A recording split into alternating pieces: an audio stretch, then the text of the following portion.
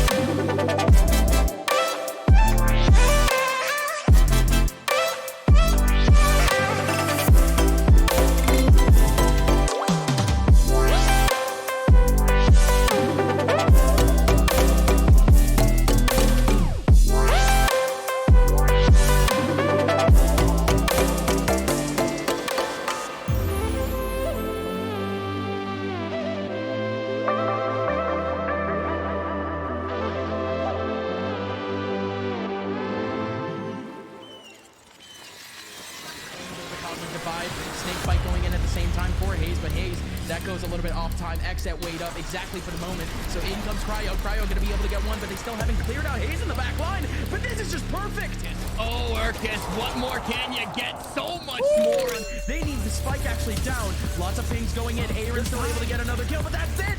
That's the Viper's pit down, and the Hunter's victory. BCJ just does not miss with that ultimate. Nice angle. Everybody's weak on the side of Edators and completely suppressed by Sky's positioning. 3K, the jet onto top. Teammate Shenmo Miji coming out huge there in Borum. Dashing up drop forward. Shorty finds it. Mina with the clutch.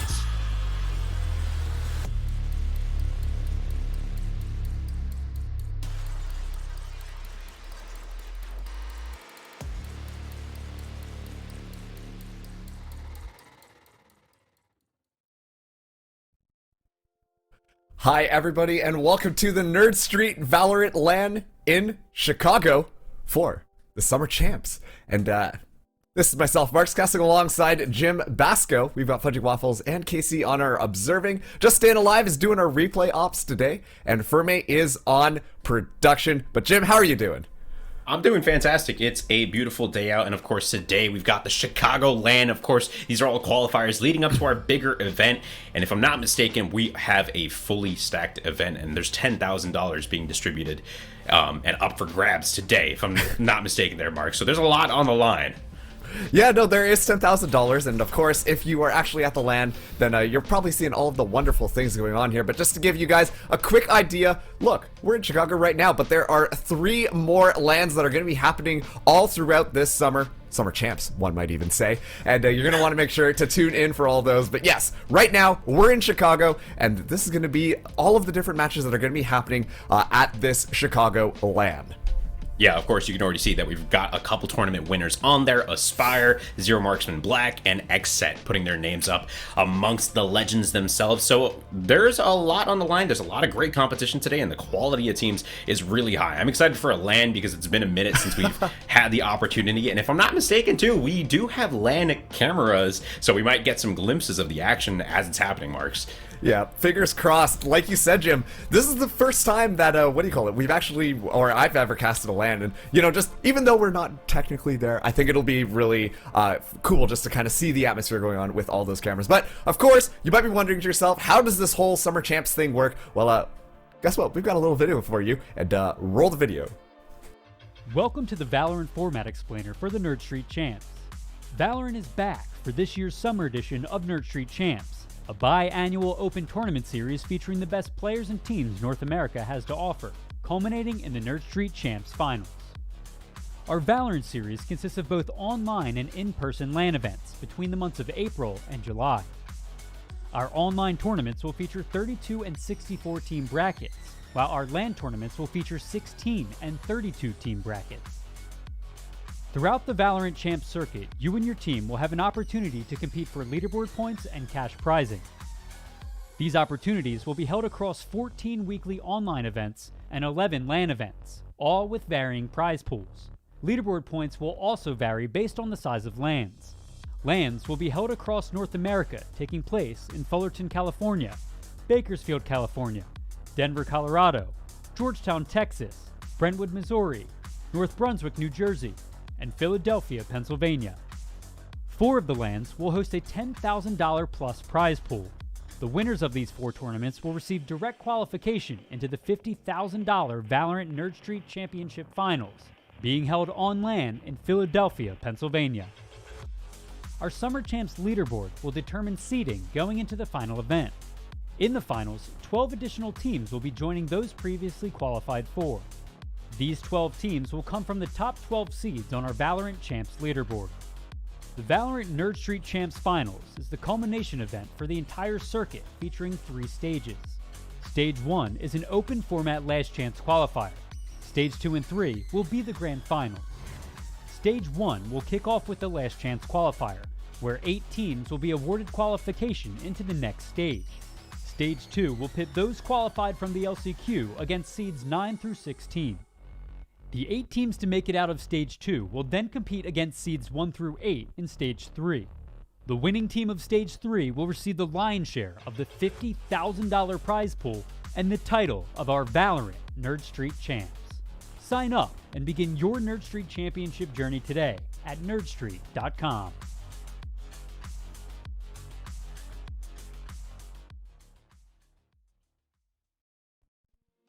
GGs all across the country, and of course today they're playing for, or across this weekend rather, they're going to be playing for $10,000 distributed across the top 4, with the first place team taking $5,500. Marks, that's no joke. There's a lot of pressure on all of these teams, and a lot of them have traveled to be here, right? Oh yeah, absolutely. I mean, you talk about some of the teams that have qualified before, but just taking a look at the teams that are in, well, we've got Immortals, previously the Light Up Sketchers, Zero Marksman Black, and Oxygen Academy, amongst others. And just to kick things off today, we are going to be going into a decider match of one of the flights, or one of the groups, you could call it. And this is going to be Lotion G up against Acacia GG. I hope I said that right, Jim. Yeah, no, I think you were right on the mark. Nailed it. Of course, both of these teams, we already see you guys in the Twitch chat as well, so let us know who you got heading into this match itself. But yeah, Marks, do you have any info on either of these teams, or are we going in blind together with this one? I'm going to be honest with you. I think we're going to be going in blind together to this Good. one. Of course, there are quite a few recognizable names also in the bracket as well. All these different teams coming in here. But hey, this is a good chance for both of these teams to try and make a name for themselves. Get those player names noted so that maybe, you know, as you can climb the ranks, VCT just over the horizon. And of course, we do have our map picks and bans. So first up, we are going to be going to Ascent, which is going to be Acacia GG's map pick. That's awesome. Yeah, and then of course we'll be heading on over to Breeze, and finally a tiebreaker if we need it onto Split. So like you mentioned, there's a lot of opportunity here for a lot of these teams that don't have that experience, don't have that credibility just yet to make a name for themselves. And it's awesome that we're having this nationwide set of LAN tournaments for everyone, so that, you know, even if you've never competed at a LAN before, never had experience with one, you can go and find a location pretty much near to you and have a great experience, get it commentated, and really feel like you're in the spotlight. Plus, you might even dumpster on a tier 1 team. You never know, right? Anything is possible. And so, yeah, some of the best storylines we ever see come up from these teams that start in really tier 3, tier 2, just grinding their way up, and we love following them all the way through. So, Marks, I'm excited for this one. Great map set. I don't see anything particularly weird. You know, we're not starting off on Fracture, so we'll take it. I'm a little upset that we're not going to be seeing a Fracture in this best of 3. I always love a little bit of chaos when it comes to Valorant, but can I just say that it is a little on the nose that Nsg are going to be taking us to Breeze for map number 2. I mean, you always got to put on your sunscreen. You got to bring your lotion, otherwise you're going to be sunburning. So, you know, I hope that that is more of just them trying to live up to the name, as opposed to also, too, I hope they play well, of course. But, of course, we've got map number 1. We're going to be going to Ascent to start things off today, and it's going to be Acacia's map pick. But Jim, how do you feel about Ascent? Ascent's one of my favorite maps. You know, I think it's one of the more basic is the wrong word, but it feels familiar. You know, when you're thinking about a lot of these Valorant maps, a lot of them have specific quirks like, you know, ice pucks or Fracture, which is like inside out. Ascent feels really standard, and I think it's a great showing to see what both teams are capable of. What are your thoughts? Yeah, I 100% agree. I mean, they also call this map the cardboard walls for a reason, because a lot of bullets can spray through everything here. But I just wanted to quickly focus on some of the agents that both of these teams are going to be bringing. And honestly, this seems pretty standard. But I will say Nsg are looking to bring in the Rays. We do see a Fade coming in for, or sorry, no, that's Acacia is going to be bringing in the Rays. We do see a Fade come in instead of the Sova, but that tends to be a little bit more typical since Fade's introduction, and now people are figuring out how that works. But I'm genuinely curious how this Rays is going to play into the mix. This is something that you hardly ever see on a map like Ascent. Yeah, it's really interesting. They're opting, you know, of course we saw this a lot in VCT, and we've been seeing it just rise up in the meta, like you mentioned, that Fade taking the place of the Sova, and of course that combo, right? The snare that Fade has into the Raze nade can set up for a lot of damage, especially if you're executing onto a site, and it looks like we're starting things off really quick with a B execute here, Marks.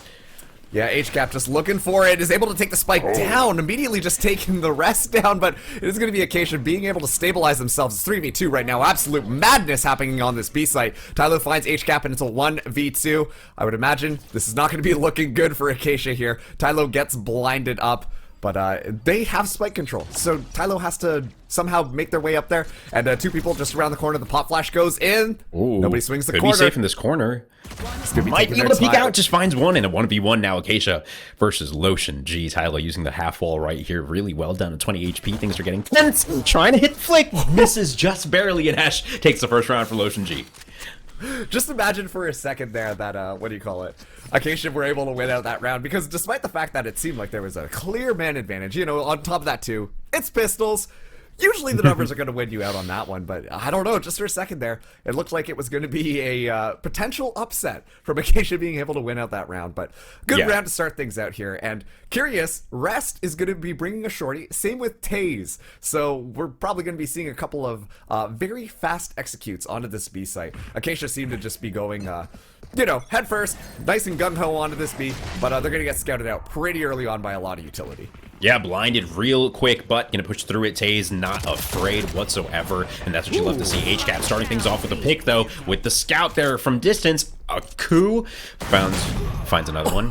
Rest, great in the smoke, finds a second. Trying to push onto the site now. Nsg in a 4v1. Oh, they spot him out on the barrier itself. And now Tylo trying to stay alive, blind again. Doing his best, but ultimately will go down. Great eco round there from Nsg. Acacia heading into their first rifle round. This is where the game really starts, right?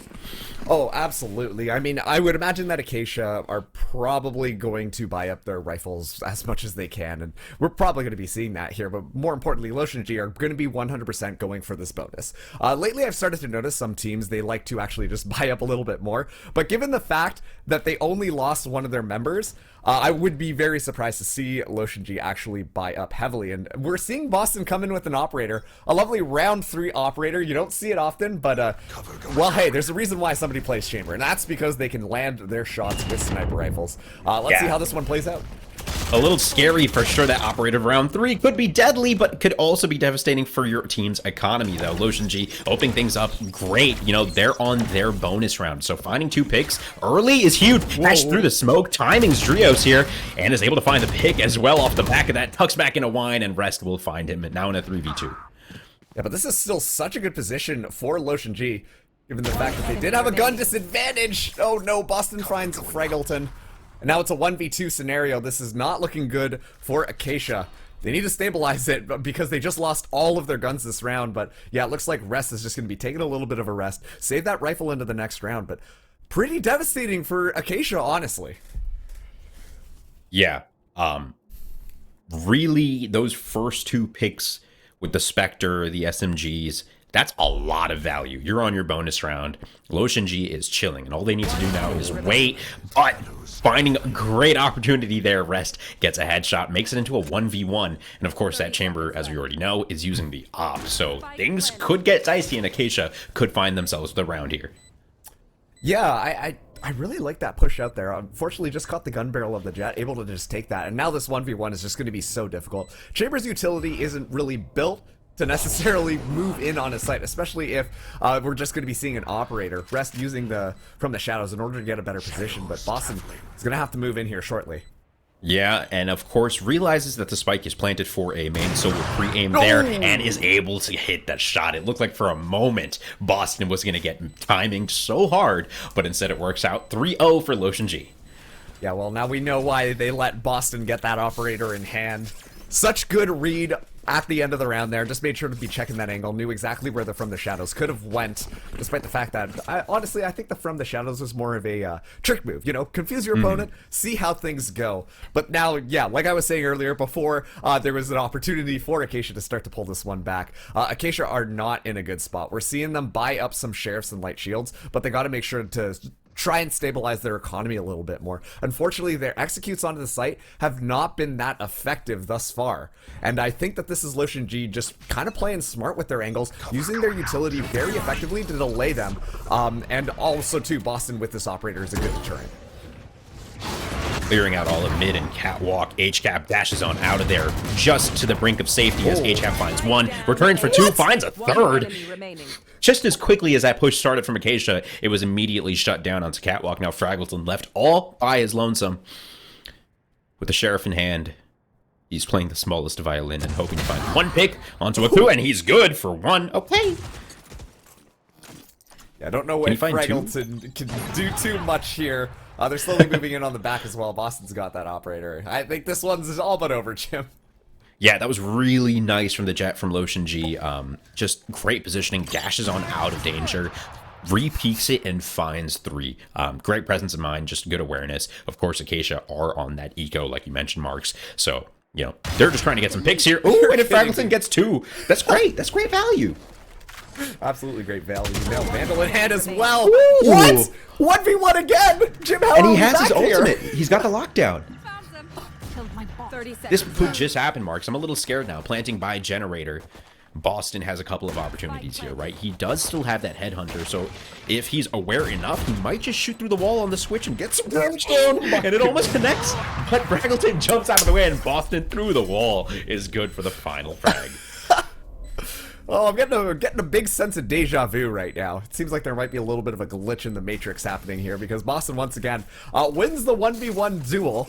And yeah, somehow Acacia are running away with getting a lot more frags than honestly they should have here. I'm gonna get a quick little replay of some of the action that's been happening here. Fraggleton just doing such a good job with that sheriff in hand, able to isolate the 1v1s and swing it around. It was looking possible, but G, well, they're sitting nice and pretty. It's now a 4-0 thus far. Both these teams are going to be able to buy up this round, so this is going to be the first time that both of them are going to have proper rifles in their hands. But still, it's not looking too good for Acacia. They got to start to figure things out. Otherwise, these rounds are going to just continue to slip away from them. Yeah, Boston was getting a little cheeky there, but great util usage from Acacia to clear out those angles. Boston now posted up in CT.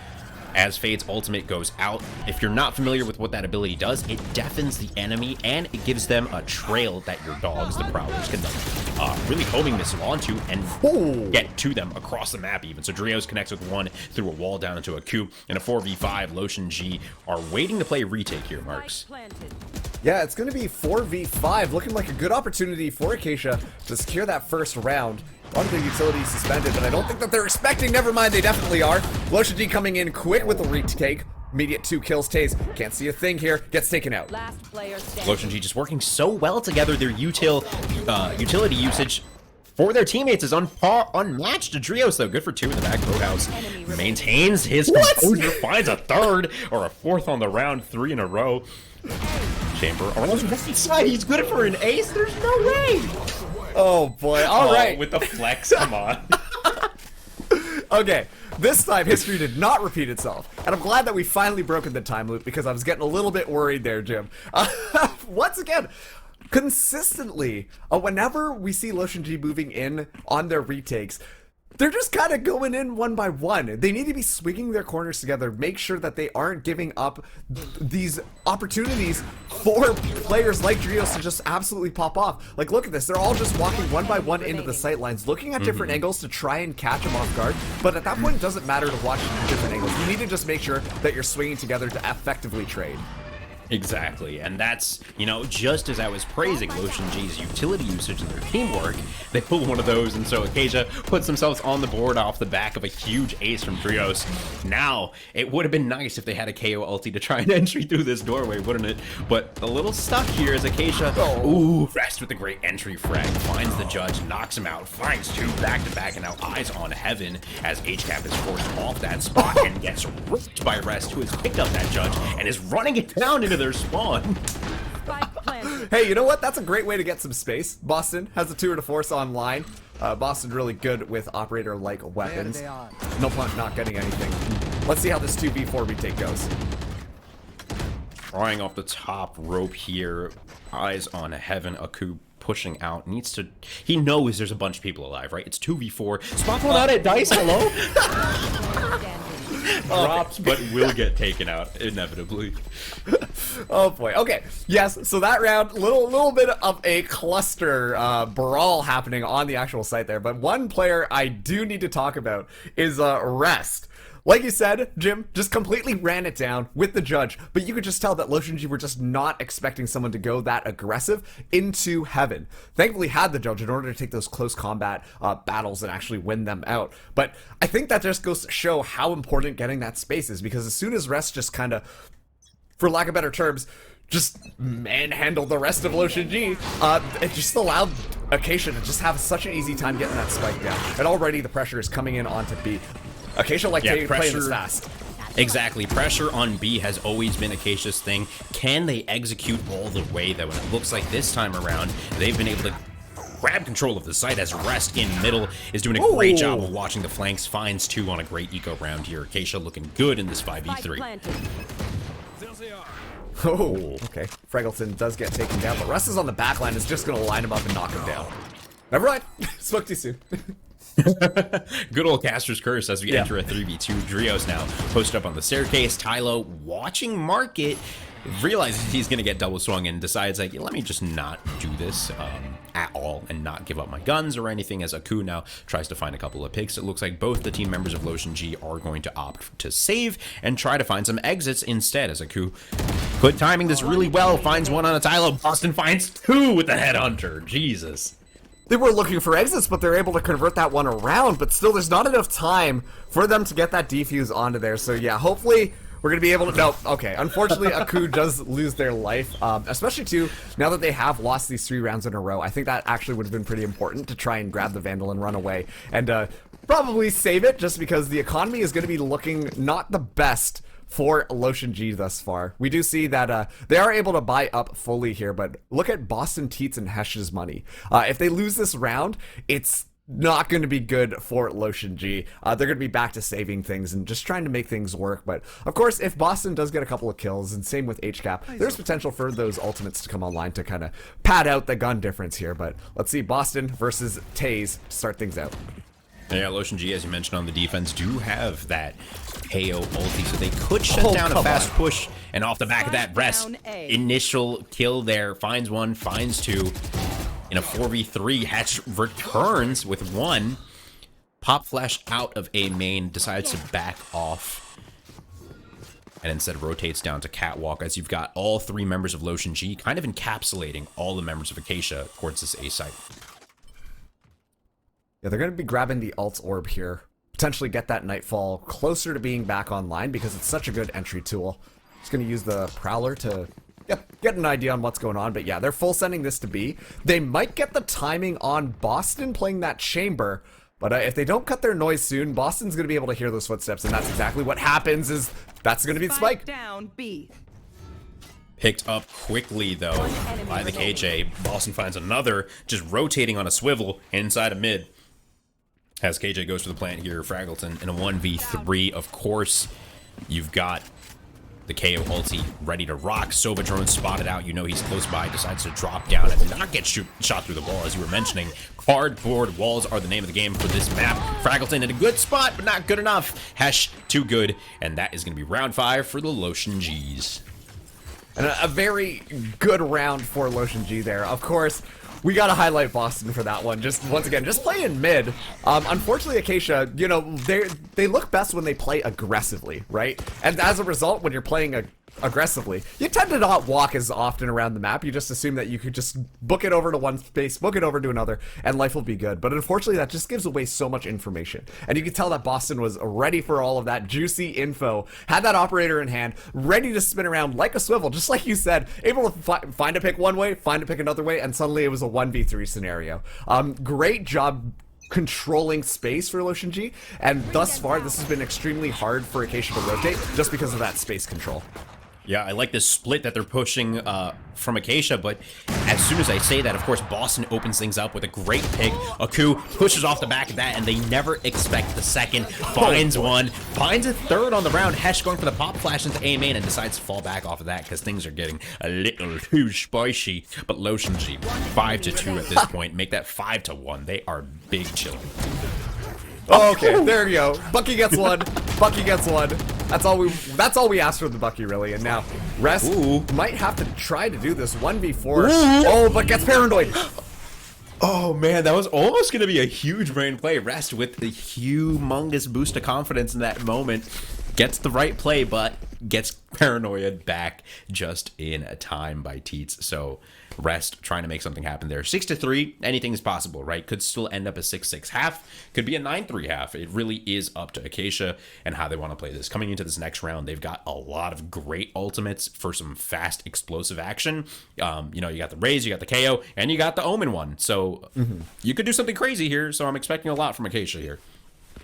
Yeah, playing off of the null command as well as just using the showstopper would be huge. But, you know, if you're suppressed, it's going to be a lot more difficult. Taze only has the Bucky back in hand, but Boston looking for it, is able to... Oh, it's just a slaughter, no. Jib. It's just a slaughter. Oh, it's so tough because you talk about all the ults they have, all the value they have on their team, but unfortunately it's just not working out. The entry is countered by a great crossfire by Boston and HCap, who's good for 2, Boston already good for 1, and now in a 3v2, Acacia still posted up at B main, trying to hit the fake TB, get some team going, but they instead pick up the spike and hit the quick rotate on over to A site. And this is going to be good because at least they can secure the spike plant to give them a little bit more money in their pockets because, yeah, this isn't looking like necessarily the best round for them. Fraggleton might be able to get the timing on it, but right now it's 2v3. Let's see how this plays out. Rest. Here's one heaven, knows it's the Sova, has to dodge the drone.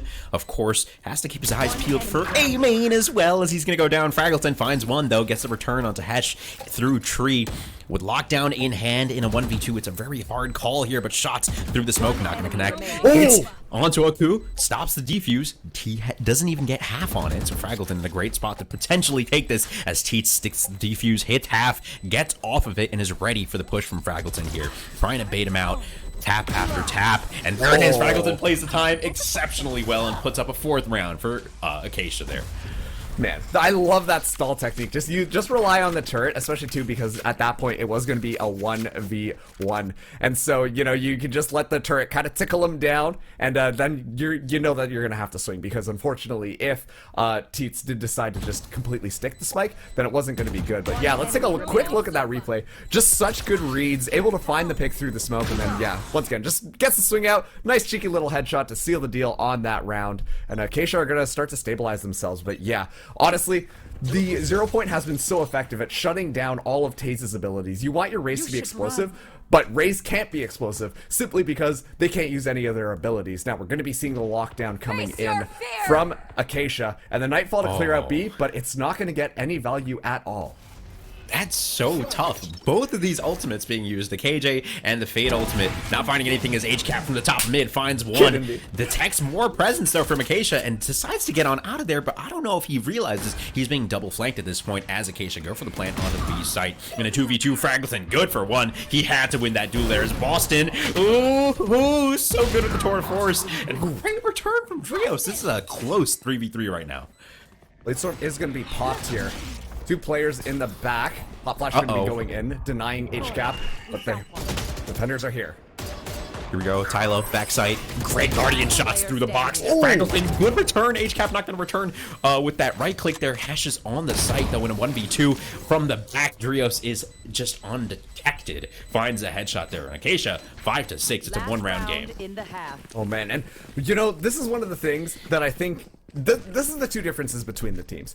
LotionG is really good at taking map control. And by map control, I mean that they got people all over the place in order to shut down any of Acacia's movements throughout the map. And on top of that, too, if they're able to get this map control, they've got the information as to where some of these players could be going. We've seen it time and time again. Boston being in the right place at the right time with the operator in hand or the Tour de Force, able to find a couple of picks. But we're also seeing it amongst the other players as well. Acacia are more explosive, just rely on that pure frag potential to make something happen, but HCap already getting aggressive on mid. Oh, Timmy the Turret might just be essential here in detecting him.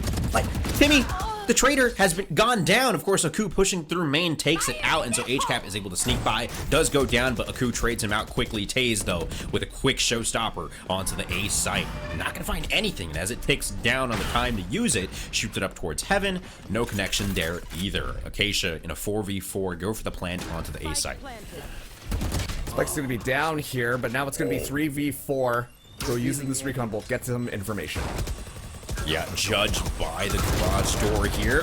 Connects on a 1, and he's in a tough spot. Aku with a great walk-in headshot there. And now in a 1v1 at Drios versus Aku, who was already on the site playing around Jenny. Null point, not going to connect. Shock dart, not connecting either. Trying to bait him out. Has gotten him off the spike, so now he's just waiting for the tap again. Tap will go down and sees it rising. Great shots through the wall of Jenny there, and it's a tied game, 6-6 as we enter the second half. Oh man, this is so close between these two teams. At first it was looking like LotionG. They just seemed more prepared on the map because it seemed like they had really good setups on this defense here. But as time went on, Acacia started to adapt, and I really have to commend them for that. They started to just lean into their strengths, lean into being the dominant force that Acacia have been these last couple of rounds, where they were not afraid to just walk it in and play and honestly take the duels. And having that confidence to not only take the duels but win the duels has been very important for Acacia to tie up this match thus far. So now the teams have been swapped. A very interesting setup coming in from Acacia. They're putting the Killjoy on A. Usually on Ascent we see Killjoy hanging out on this B site, but it's going to be Raze, Fade, and Omen on this B site, and I imagine they're going to go explosively fast. Oh, quick push here, and the blind is good. TaZe trying his best, but instead opts to back off here as LotionG take a lot of space, not clearing the corners though. Rest finds one, quickly traded out into a 4-on-4. TaZe with a great nade down onto the lane, connects with one, and so low in the back of this site, and it's a 3v4 for LotionG as they try to hop on. TaZe with the right clicks is just too good. Down at 14 HP, stays alive, finds 3. Drios finds the last, and Acacia have taken the lead for the first time in this game. Yeah, and it's a great pistol round coming in from them. The first pistol round went to Lotion G, so it's good to see that the defenders once again are able to take this one, but Acacia more importantly. And this is something I really want to highlight, and I want to highlight Hesh. Hesh has been doing such a great job at stopping Acacia from doing what they want to do. We see consistently Acacia, they want to take that aggression, they want to move forwards, and they have the utility to enable that to happen. But as soon as that 0 point comes out, it stalls them out, and then it becomes Lotion G's game to just do whatever they want. So this KO pick was phenomenal and is really working out well for them. But this time around, Acacia, they will have better guns in their hands. Fraggleton taking first contact. Oh, Fraggleton, you are crazy. Swing so wide so that if they want to try to fight him, they also have to swing out of that doorway. And with two people peeking it, it is almost impossible to find any value. Rest gets one. HCap returns with a quick headshot from top mid, but Rest is just on fire this map as Boston returns. Quick heads everywhere. Acacia find that quick bonus round. 8-6. They're looking so good. And, you know, like you had mentioned it before, Acacia took a little while to get their wheels spinning, but honestly, look at the scoreboard. Rest is at 20-14. This man is an anomaly at this point in time. We saw him before, too, Marks. He would find the kill, pick up the judge, and start running it into their spawn. He's confident right now, and you can kind of feel it helping pick up the pace for the rest of the team. Absolutely. Rest, look at that. 20 kills thus far. The next highest in the lobby is Fraggleton with 13. As well as a couple of members of Lotion G as well. But yeah, Rest has been an impact maker. And I love these close angles that we see Acacia playing now, just because they know they have Spectres. They're not going to win the long-range rifle battles, and so playing it close is the better way to go about it. But regardless, Boston picks up the first pick. I love that Tylo opts for this Guardian so often. Smoke timing almost screwing him so hard, but Boston not going to connect on the shot there, which is uncharacteristic of him, right? We've been seeing him hit some nasty shots all day long, but a three-man push from Lotion G down mid goes undetected so far as Drios eyes on market, tucks into wood. This could be really sloppy. As dash comes out, Drios knows he needs to pop right now, finds one, finds two, and that's exactly what we're looking for on a third there with help from Tylo. Oh, no! Good. Deets, thank you. Thank you.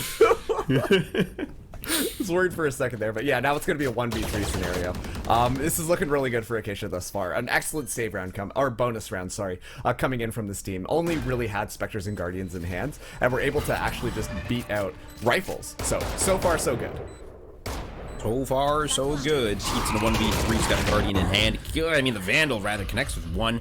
Down to half HP. It's still winnable if he has the presence of mind to detect someone towards a main. Time is on his side as both members of Acacia do have to push on and try to defuse. He's in a good corner. Drios is better though. Great headshot to close out. Number 7, or rather number 9 for Acacia. Yeah, what I'm noticing between these two teams is thus far, it seems like that they're digging the defensive side.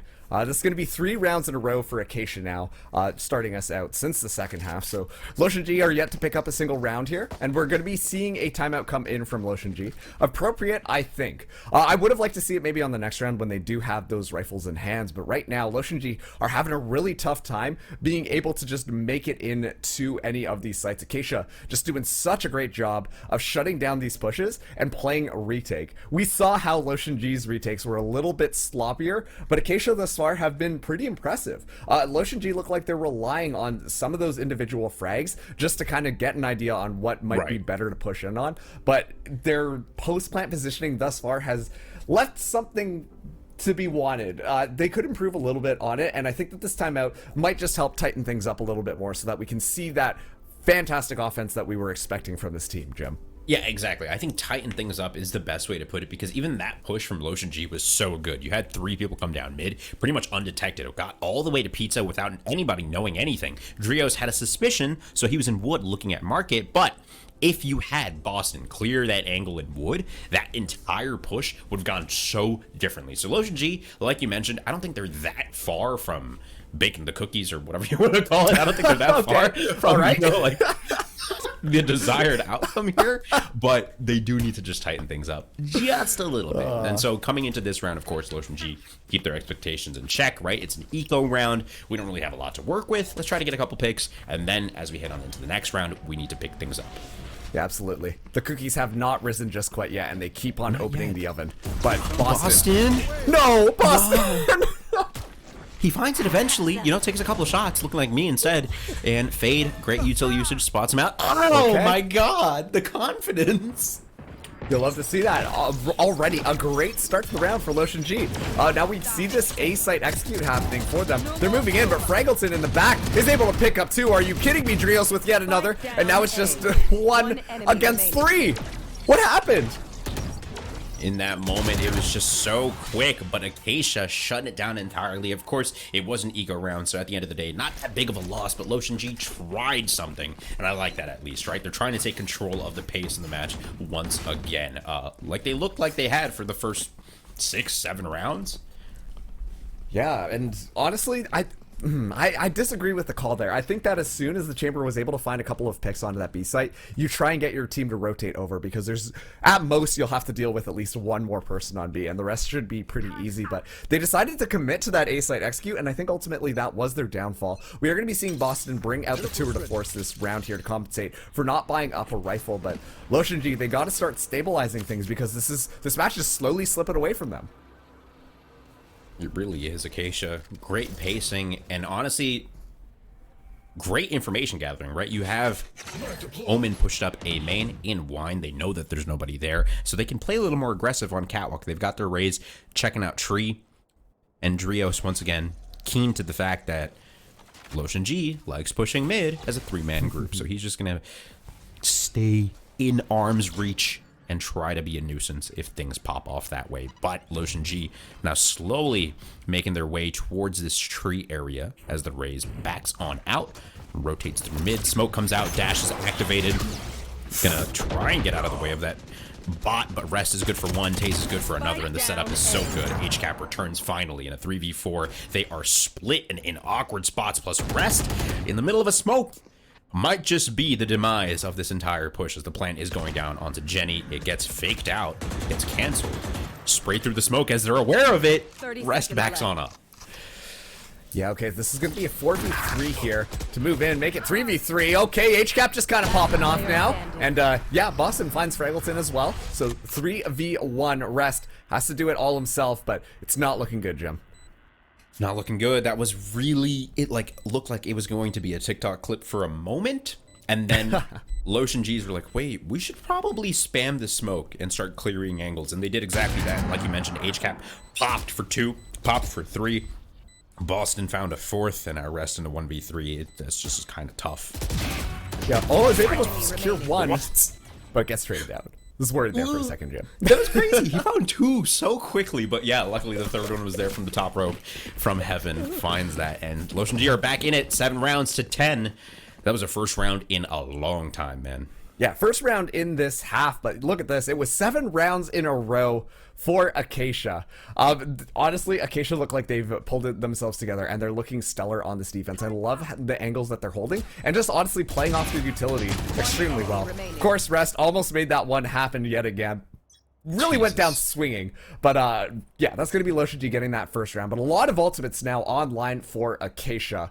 They got a couple of tools to work with, but a lot of these tend to be more aggressive as opposed to, you know, like deterring ultimates.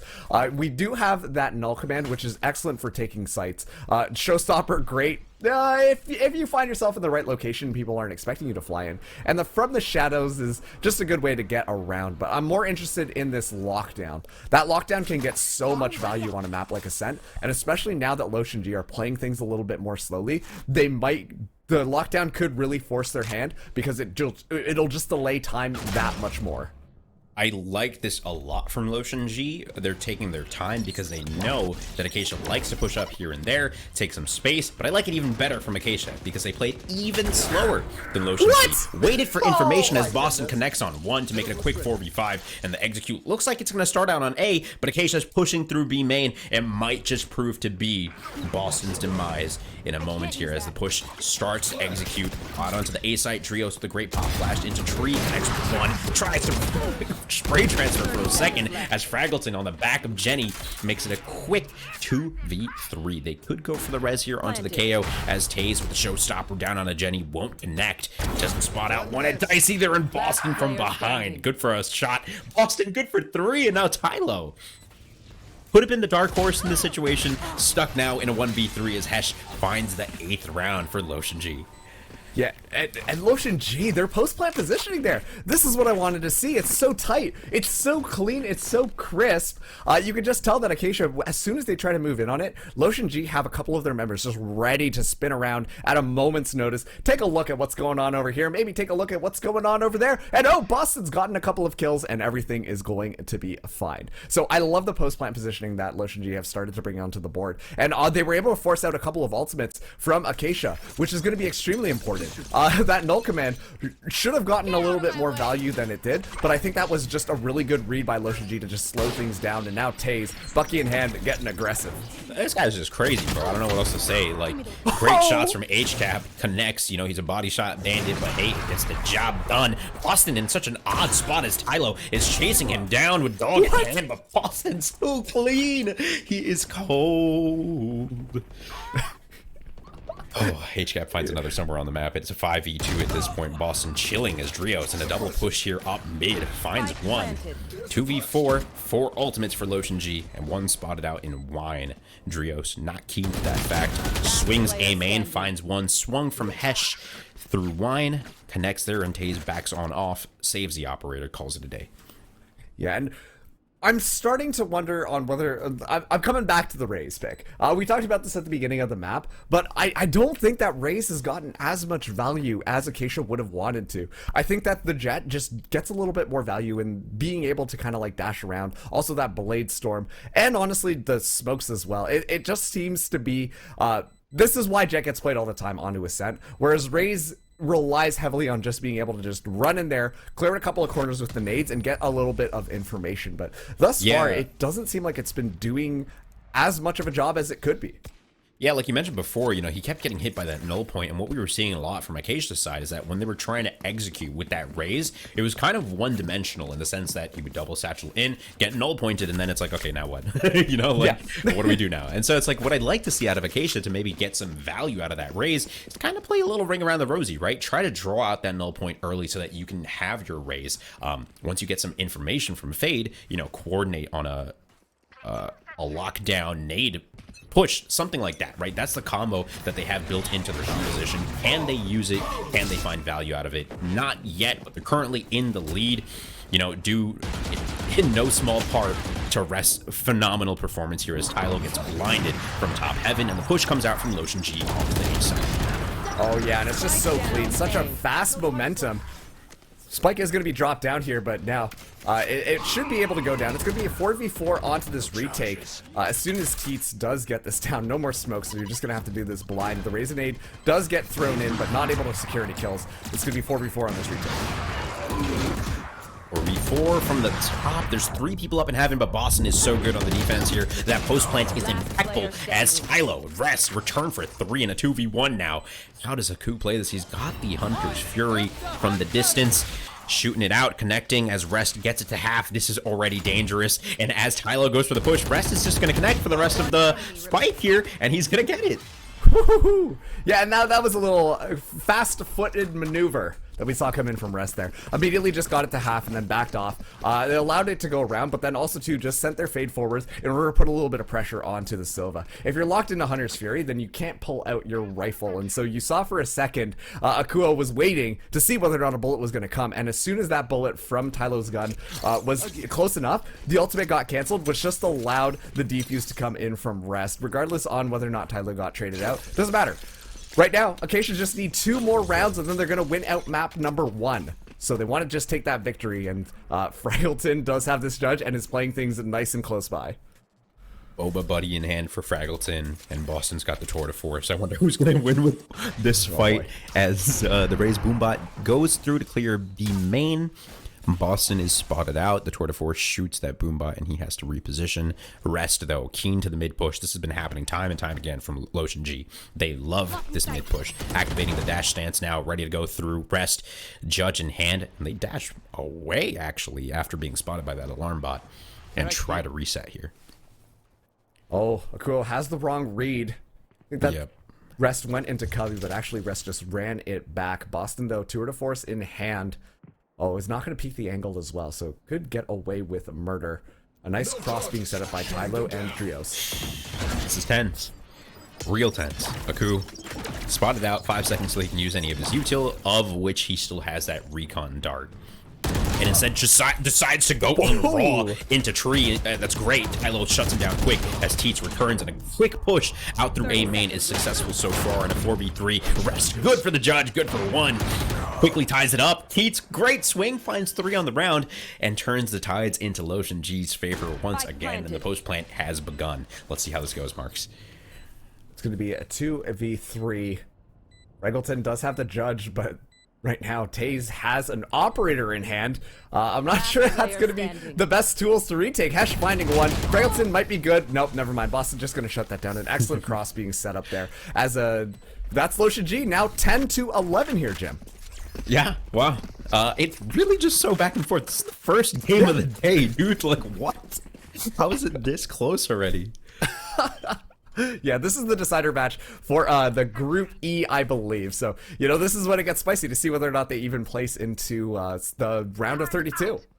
It's so exciting. Of course, you're seeing the spread across both teams here. A lot tighter on Lotion G, a lot less tight on Acacia, but they're finding moments, you know, and if there's anything going for Acacia at this point is that, hey, they're in the lead still. They've gotten the lead, but, you know, they've got to deal with Boston, who's good for 3 on that collab, man. Oh, no.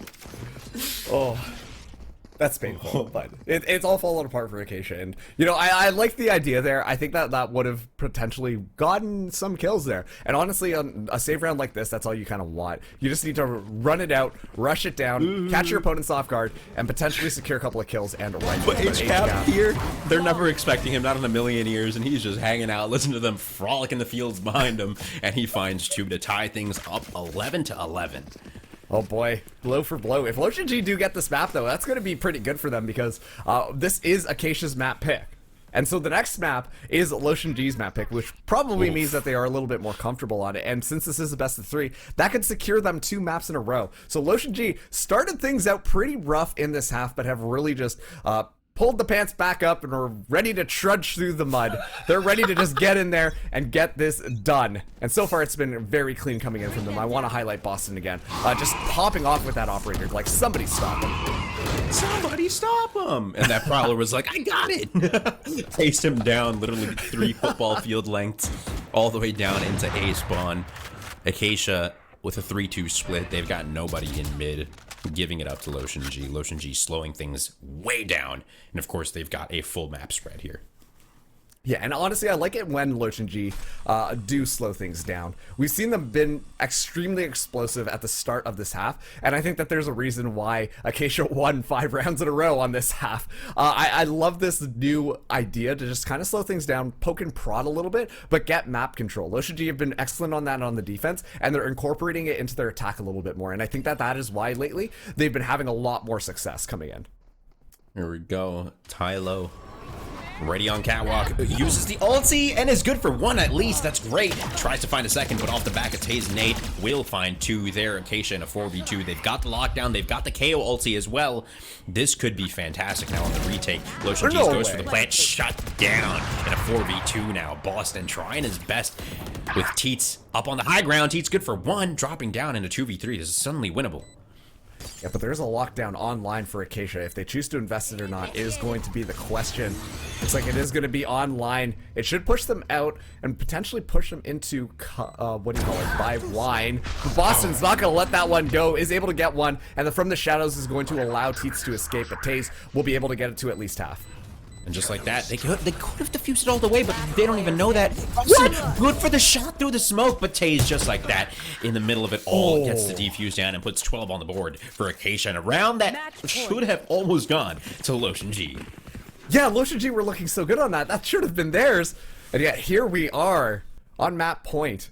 If Lotion G win this next one, they will take us to overtime. But if Acacia, they want to shut this down, it's going to be a little bit tough. Look at their buy here, Jim.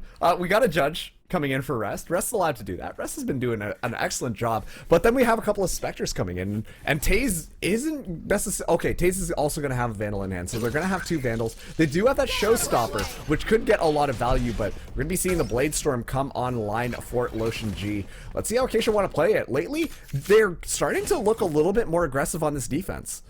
Yeah, and what I really want to see here on Acacia's defense, especially, you've got the Showstopper, you have the KO ulti, let Lotion G push, play the retake with that KO ulti. You're going to mess their lives up entirely. Of course, with HCAP, knives out. If he gets hit by any of KO's suppression, those knives are gone. He's a sitting duck. Now, Acacia backing on up, popping the Showstopper, spotted out one, not going to connect though, that is tough.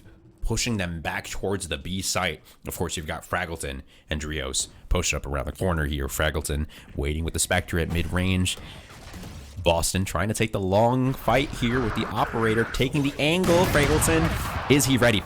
Shot goes down. Fraggleton swings, doesn't connect, drops the molly to waste some more time. And it looks like all of Lotion G are rotating through mid and trying to hit A again as HCAP has worked his way up Pizza, finding one on the rotate. This is massive in a 4v5. Acacia waiting for the push once again. Taze now in the same position, but with no utility. This is great from Lotion G. And they got to start making their move quick. You can tell Acacia just don't know where they're going, but HCAP is going to be lurking into their spawn now. The XQ coming in onto this A site. I expect to see the spike down shortly. Drios with a great return that is essential 4v4. Spiking spike onto Jenny. Oh, great shots. Tylo good for 2. 3. This is awesome. And now in a 1v4, Boston good for 1, but Taze with a quick return. The confidence is there. And Acacia taking the first game 13-11. Oh boy, excellent play there. Excellent retake. And you know what? I love the fact that Acacia were just pretty good at standing their ground, especially on that defense when things are starting to look a little bit shaky. They were doing a really good job also too of moving Lotion G wherever they wanted them. You can critique the Showstopper play a little bit, but the fact is that it zoned them out and forced them to go into uncomfortable positions, which just allowed for some of the picks to come through just because they had their agents in the right areas. So a great job coming in from Acacia as they do take map number 1. Once again, that wasn't map choice. Lotion G, this isn't over yet. Lotion G really was forcing the issue there and dragging them all the way into a potential overtime. 13-11, Jim. That was a really close scoreline. It was a really close scoreline, and Marks, I think you hit it right on the head. Acacia just played that so well, right?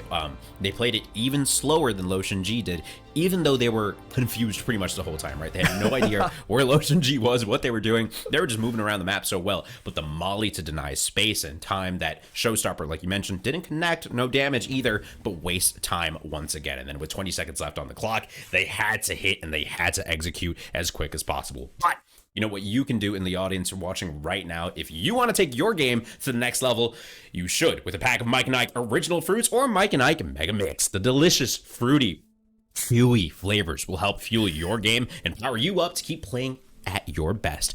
Power up today with Mike and Ike. Marks, that was so much fun, man. Yeah, no, that was a ton of fun, especially hearing you say fruity and chewy. Oh wait, we're talking about Valorant match, not just that ad read there. But yeah, no, this is gonna be, once again, this is a little bit of a banger of a match. This is the decider, and we've got Lotion G coming up against Acacia GG. So don't go anywhere. We're gonna be throwing to a quick little break, but when we come back, we are gonna be going to Lotion G's map pick, which is Breeze. We'll see you guys just in a little bit.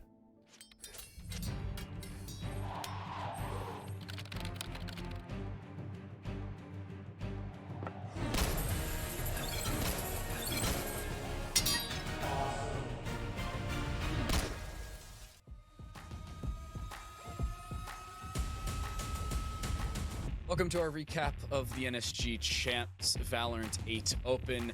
We opened things up with Team Wreckaroo dropping Mach 5 on Breeze and Icebox 13-10 and 13-3 respectively, while elsewhere in the Open we saw both Cloud9 and Virtuoso go to OT alongside DNA Diff and Crouchshoot. Speaking of DNA Diff, they unfortunately had a premature exodus from the event in the semifinals. Wreckaroo were able to continue their 2-0 streak into the semis and drop DNA Diff. But on stream, it was NYFU, the underdogs up against Virtuoso, to come out 2-0 in that series just the same. It was consistency that was key for the New York faithful as they went 13-11 and 13-5 between Bind and Split, respectively. Our grand finals, much shorter than a lot of people expected, especially considering Wreckaroo's dominance in the quarters and the semis. Split and Icebox, the only two maps required.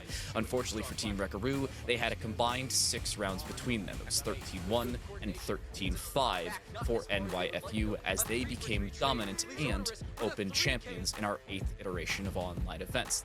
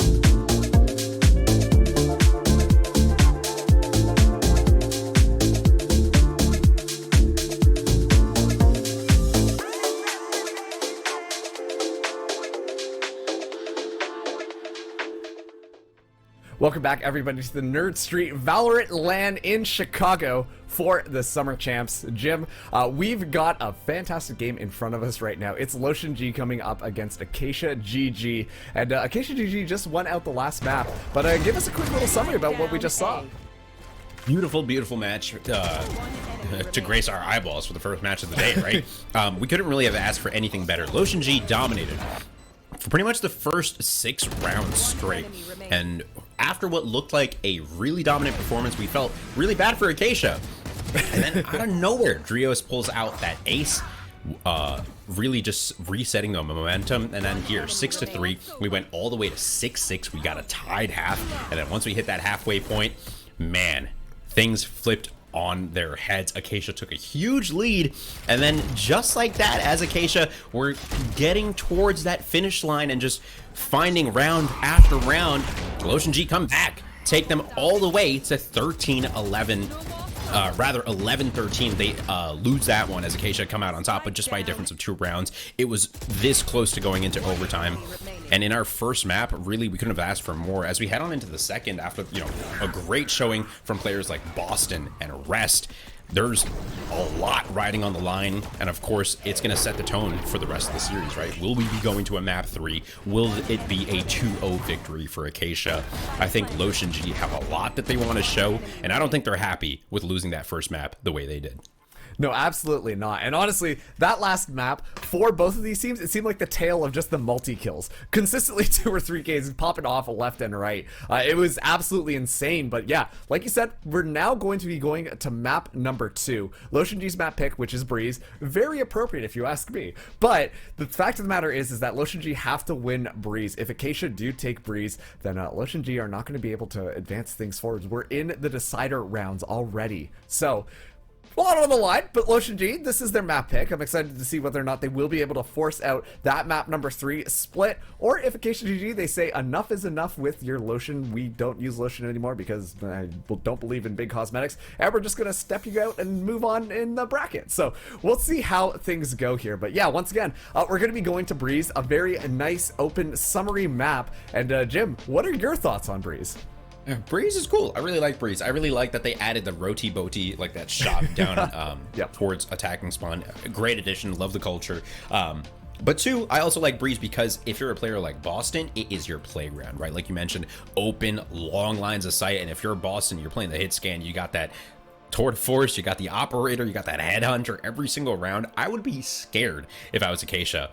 And the way they won that map wasn't necessarily confidence inspiring, so I'm nervous as well. You know, I think it's going to be a close one, but I do also think that Boston's going to pop the freak off, and we're going to see some even nuttier plays than we have in that first game. Yeah, absolutely. You could definitely tell that Acacia are a lot more comfortable in just kind of being fraggers, right? And right, like you quick. said, Boston just really good with an operator in hand, but that's not to take away from the rest of the squad as well. Like you said, so many longer sight lines are just going to enable things to just be a little bit more easier. We might not see as many judges on a map like Breeze, but there's still a lot of potential for, you know, these long range battles. We saw a couple of the players being comfortable with Guardians in hand as well, and especially too, this is like Breeze is just a classic, like, hey, if you can aim pretty good, then you're going to be rewarded for doing so. I'm curious to see what agents they're going to be bringing out here, though, because Exactly. as of late, like, it's not really in stone which agents do the best job on Breeze. I would make the argument that with the Fade introduction, some teams have been trying Fade on this map, but I'm not too sure that Fade is the best pick here. Yeah, you know, I would almost be on the opposite side of that spectrum because ever since Fade came out, I just really love playing her. Her aesthetic, everything about her is really cool. Yeah. But also, there's a lot of great utility in her kit, and I think she fills that Sova spot well. And although it was a little controversial in that first game, the Raze and Fade combo didn't really work out the way they wanted it to. But in the end, we did see those Raze frag grenades, you know, find value here and there. So like you mentioned, at the end of the day, I'm most excited to see what agents that both Acacia and LotionG come out with, because the meta is not necessarily set in stone. Of course, Sova is a super popular pick on Breeze, especially for that A site, right? You sit on the staircase, hit the recon, hit the drone. There's a lot of value. Of course, Fade provides the same value, and you know, there's different combos. So I'm really excited, and I think honestly the meta's in a really good place right now. Even with the double or triple initiator comps that we've been seeing pop up in Europe and all the rest. Marks, what do you think though? What do you want to see out of this map? Oh, I mean, obviously, if we're just thinking of about a high level, I want to see some good Valorant here, Jim. But that's a little bit of a cop-out answer. More of what I would expect on Breeze is similar to what you said, you know. I think that LotionG have really good potential to just kind of frag out. And I think that this is going to be more about Acacia using their utility to shut down what G want to do, because I imagine that G are not going to be afraid to just kind of play exactly how they want to play comfortable, and as a result, Acacia, the ball's gonna be in Acacia's court in order to cook up some fancy new spin or something just to get it over the net. But it's gonna be interesting, and unless Acacia can really just bring out long range frags as well, I think it's gonna be a little bit difficult. But we are gonna be loading in now, and take a look at this. We're gonna be getting Viper back into the mix. Viper, a very popular pick on Breeze, does such a good job of shutting down A or B just with the wall or with the smoke orb. I think that Viper is a fantastic pick for a map like this.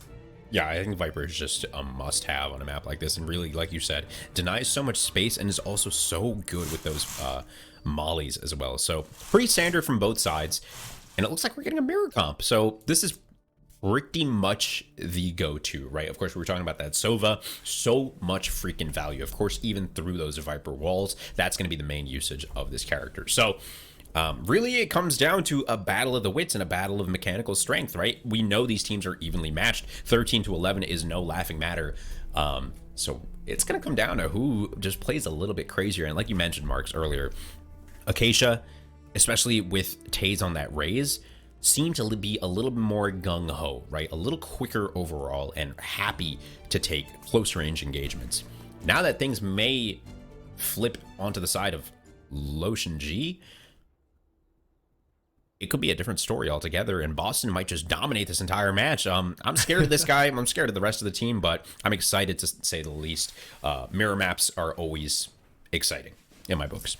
Oh, absolutely. And especially too, Valorant's gotten to the point now where it does really come down to the team play and the strategy, more so than just the raw frag potential. I think that is starting to highlight itself a little bit more at the higher levels, but it's definitely still a case at these tournaments as well. And already we're seeing the smoke just come down here, but Taze getting so aggressive right off the bat. Sheriff in hand, does have Fraggleton behind as well. An excellent swing up coming in from the defenders thus far. So much information gathered off the back of that, and of course Acacia already have two people flanking through mid doors, and so they've completely encapsulated Nsg in the matter of the first 20 seconds of this round, and just like that, 3 members of Nsg already down as a coup on the site by himself. Boston finds one as well, but in a 3v0, it was a quick one for Acacia. Oh, it was an absolutely quick one. You could just see as soon as they were able to just get complete tube control.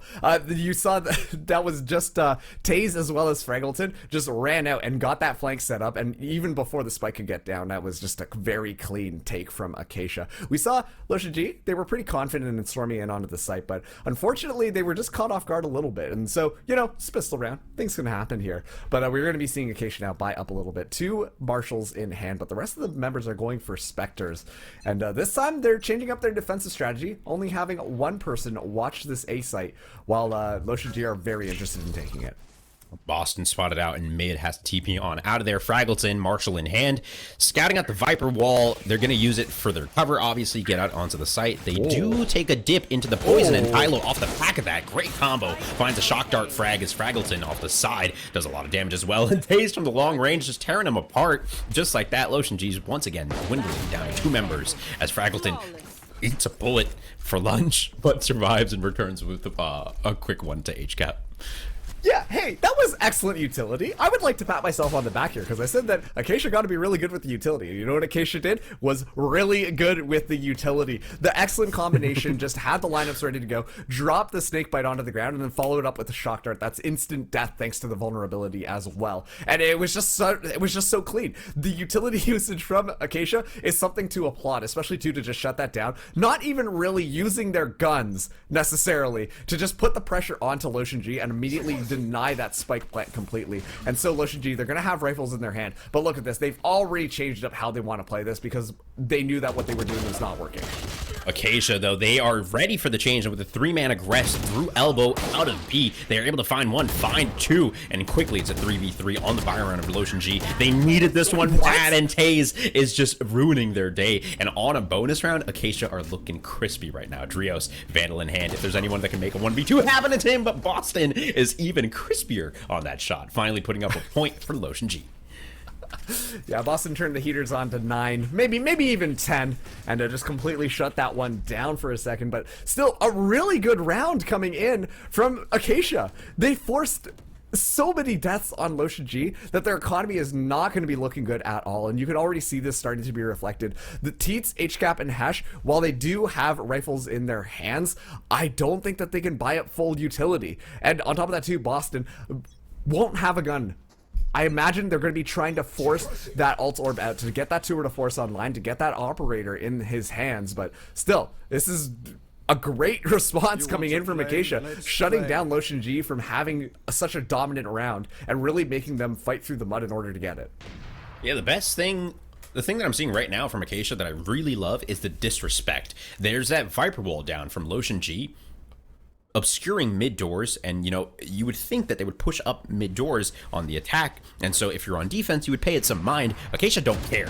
They have their Viper set up on site, and they have their Sova going all the way through hall, finding one, and now in a 4v4 they still don't care about mid doors because they know Lotion G never have the gall to push that. And now with 3 people in cave, Lotion G are trying to slow things down, find a pick onto this A site, but they can't spot out the Viper. She's doing a great job of staying tucked away, and so now with 45 seconds left on the clock, it is slowed down to a dead standstill here. Yeah, and honestly, I think this is a good move from Lotion G.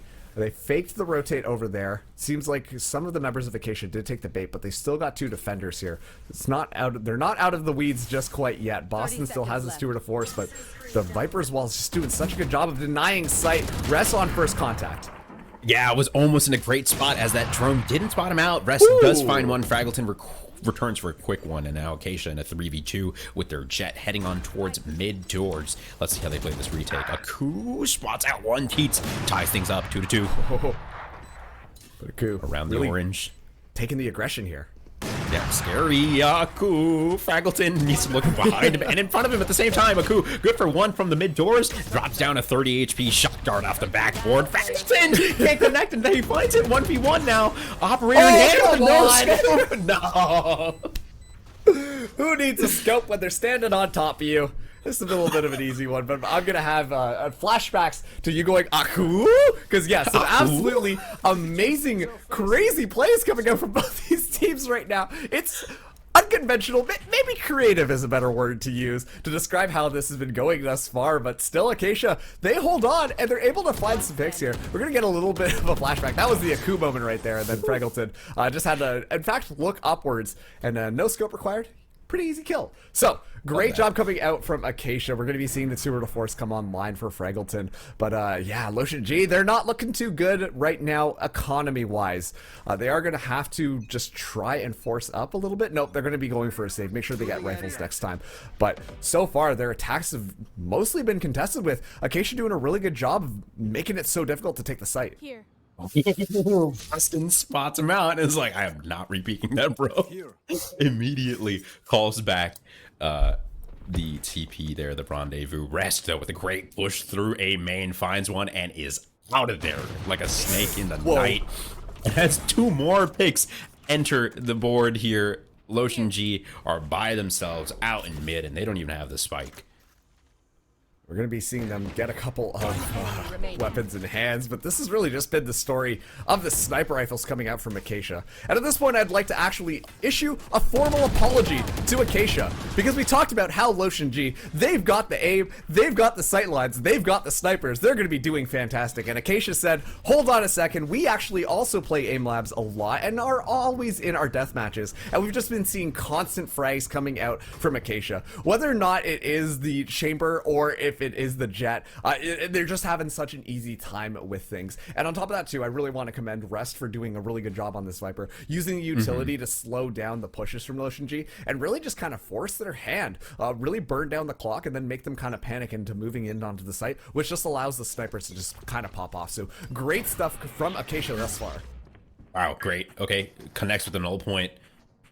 Detects some presence over on that side, and just like that, Acacia are already rotating that Viper off as Boston gets a quick one in mid doors, getting the better of the enemy operator. If Lotion G are quick to execute onto the A site here, they have a free site, but little do they know Boston is good for 2 already, and just like that, Lotion G's not even entering onto site, not doing anything, letting Boston have a field day, really, as they send their Viper back on over to A site. Acacia in a 3v5. Gotta stay on a swivel here. Gotta stay pivoting. Gotta watch main and both tunnel at the same time. Taking their time, though, Lotion G's, for sure. Absolutely, and I think that they can afford to play a little bit more aggressive after Boston does find those 2 opening picks, but regardless, they're really making Lotion G think about things, but that null point should give a good idea as to where they're coming. One enemy remaining. Great, third on the board for Boston. He is just chilling with that operator, and slowing it down seems to have worked out really well for Lotion G. Acacia getting a little impatient, giving him more to work with than they definitely should have. Drios now stuck in a 1v4. Wow. Oh boy. No way. No way. Oh man. Hey, but that's the thing with the Vandal, right? The first shot accuracy isn't 100%, right? So there's a little deviation on that bad boy. Oh boy, you could see, I could see the sweat come off of Drios's brow as soon as that first shot missed. It was like, wait just a second, and thankfully Boston didn't have the time to react. Otherwise, that could have gone dangerously. But yeah, I agree with what Drios is doing here. Just take that operator, save it for the next round. Still a good round for Lotion G, but Acacia, they're not out of things yet. You know, they looked really strong on the defense for Ascent, and so far they look like they're also strong on the defense on Breeze as well. It is entirely possible that Acacia just is a better defensive team, and so they want to stack up as many rounds as they can in this half. Make it so that if they do swap onto the attack, on top of that too, I imagine Lotion G is probably pretty good on defense as well. You know, Acacia have that round differential to have a little bit more room to work with. As a reminder, this is the best of 3, and since Acacia did win map number 1, if they win this one, looking pretty darn good for them, and they will qualify into the main playoff bracket. So this time around, Bladestorm going up, and already HCAP getting aggressive, but Fraggleton tried to move out there and potentially pick that jet out of the air. Boston getting cheeky, but he's going to get spotted out. A great couple shots from Tyler to shut it down, but it's quickly tied up with Teets finding the aggressor on the A site. Hesh good for 1 through the mid doors. And now with the lead here, Lotion G's once again playing it slow and just consistent across the map. Tylo gives up the Vandal, unfortunately. And they're trying to get a read on the situation on the side of Acacia, but they really just can't. LTG doing a good job of staying distant and not giving up too much information for free. Grouping up as 4 now, trying to execute onto the A site. Aku got all of his util, and a recon has come back up as the KO ulti goes down. Viper Wall is deployed. Shot from Fraggleton. Looks like it might have connected for a collat, but he's going to get spotted out by the recon. The push comes out quick from Hesh, and he's going to find the headshot. That's too easy when you got that position there. It looked like it would have been a collateral, but now the Viper's Pit is going to be deployed as well. Things are looking really good for Lotion G right now. Scanning ahead. Tylo, recon dart coming from the back, spots 1 out, realizes there's 3 people onto the site itself, tries to send the Hunter's Fury into the midst of everything, connects on nobody, which is unfortunate to say the least. Rest, though, waiting on the outside of the smoke. Trying to creep up, has made his way into the water, finds 1, dips on back out of there, spits out that poison, and is heading back into the fray. Oh, almost connects on the Aku, and now Tylo in a 1v1 has to enter the Viper's Pit. As time ticks against him, the poison is already down onto the spike itself, and Beats already knows that Tylo's not on it, and just like that, the push is good. LTG make it a 3rd round. It's a 1-round game, Marks. Yeah, wow, and honestly, that one was still pretty close. As soon as the Viper's Pit went up, there should have been... Yeah, well, it introduces an element of chaos, and I'm not saying that the Joker just decided to hop into the map or anything like that, but still LTG, they were set up for success, but at the same time, that Viper's Pit can be a little bit harmful for you as well, and we saw that happen with how Acacia played that retake. They were able to find a couple of picks pretty easily, just by catching a little bit of timing there. I did like the fact that Lotion G did play... little bit further back, you know, keep their Viper out of harm's way to just allow for the pit to stay deployed, because that does deter so much information. The biggest problem with that Viper's Pit is always the Sova player, but unfortunately they didn't get any value off of the ultimate or the recon bolt, honestly. So things kind of worked out there, but the Viper's Pit was deployed. And you know what? That's a really good round for Lotion G. They're close to tying things up again. It's a 4-3 right now, so they're pulling things back together. Acacia was rocking pretty strong thus far, but Lotion G, they seem like they're in a little bit of a groove. You could almost see that Acacia got some sort of confidence boost because they were rocking so hard and doing so well, right? They were performing so well together as a band. But they're paying for it as Lotion G slowed it down crazy. They're playing this great default across the map and 2 rounds in a row, they're able to punish. They're able to punish the person pushing that A main, you know, be it the Viper or whoever else, and find that initial pick. And, you know, with Boston lurking on the B side as well, he's been able to find pick after pick as well. So when it comes down to it, Acacia, great showing at the early rounds, but kind of need to rein it in, play a little bit more defensively, maybe go for the retake plays here as LTG are taking their sweet old time to get to those sites. So tech pause is over. We are ready to head back into the game as Aku open things up with a recon down middle for both sides and a quick push from Fraggleton, but he's going to miss that one there. Oh, that would have been such a free pick, but Acacia are in a little bit of a save right now, so not necessarily the worst case scenario. They do, LTG does have the gun advantage, but if Taze is hitting the shots like that and shutting down Boston, it's not going to be looking too good. Fraggleton was the only one who bought up that operator, and that's a very expensive mistake, unfortunately. So Taze still does have that Marshall in hand. Drios does have this Vandal, but still, the null command is coming on a little bit preemptively. A lot of ultimates expended thus far.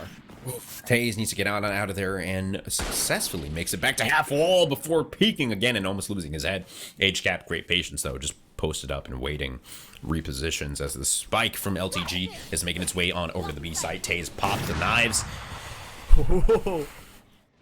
Not gonna connect there. A little dicey, taking a little jump peek. Of course, if you're ever wondering why Jet's jump peek is to mess up that initial shot. You're of course aiming at head level. You want to, you know, mess up with their shot and fluctuate where they're going to be putting that crosshair. So hit the jump, try to get a knife midair, and Taze is good for 1, good for 2, 3 on the round. Drios with the 4th, and Taze is hunting for the 5th. Shuts that one down. 1v3 though, not looking good for Lotion G thus far.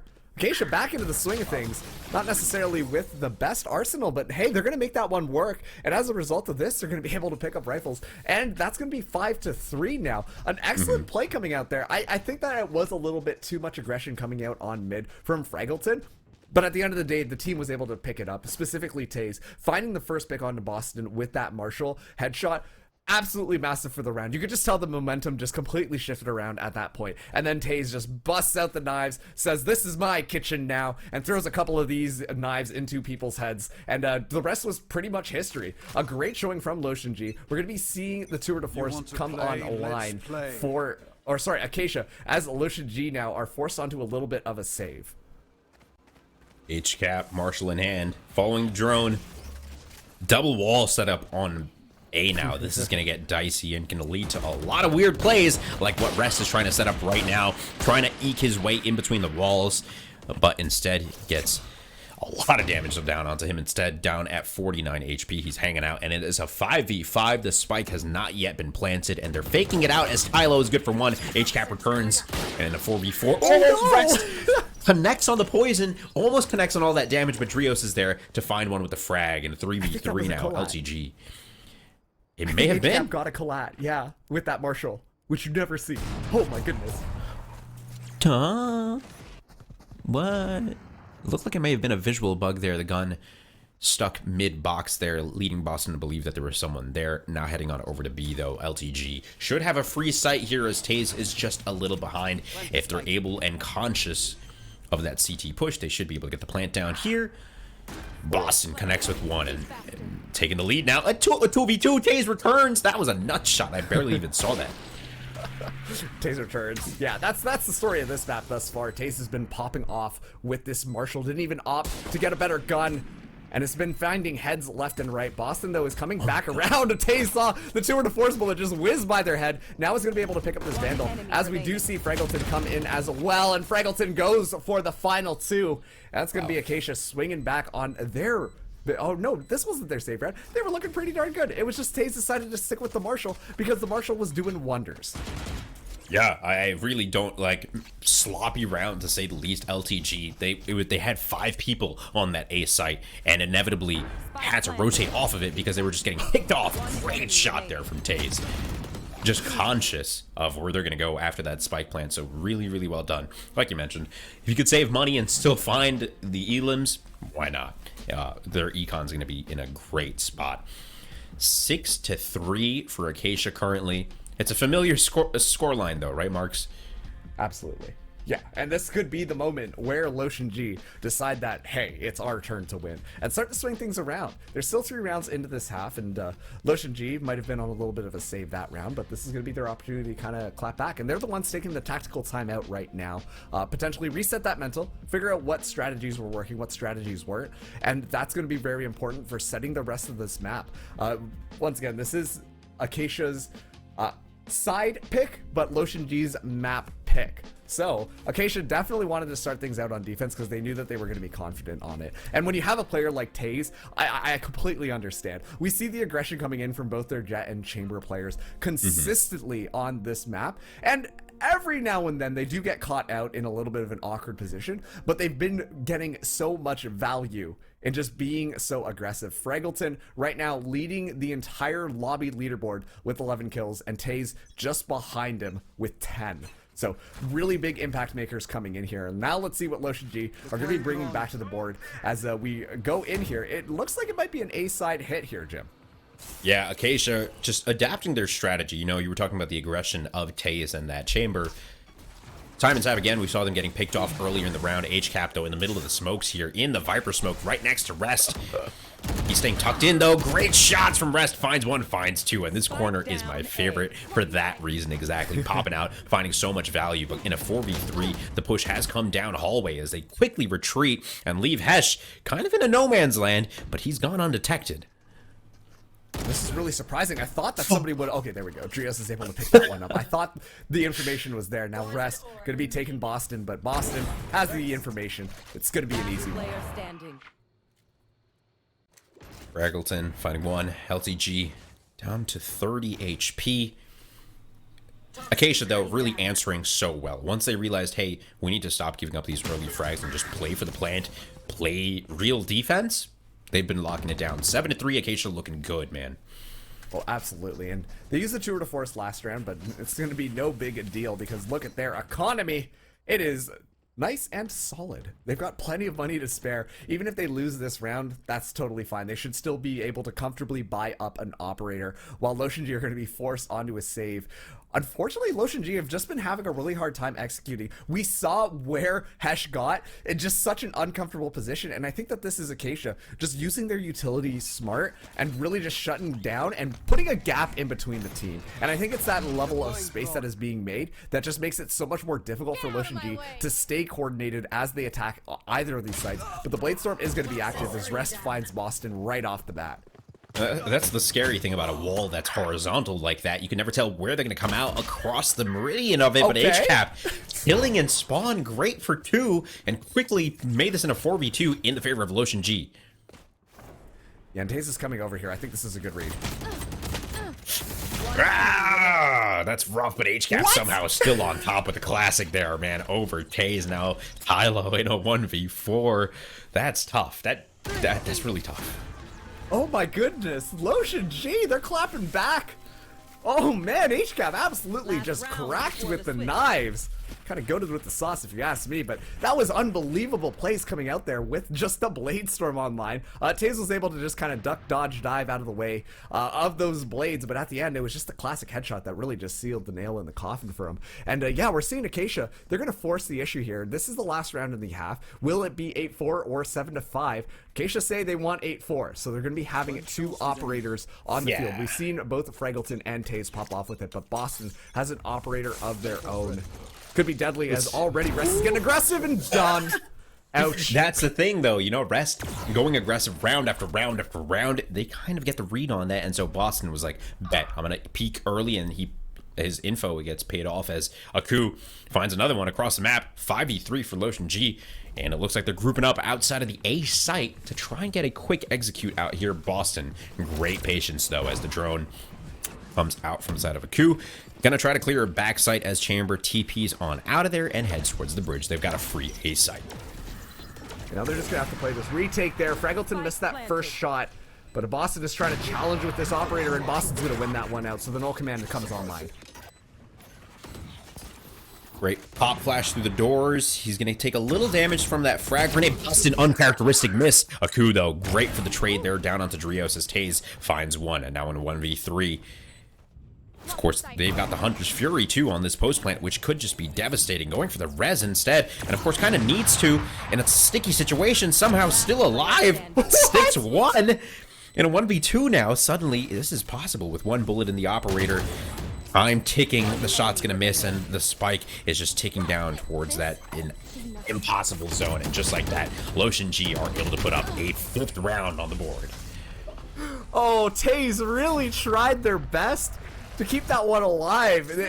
Jim, there was a second that I believed that Acacia were going to be able to take that one, and it was all off of Taze's play there. Absolutely insane with that operator, just not afraid to just run in there, and was able to find picks left, right, and center.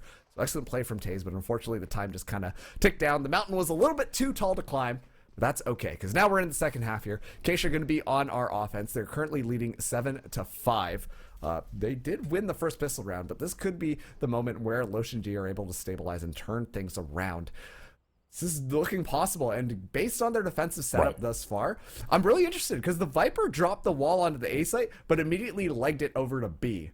So that they might think that Viper's going to be hanging out on A, but this time it's just going to be a KO and a jet. Interesting. I wonder how they're going to approach this. Acacia taking their time. They've got a split 2-3. They've got 3 on A, 2 on B. Using some util, not even. Taze just walking out onto the site. No big deal. Spots one out at the bridge. Closes that distance. Has got the sheriff in hand. Hesh spotted out. Good couple of shots. Going to connect. No damage down to him as the plant goes down onto the A site. And of course now, for the side of Acacia, you've got your Sova in a great spot in elbow to catch this rotate mid as Rest pushes up in CT and denies all of this area. Boston won it. Tyler returns. Rest and that's a great spot. Tyler's good for 2 in that elbow position. HCap returns as well. Now in a 2v2. HCap in a 1v1. Tylo at doors. HCap on site. Getting to the spike itself. Tylo now needs to close that gap quickly. Spike is tapped. HCap with 1 bullet in his mag. He is feeling confident, but Tylo with the classic is just that much better. 8-5. Acacia take the first round of the second half. Yeah, and honestly, this was such a good post-plant setup. I love that Tylo was playing the flank and playing just in mid. You could tell that Nsg were like, oh, spike down, we must go and defuse. And so they started to run themselves over there. But that just allowed Tylo to get a lot of value by just kind of hanging out there. We saw Tylo rack up a couple of kills just on unsuspecting members of Nsg running over to that A site. So really worked out for them. Now we're going to be seeing them buy up. We do have a Vandal coming in from Rest. Very confident buy here. Let's see how Acacia just want to run this down because they're very aggressive, but Rest immediately making that Vandal work. Finds a pick onto a coup.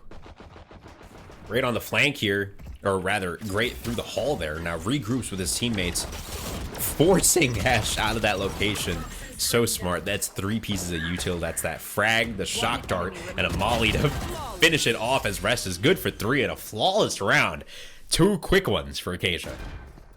Yeah, and they kind of speed ran that one, if you ask me. Really good utility usage. Just clear out those corners, flush them all out, make sure that they don't get away with any cheeky picks, and they got a flawless round too. That's what you want to see moving into this bonus round. You don't want to have to buy up any sheriffs. You want to keep everything that you had last round, and on top of that too, Rest has a Vandal. So it's looking pretty good. Fraggleton also as well has 4,000 credits. So regardless on how this round goes, if Acacia can get it, it's going to start to look a little bit dicey for Nsg. But if they lose it, no big deal. They can buy up rifles next round.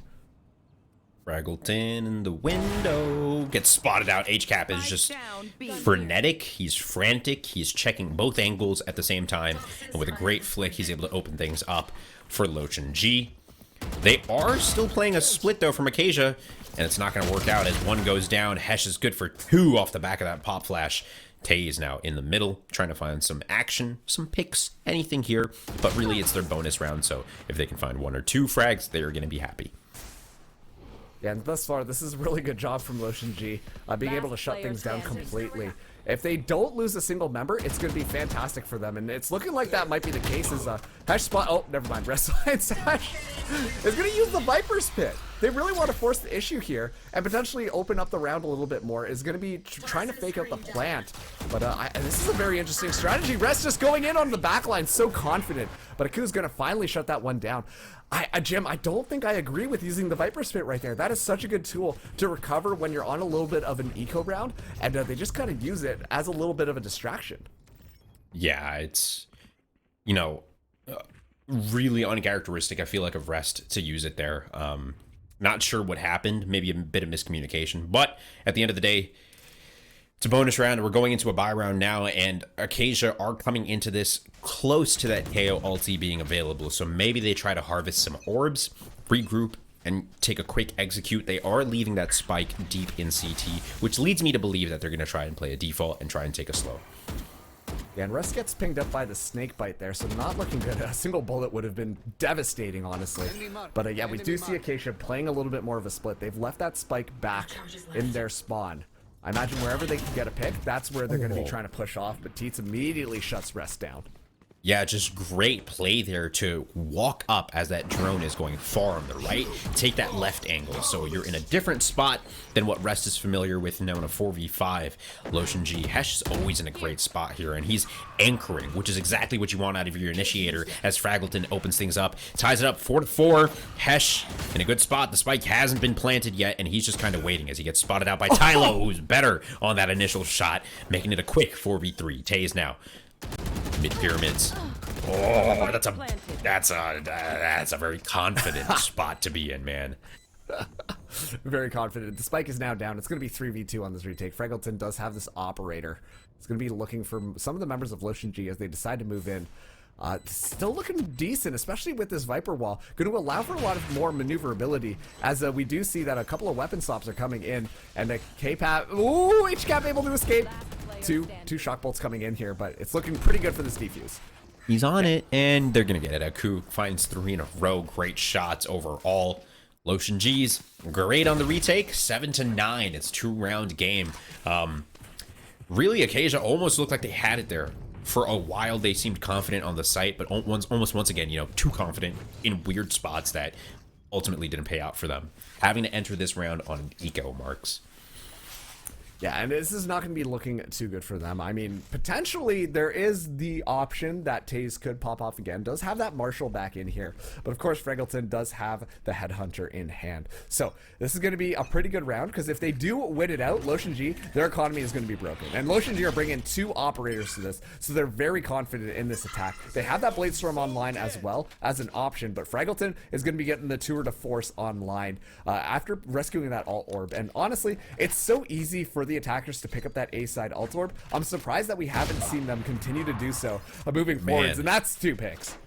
That was a beautiful shot from Rest. Once again, a lot of confidence, goes for the wide swing, connects Hesh, almost good for 2 there, almost gets the lineup. LTG though, down to 1 member as HCAP finds 1 on the B site, but you know, will want to save that operator, but that's only if Rest has nothing to say about it, as he's creeping onto the bridge. Of course, HCAP spots out that orb, so he's going to be constantly checking this angle as well as Rest. Great timing there. Finds him just as HCAP tries to commit to the A site. Good stuff. It's a thrifty round. Acacia, that's big. Oh, it's absolutely massive, and they're going to be able to rescue an operator from that one as well. It was such a heavy investment coming in from LotionG that I don't imagine that they're going to be too happy about it. Thankfully, they do have the Blade Storm online, so that'll probably make up for a lack of a rifle, but are they going to force things here? It looks like they kind of are, but kind of aren't at the same time. I imagine they're going to want to try and enable Boston to get a couple of picks, or at least rescue some alt orbs to bring the Tour de Force online for future rounds. But yeah, this is Acacia looking pretty powerful. That's exactly what I'm thinking too for LTG. They're using that hero rifle and trying their best. They try to switch up the pacing of the map just a little bit, where Rest on this default is too good, and he's good for 2 already. Yeah, you saw it. Just put it up, immediately took it down, but now Boston in a great position to punish. Boston, so good, and just like that, that huge advantage that Acacia had, you know, fought so hard to get for themselves, shut down completely, and now equalized. It's giving me a little bit of anxious stress and a little heart palpitation here and there. No big deal, as Tylo and crew group up for this B push in a 2v3. All of LTG have their ultimates, and Tylo's just working with the Soul Hunter's Fury. Hunter's Fury, though, is a really good tool, especially to play out the stall game. Let's see how LotionG want to take this, and they have a Hunter's Fury of their own. That one could be massive.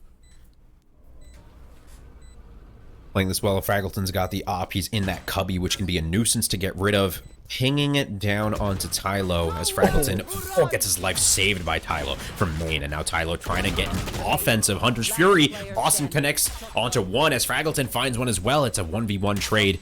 Boston down to like 20 HP here. Tylo just needs to connect with its shock dart. Spots him out on top of the wall.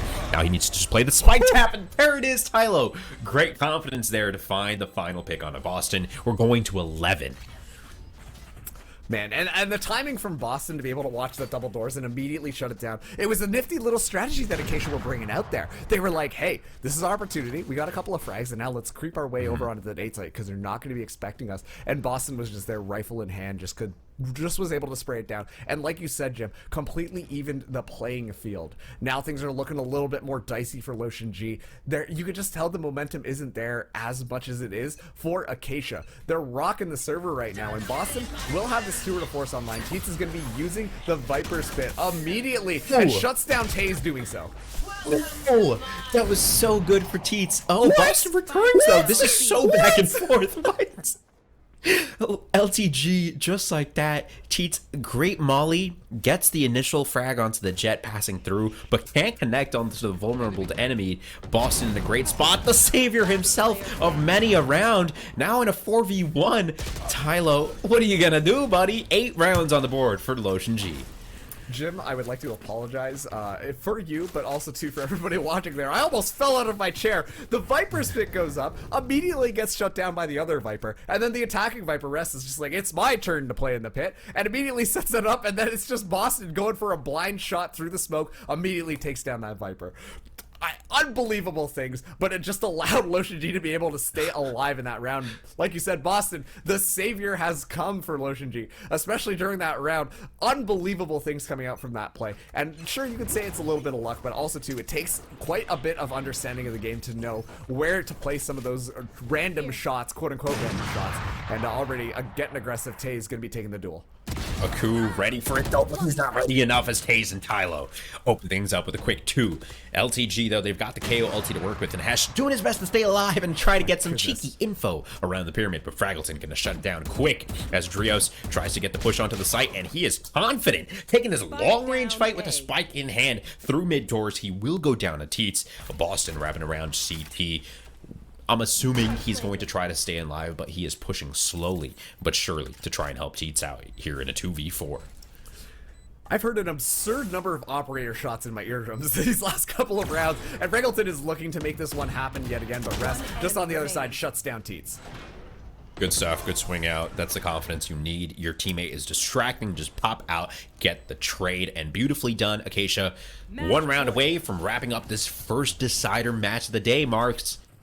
It's looking honestly really good for them here. We are going to be seeing Nsg being able to force themselves up, but unfortunately it's not the best position. It's do or die right now. And meanwhile, look at this, Acacia, nice and comfortable. Fraggleton going to be bringing that operator back onto the board, but Taze also has this Blade Storm online. And look, Fraggleton and Taze have been pushed down the leaderboard a little bit by Rest and Tylo. On the defense, these two players have had tremendous impact. So, sorry, on the offense, just being able to stay alive and find some of those kills off of the utility, it's been fantastic, Jim.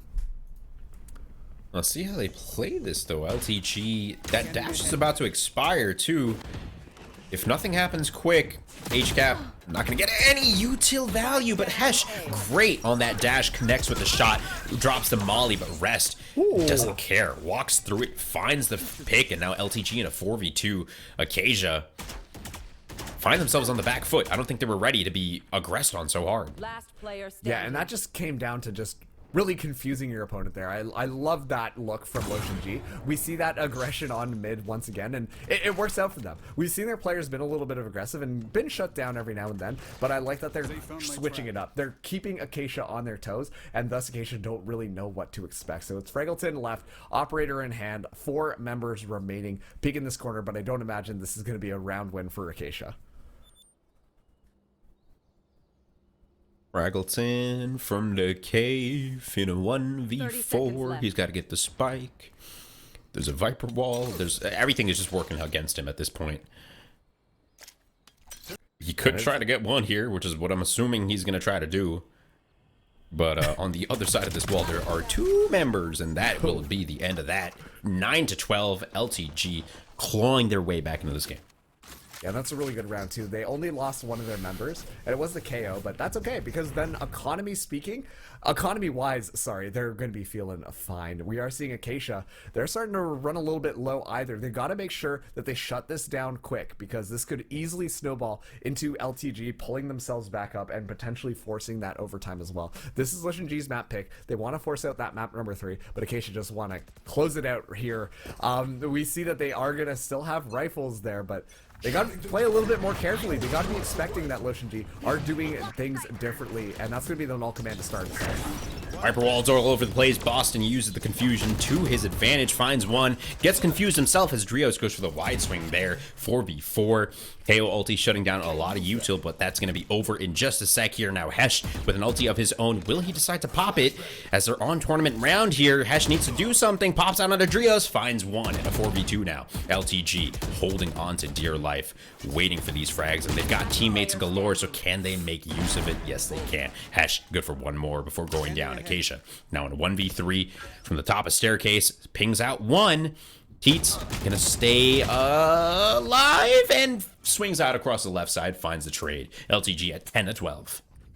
Okay, this is where you start to get a little bit more concerned if you're an Acacia fan here, because, yeah, LGG, they are successfully stable, and this is probably going to be another round for LGG unless we see some unbelievable plays coming in from Acacia on this Thrifty. We are going to be seeing the tour de force coming out online for Fraggleton, but that doesn't change the fact that thus far LGG have been looking pretty solid on this defense. They've been really fast at shutting Acacia down, and once again, the momentum is over in LG's sails. They want to force out this map number 3, and Acacia is starting to sweat a little bit. You can tell that they're doubting their plays just because they've been shut down so hard thus far.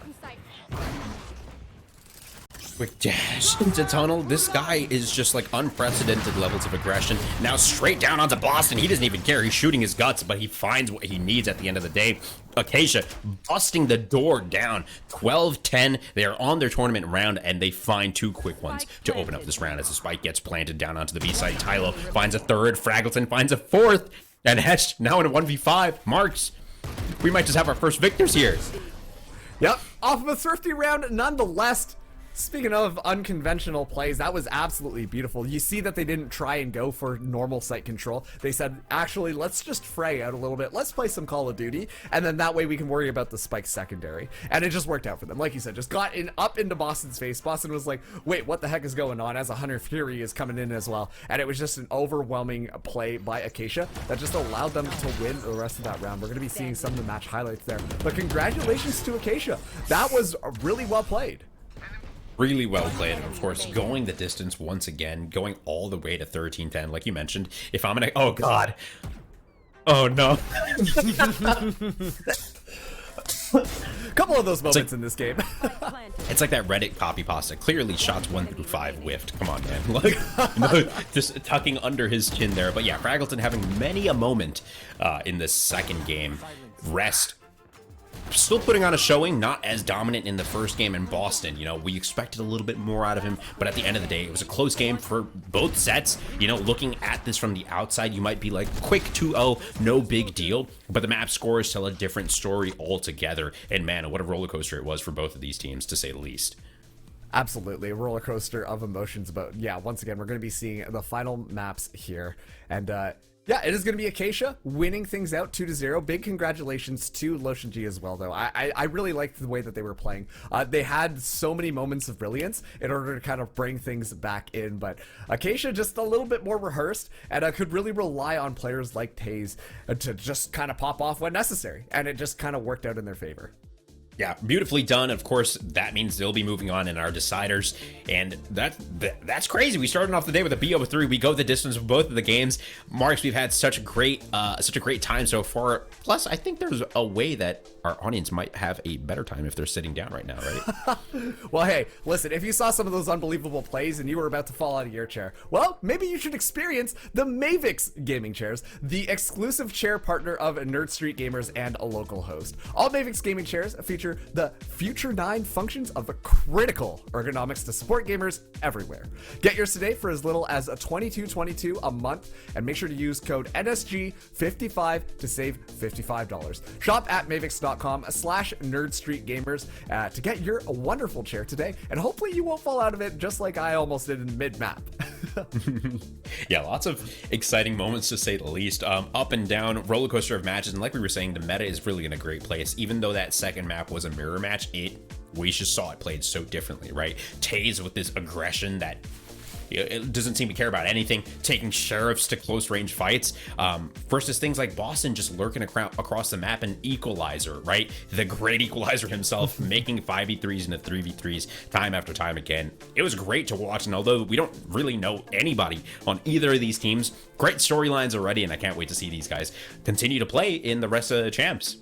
Yeah, absolutely. And speaking of the rest of champs, you're not going to want to go anywhere. We're going to be throwing to a quick break here, but we're going to have more Valorant action for you just after this. So don't go anywhere. We're still in the group stages right now, and so things are getting a little bit spicy, and you're going to get a lot of cool pop-off moments like we saw between these two teams in a little bit. But we'll throw to a break, and we'll catch you just on the other side.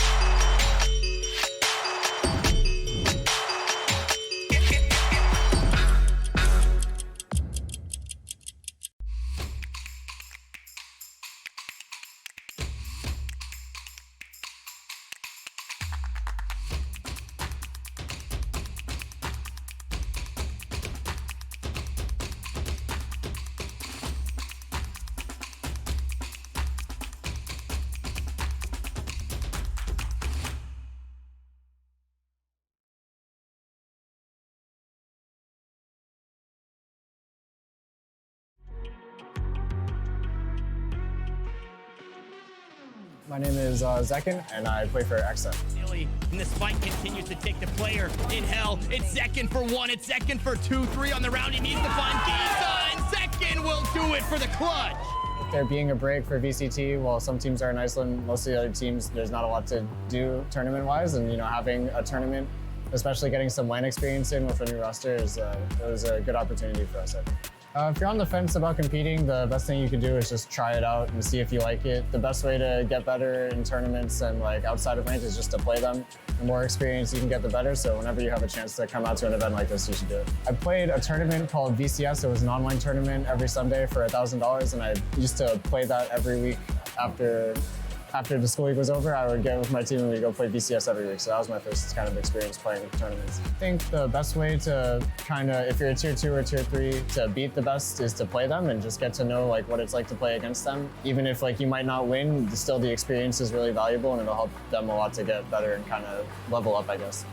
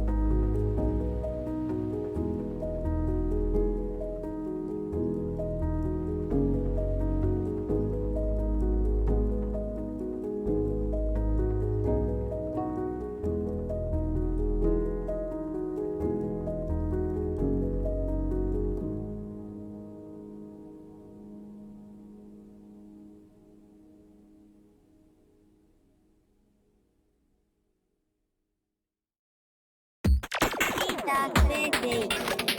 Spacey shitty.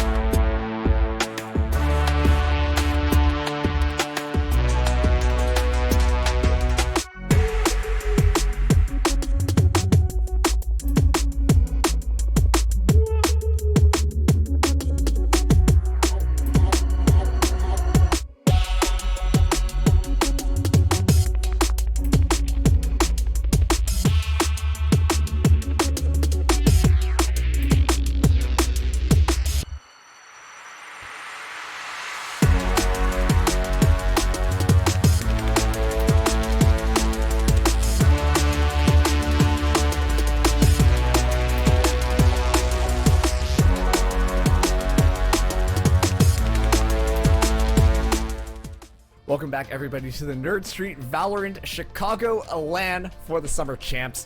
My name is Marks, casting alongside Jim Basco. We've got Fudgy Waffles and Casey on our observing, Just Staying Alive on our replay, and Ferme on production. And Jim, we had a couple of really exciting games, but I think that this is going to be an also pretty good time.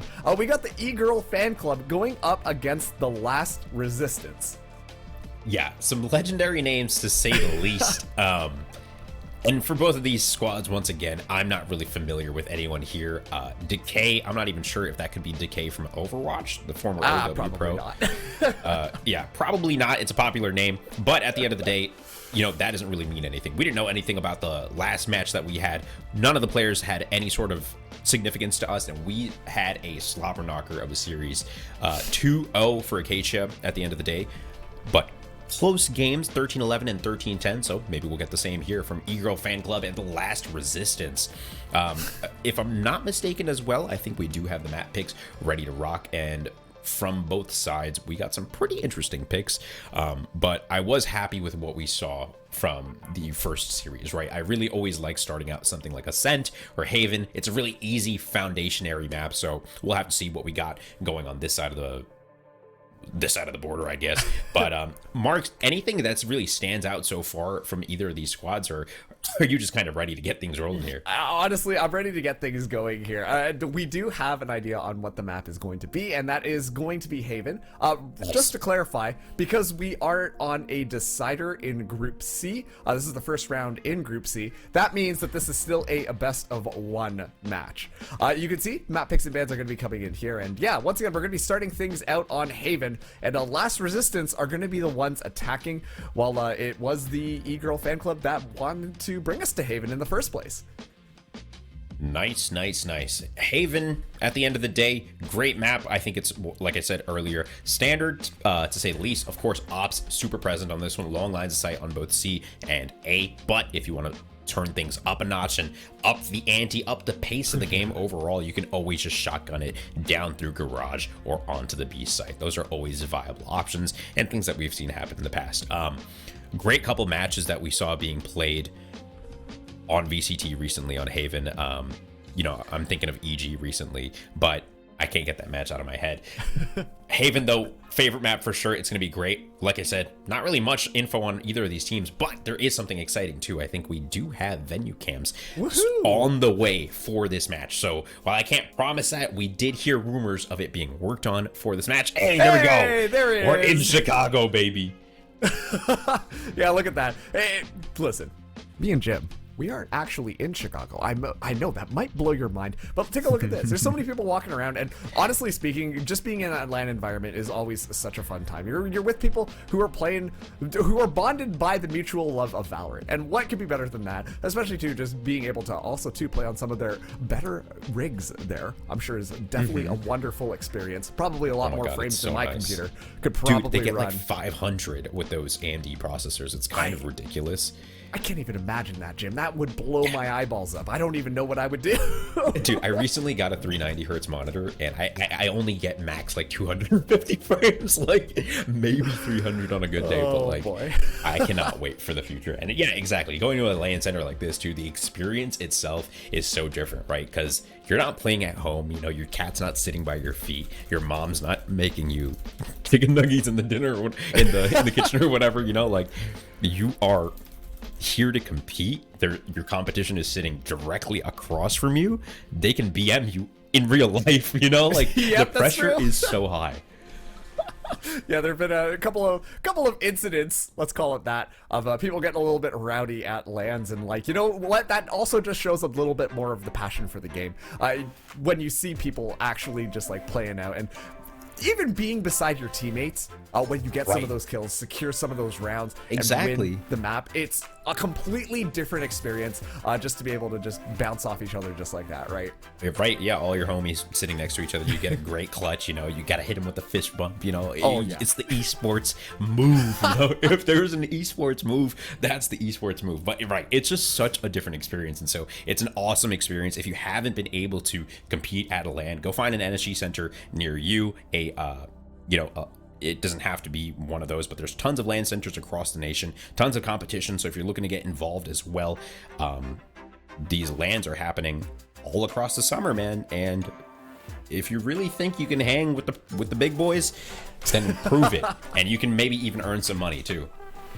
That's 100% true. And you know, I did hear that Jim is pretty darn good at this little game called Valorant as well. So, you know, you might even be able to go up against one of them if there's something local to the area. I'm sure Jim would make an appearance because, yeah, you know, this is an experience that even as like a caster, I think would be a lot of fun to just go and attend an event in real life and actually kind of just hang out with the people who are attending there, hang out with some of these players that have formed some of these teams that are really making a run at potentially climbing the bracket and potentially making their dreams come true of becoming a proer player in Valorant, right?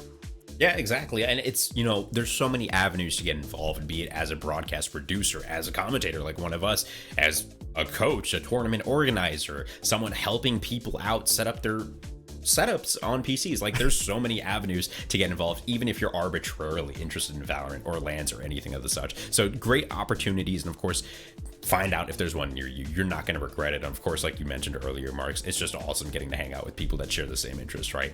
You guys are all talking Valorant at the end of the day, so no matter who you are, it's always good to share an experience. So it's always a fun time, and it looks like Chicago is a great time, to say the least. We're happy to have those cams, and so it'd be awesome to watch those as players start to get into the game. So that's really going to add another level here. Absolutely. I want to see some of those guttural reactions of, like, you know, when you just pull off a clutch, you stand up in your channel and go, yes!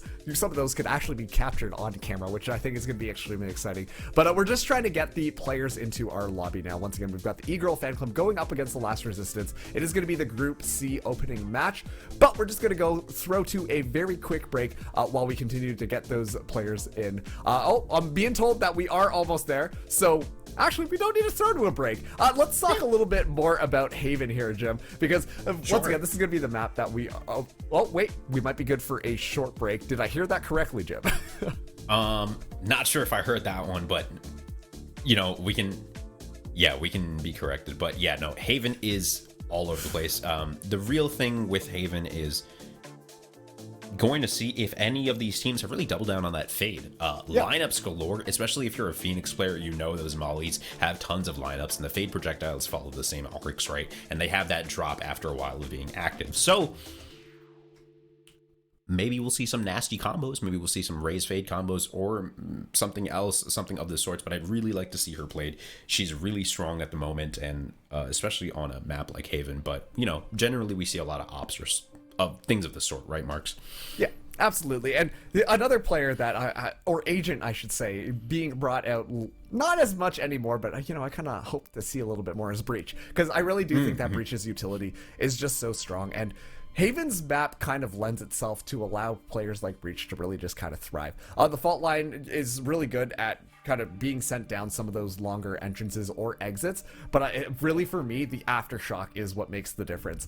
You can just, like, especially too if you're playing the attack, you could use the aftershock to just deny so many different corners, just peek it out early and move things on. But even if you're on the defense, you can use the aftershock to really delay pushes and slow things down. So I really like the Breach pick. As of lately, Breach hasn't been brought out on Haven as much, but yeah, you're 100% right. We are seeing Fade get rotated into the meta on a map like Haven. And initially I was a little bit hesitant because, you know, my boy Sova, he's a staple. You can't go wrong with bringing a Sova onto here. But lately teams have been proving me wrong. I think that Fade has a really good kit to kind of play a lot of these entrances and honestly just play site retakes, because there are 3 bomb sites on Haven. If you are playing defensively, chances are at some point you're going to have to play a full site retake because you might have put all your players on C or something and then got faked out and they're on A. And agent like Fade just does such a good job at allowing that to go a lot more smoothly. So I wouldn't be too surprised if we did see that Fade come in here, but I'm curious to see what lineups of agents that both of these teams are going to be bringing in. Yeah, there's a lot of opportunity, and I think, you know, we had been talking about this for a couple of matches so far, but just like the meta is in a really versatile spot right now, especially with characters like Yoru making appearances here and there. You know, like there's a world. I've seen some things with that Yoru on C, back platform, you know, would set up with a TP across onto A. There's some disgusting things. I'm not sure exactly what I just heard, Mark, so if you did, be my guest. Yeah, just one of the players is on a little bit of a bathroom break, but that's not going to stop us from continuing to kind of truck through here. You know, it's really funny that you bring up the Yoru, because I do think that there are a lot of opportunities for those mind games to happen, but Yoru's kit is really just kind of built around being able to individually pop off. And yeah, we're actually seeing back onto the floor cam. You can see all these lovely people just playing some Valorant now. I'm excited to see when it gets into the actual matches. Oh, hello. Yes, Metafy. Get better, faster. Look at that with Metafy. Don't you love that? You can sign up and book a Metafy lesson with an expert of your choice today. Oh, that's awesome. You know, gamers around the world are actually becoming better, faster, and stronger after just a few sessions on this site. Get trained by the best pro players in the world today. Book a live session right now and make sure you use promo code SCRIMS25 for 25% off Metafy.gg. Go check it out. Yeah, that was natural. That kind of worked out timing wise perfectly for us. But the thing that I think is really cool about Metafy 2 is, you know, when you're playing this game, Valorant is a tactical shooter. I know, groundbreaking. I think I just blew your mind, and I apologize for that. But it is a little bit of a tactical shooter, so you got to make sure that you are kind of getting a better idea on how kind of the flow of the game works. And a site like Metafy does a really good job at trying to explain some of these strategies and figure out how things necessarily fit together when you're actually just playing with your friends. So, you know, Metafy does a pretty good job, and especially too, playing in like a tournament environment, I think is an entire experience on its own, because that's when you see those moments of teamwork coming together. That's when you see everything just kind of synergize or completely fall apart. If you're a Puggy style team and you're just like, let's just run it in there, get some kills and call it a day, that tends not to work, especially too when you start entering these tournament runs.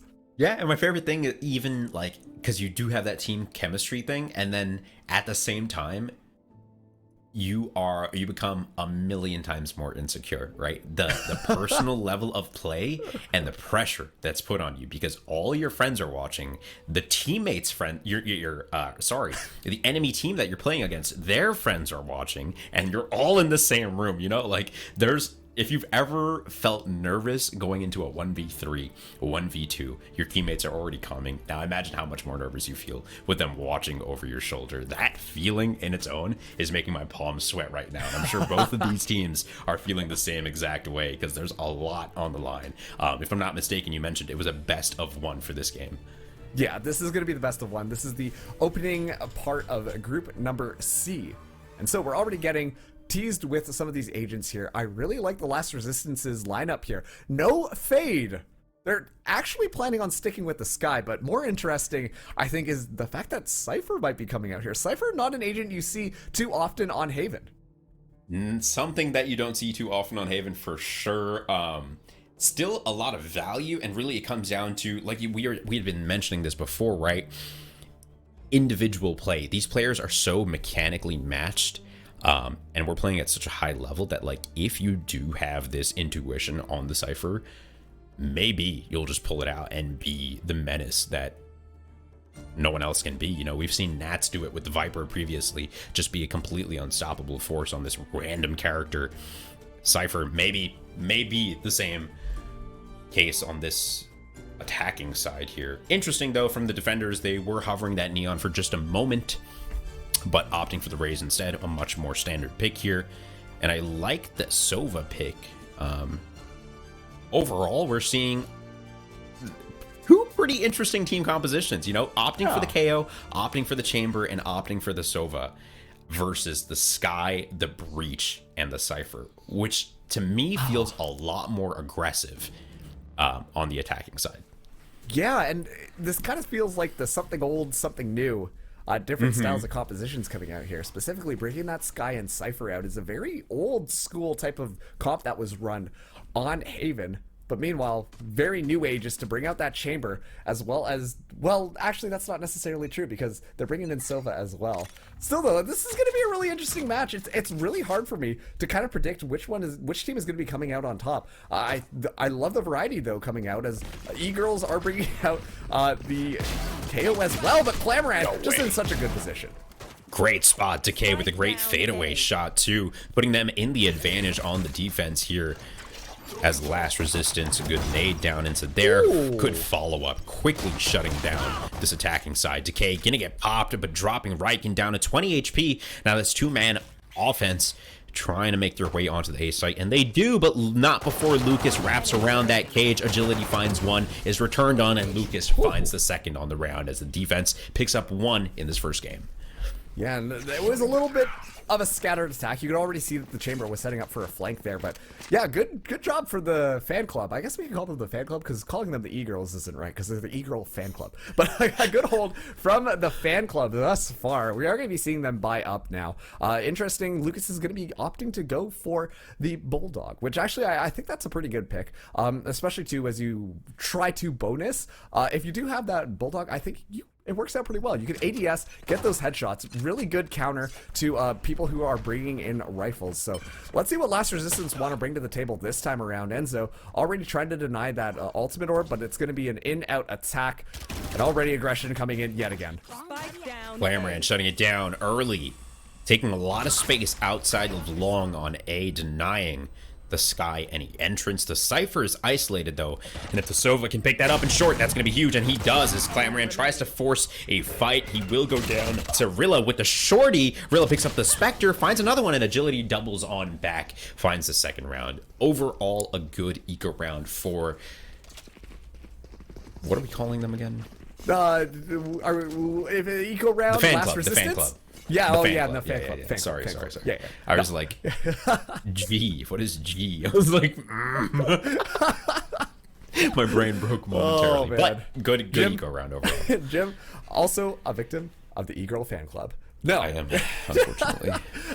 but still, yeah, like you said, good eco round there. They only lost 2 members. They were able to deny the spike plant as well, but now this is going to be last resistance. They're going to have rifles in their hands, so this is going to be a little bit easier for them to push into it. But I like that the fan club are going to be trying to potentially play things a little closer. As soon as I say that, though, they've already lost 2 members. This should be a very quick round coming in from last resistance.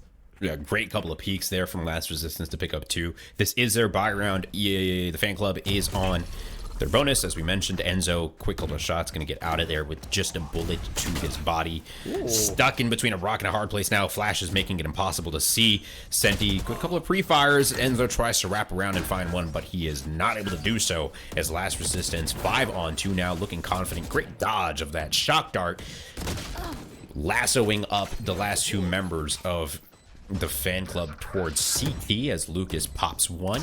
And it looks like they're going to try to give this a good old college try. Popping out, finding Decay there. Good for 1, but Rilla returns for 2. Last resistance pick up a point. Yeah, and that's a little bit of an interesting post-plant positioning from Last Resistance. Usually you see players go a little bit long, just because they're like, hey, we can just kind of play the distance and things will be all right, generally speaking. But I like that Last Resistance just decided to just make their point on the actual C site, because then that just made it so much more difficult for the fan club to get the foot even in the door. They couldn't even enter in without facing some resistance, maybe even the last resistance, in order to just run in there, and were immediately just taken down. So a good round from them. But this is going to be when the rifles are going to be evened out here. The Seeker's going to be popped early to get a little bit of information, but resistance are looking at that C side hit.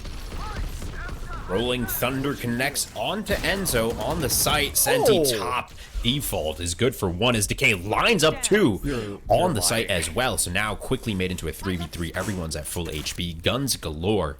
Let's see how this plays out as the fan club is still looking for the spike plant. They found it out and now are on the retake with 3 people from CT.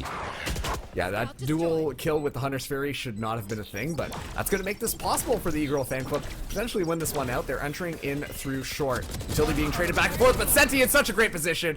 And alongside Rilla, just going to shut that one down as Last Resistance take an easy 2 rounds in their favor. Generally, that spot where Senti was is really dangerous because it gets cleared out consistently. So if you ever do find yourself in that spot, you have to do exactly what Senti did. Try to play off the noise and then swing off of it and try to get some damage down, because otherwise you're going to get spammed and you're going to get your world rocked, really. So great second round there. It's tied up 2-2. Yeah, now the E-Girl fan club are going to be forced onto a save. Enzo's still going to buy a rifle. Opted to not buy anything last round, so it does have a little bit of extra cash in their pocket, but that hero rifle is going to be kind of tough. This time they're just full setting it down mid, potentially looking to catch some of the members of Last Resistance off guard. Okay, ooh, good push towards mid. That bird does give them info, but not specific info. And so he's going to get caught off guard here for sure, but the dog connects with the concuss, and Rilla is ready. Concuss is 2 with that as Decay trades back, but Rilla is good for 2 in a row, quickly turning this into a round in favor of Last Resistance. They're chilling at 4-2 here. Yeah, honestly, not terrible for Last Resistance at all. The E-Girls fan club was only able to take 1 person out in all of that chaos. The Trailblazer actually got a collateral with that little bit of a charge, blinding and stunning 2 people at the price of 1. Now the spike is going to be going down. Enzo takes a couple of bullets, but there is a flanker coming in. Rykin in a good spot. Agility not going to clear it at all. No. Oh, great shot from Enzo. 1 taps from CT, connecting onto Senti. He is down to about 44 HP. Ooh, tries it once again, down onto that long angle at A, but Enzo backs off there. Doesn't want to get shot through the wood. Hangs around CT. Maybe someone peeks him. Maybe they don't. Worst case, he saves the Vandal. Best case, he gets 1 or 2 for his troubles here. Rilla trying to cross over, and he's safe, and all 3 members of Last Resistance are safe and out. Enzo backs on up. Last Resistance take the lead for the first time in this game. Yeah, that was honestly a pretty clean round from Last Resistance. Obviously, we had those shenanigans happen in the beginning where the E-Girl fan club were just trying to get a little bit creative on Last Resistance, just completely run through window. But the utility is really good coming out from Rilla. It did a really good job of just kind of stalling that push down, and as a result, those sheriffs weren't able to get as much value as they probably would have expected. You can see now, this is going to be full buys across the board.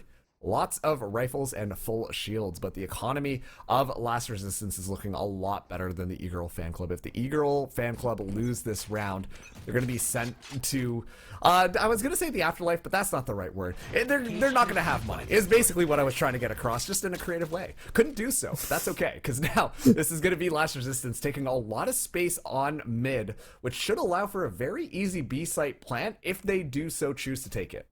Yeah, the adaptation is really good out of Last Resistance. They have realized that pretty much every freaking round, the fan club takes that long A control. So if they're going to set up 2 or 3 people on long A every round, why don't we just play cognizantly of that? Like, we'll have 2 people in our Cypher and Sky just waiting back here for this push and take some more map space somewhere else. So that's exactly what they're doing, but the fan club responding really well too. They just left their Sova out there, rotated that Raze and that KO back on off of A, and now Sova's stuck in a really bad spot. If Last Resistance can capitalize on this, it'll be huge, but instead they're opting to go towards that C site where the fan club is setting up 3 people on that defense. This is about to be catastrophic.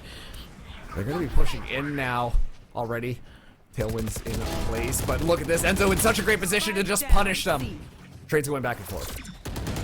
Back and forth for sure. Lucas pops out. Great pop flash. He's ulted, so he's going to get downed and not eliminated as Irritative backs on up in this 3v2. It looks like they might even get the res on that KO, but opting to let him tick down. Oh no, they're picking him up with 0 seconds on the clock. There you go. Woo, he's back. 10 seconds left. Always love to see somebody just brought back into the fray. Plenty of time to plant here, but I actually think that this was a little bit of a misplay from Last Resistance. They just had so many options, did such a good job of taking space, but just didn't capitalize on it. But Riken capitalizing on one, but gets traded out. Lucas good for 1. Irritative returns and agility claps him. It's going to be a tied game once again. 3-3. Every one of these rounds is going back and forth, man. Yeah, and like I was saying earlier, Last Resistance, they just had the space, they had the map control, but just decided to not really move in on any of the sites. We talked about consistently, you know, like that B site is wide open. If they want to just take it, they could just do that. They also got a couple of informations on A as well. And ultimately, they decided to go onto that C site, which was the worst choice out of the 3. Obviously, they can't know that for sure. But I think that if they are not seeing anybody, that's also a pretty good indication that the site might be a little bit easier to take. That B site was wide open, and that lack of commitment to go onto any of the sites just made it so much more difficult for the team to be successful. I think that they just need to commit to a site and just see it through, because if they take too much time, it's going to be tough for them to get that spike down and post-plant it really well.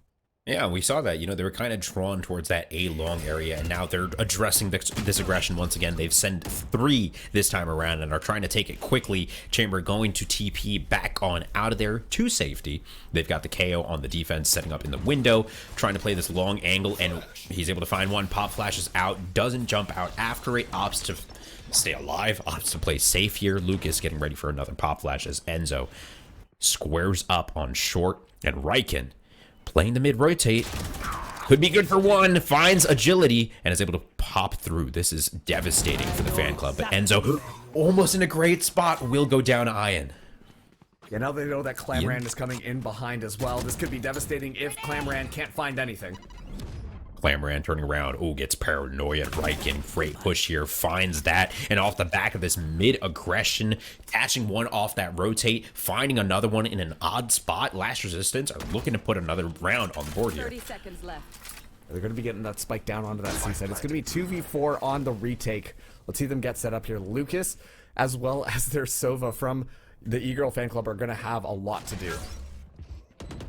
A lot to do. Lucas, though, what does Riken have to say about it? He finds one, and Ian finds another. Last Resistance, really well done there overall. Just played that round rather, so well across the map.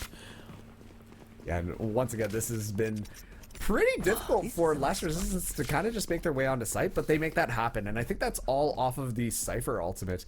They were able to get the neural theft online and just got the information on the flanker, being able to take out Clamran, and then the rest was history. Once they got that information, realized that C site is open, it was a very fast execute. But I think I want to see them being a little bit more confident in their decision making earlier on these rounds. You can play things slow, and I think that is a viable strategy, but oh geez, Enzo almost got a pick right there. But they just need to be a little bit faster in some of their executes.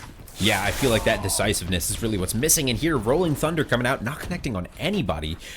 But the fan club instead, with this 3-man long A aggression, time after time, and it's paying off for them as they're rendezvousing with the rest of their team down into middle through garage. This eco round could work out well. Now, if they catch Riken on the back foot, he has to destroy something here. Doesn't opt to destroy anything. Finds 2 for his worries. And from the back, agility in the window finds one. The K pops out at the right time, finds a second, and now in a 2v3. This is a great eco round for the fan club. If Enzo can find 1 or 2 more with this tour de force, this will be exactly what they need to propel themselves perhaps into the lead with a couple more rounds.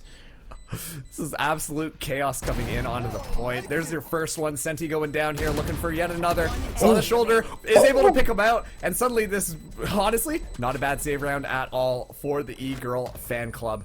Enzo going to be trying to run away. Nope, gets caught up in the spike explosion, but still, not a bad eco at all. Last Resistance are still able to take the round there. It was a little bit of chaos, but I like how they wanted to play that. They realized that they were down in the gun advantage, and so we're going to throw everybody from a different angle onto one person. And as much as we can talk about how fast you can spin your mouse around and hope that you're going to be able to connect those shots, inevitably, they're going to start to fall apart. And Riken, I think, was doing a really good job of just holding this garage control. It's sometimes that level of fearlessness that you need in order to just shut down plays, and I think that that just made a huge difference in shutting down the E-Girl fan club from even attempting to retake the site.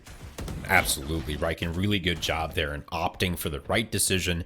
The drone's not going to hurt you. People with guns definitely will, so he maintained that composure, found 2, and really just won them that round in that moment. Last Resistance looking good, but this is a bye round for the fan club, so this is going to be an important one. Enzo getting a little aggressive in short, just keeping his eyes peeled, decides to TP out, and off the back of that info, Last Resistance are regrouping towards the A site since they had their Cypher pushed up and are going to try to slow push this here. And I think that this has been a pretty good strategy from Last Resistance thus far. Specifically, getting that Cypher on the flank. You always see, it's always the Sentinel player that has to flank on the attack. But, you know, Riken gets a lot of space. And that information is something that they need to play off of. And we're finally seeing it happen this round. It's a very clean spike plant coming in from Last Resistance. Fenty on the high ground. It's always good to mix up where you're standing because people are aiming at head level. So if you mix up where your head is, they won't shoot your head, right? Common sense. Senpi chilling up here, gets detected by the recon, so he needs to drop down. Clamran, good for 1 with the showstopper. Good for 2. Ends up behind Senti. Senti doesn't even realize what is happening. Ian now in long. Good for 1 in 1v1. DK sticking it. Gets half. Backs up off of the spike, taps it again. Oh, Decay! Good for the shot. Wraps it around that corner. And the fan club of E-Girls is at 4-5. 1 round separate these 2 teams, man. You just yielded the E-Girl fan clubs, Dave. Ah, the fan club of the E-Girls. Oh, the fan club of E-Girls. There it is. I really don't know, man. And I was watching Obi-Wan recently, too, so maybe there was something going on. Yeah. Star Wars top Force. But you know who is top of mind? Is Clamran, specifically with those plays. This is what you want to see out of a Ray's pick. Ray's not usually conventional on a map like Haven, but you could just tell that there was a lot of explosions, a lot of chaos, and that is where Raze thrives. The Paint Shells did a really good job at getting space, used the Showstopper, got a pick as well, clearing out some angles, and just completely forced Last Resistance off of the site, which just allowed the E-Girl fan club to have an easier time playing that site retake, which is ultimately why the round ended the way that it did. So, great plays coming out from Clamran. Ian, a great presence in the darkness, but he's not expecting a second one up on top flat. Enzo returns and it's a 4v4. He's expecting more down C long, but to his surprise, there is nobody there, and Riken, in the midst of all the chaos, has made his way all the way up onto A, and so the call has been made. Last Resistance forging their way forward onto the A site as, Riken getting a little too greedy with what he's gotten for free, and he gets clapped back. The taxes, the IRS has found him. He's gotta pay. That's never what I want to hear. But Decay is able actually to take out Irridative. Unfortunately, the spike was able to go down, so that's not the best scenario, but all things considered, it's pretty good for the E-Girl fan club right now. Dashes on out of that recon, but ends up actually picking up one for his woes. Finds two in a last-ditch effort, but goes down to Enzo inevitably, and we are tied, ladies and gentlemen, 5-5. Yeah, oh man, that was actually a lot closer than I probably would have liked there. It looked like for a second it might have been able to turn around. Look at how damaged the last two remaining members of the E-Girl fan club were. They were literally could have just been tickled by a couple of bullets, and that would have been the end, especially too. Senti had a Phantom, which is really good at spraying. And so, all tied up now. Let's see how this one plays out here, but thus far, Last Resistance have had the most success in getting the spike down onto that A site. And once again, it's off of Riken's play. Riken has been doing a really good job of getting space on the map and getting a lot of information. Now it does look like, though, the E-Girl fan club is aware that this is happening and doing their best to shut that down. If they can shut down Riken, then Last Resistance have such a hard time committing and actually executing properly onto a site. I just love what Last Resistance are doing and putting so much pressure on one side of the map that they find a second after that great headshot initially. That he just stole from Last Resistance, who, with 3 ultimates on their side, might make something still happen. Ian creeps up onto the B site, finds one with the Spectre, closes the distance, picks up the weapon. They're stocked up. They're aware that people like playing long A, and they've got Riken working up Garage. What are they thinking? Last Resistance now backing up towards B. They might just get spotted out at window. They're cognizant someone might be there, and Ian opts for the aggressive TP. This is interesting. Gets the angle, gets the better of Clamran, and just like that, he is trying to get the heck out of there.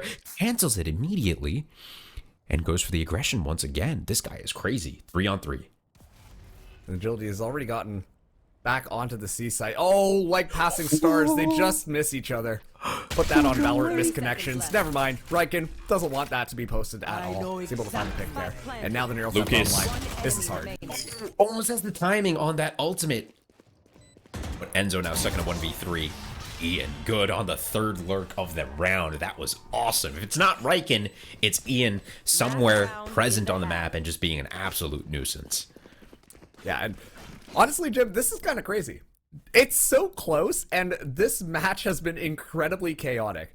Consistently, we're seeing Last Resistance just set up these flanks that are coming out of nowhere and surprising the E-Girl fan club. But the E-Girl fan club are doing a really good job at just kind of standing their ground and finding 2 or 3 picks around there. It's back and forth in a very exciting way and almost unconventional way. So this is going to be the last round, 7-5 or 6-6. Let's see how this one shakes out.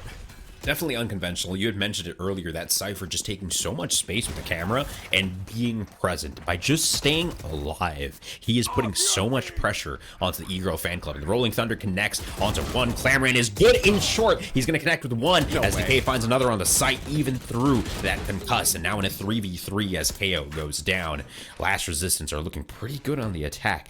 Camping the body here, they're not going to be able to use any of their abilities. They delay the plant just a little bit, but get it down as Agility is spotted towards CT. The aftershock connects for a lot of damage. Enzo finds one in a 1v1 now. Irritative versus Agility. Agility is out on site by default. Creeping his way up towards short. Irritative just holding. Waiting. Good for the shot. The patience pays off. Last Resistance take the lead, or double down on the lead at 7-5 going into the next half. All right, that was honestly really good plays coming in from Last Resistance. I talked about how crazy and close these rounds were, and that was just yet another demonstration of that. These teams are honestly going blow for blow right now. They're incredibly close rounds where only like 1 or 2 members are able to survive. So really good stuff coming out from both these teams. But now that they flipped around, let's see how Last Resistance fares on this defense. E-Girl fan club, they're going to be attacking things, and especially too with that raise, I imagine, like you said at the very beginning of this map, I imagine very fast executes coming through, just playing off of the utility of Sova and just kind of using that raise to its maximum potential. Let's see what happens here. Irritative going for the aggressive fault line there, connects onto all 3 members. That's going to slow down the push a lot. So even though they were trying something cheeky, Senti might be in a great spot to capitalize. Finds one, dashes into his teammate, takes a lot of damage on the way out. That is unfortunate, and you hate to see it. But Last Resistance healing up, back onto the site, not overcommitting, as the E-Girl fan club now thinks again about that A push and are repositioning towards B. Here we go. They've got their eyes set onto it, able to take out the Cypher Trap. Pretty easy position. Very readable. But yeah, they haven't... The Eagle fan club really haven't committed onto any of these sites just quite yet, but Decay is in such a bad position. Yeah, okay, they gotta commit to this A site. This is scary. Senti trying to take a couple peeks. He has no dash. Clamoring in Decay, though. Good for 2 headshots after headshots. And now in a 4v3, the fan club's currently has the lead, but they're down so low on HP, especially Clamoran. So if he gets spotted out from CT, it could be devastating. Ian, ooh, spotted out long. Realizes there's one default as well. Sends out a smoke, maybe to cover that short angle, and that's exactly where it goes as Agility tries to wrap around default and just play these close angles. They know they're low on HP, and they are scared as Irritative and Ryken push out. Ryken's good for 1, Ryken's good for 2, and he's still at full health. He's good for a 3rd, and he wants a 4th. Down onto Agility, and he's gonna find it. The showstopper himself, Ryken, putting his name on the board, man. 8-5 and 4 kills in a single round. Man, I would have loved to see the E-Girl fan club take a little bit more aggression towards those peaks there. Once again, they just kind of swung out one by one, which allowed Ryken to go ham with that Frenzy. And especially, too, in some of those closer quarters, the Frenzy going to get a lot of value. So, a good pistol round coming out of Last Resistance. Last time it was the E-Girl fan club that won the pistol round, but now Last Resistance are going to be strapping up a little bit better. But yeah, look at that beautiful 4K Ryken just kind of popping off at the end of the round. So, good showing from the defense thus far, but now they're all going to have Spectres. Clamoran, though, opting to bring the Shorty. Let's see if he can get some distance with these blastbacks, because that Shorty might be valuable. Yeah, I want to know where he got that Frenzy from, man. My Frenzy does not work like that at all. Clamoran now, though, dropped down to literally 1 HP, gets aftershocked, and he gets Spectred from a distance, but not before he gets the spike planted. So now the defuse is coming down. Recon goes out, scans through the smoke, off the spike here. Now in a 3v5, they're just playing for time. Rilla from the flank is good for 1. Lucas returns. Irritative finds the last one for a good 3. And Last Resistance got 9 on the board, but of course, it's an eco round.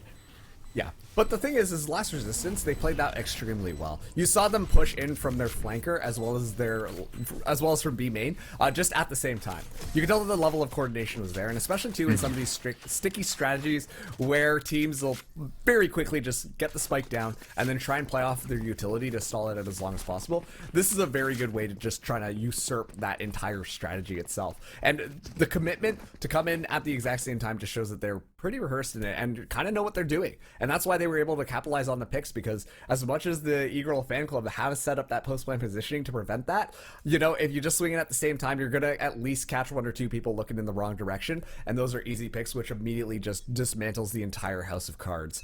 Now, we're going into this next round. It's going to be Last Resistance on their bonus up against Rifles already.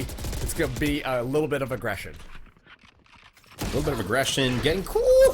Oh, great shot from Enzo. And he is out of there. As soon as he hits that shot, he is gone. So a great opening, metering Last Resistance aggression quickly. And of course, you know, they're trying to close the gap. They've got Spectres, not too much to work with on hand. Recon gonna connect. Ian gonna pay for his sins as E-Girl fan club. 5-3 in team size right now. Go for the spike plant and are looking good.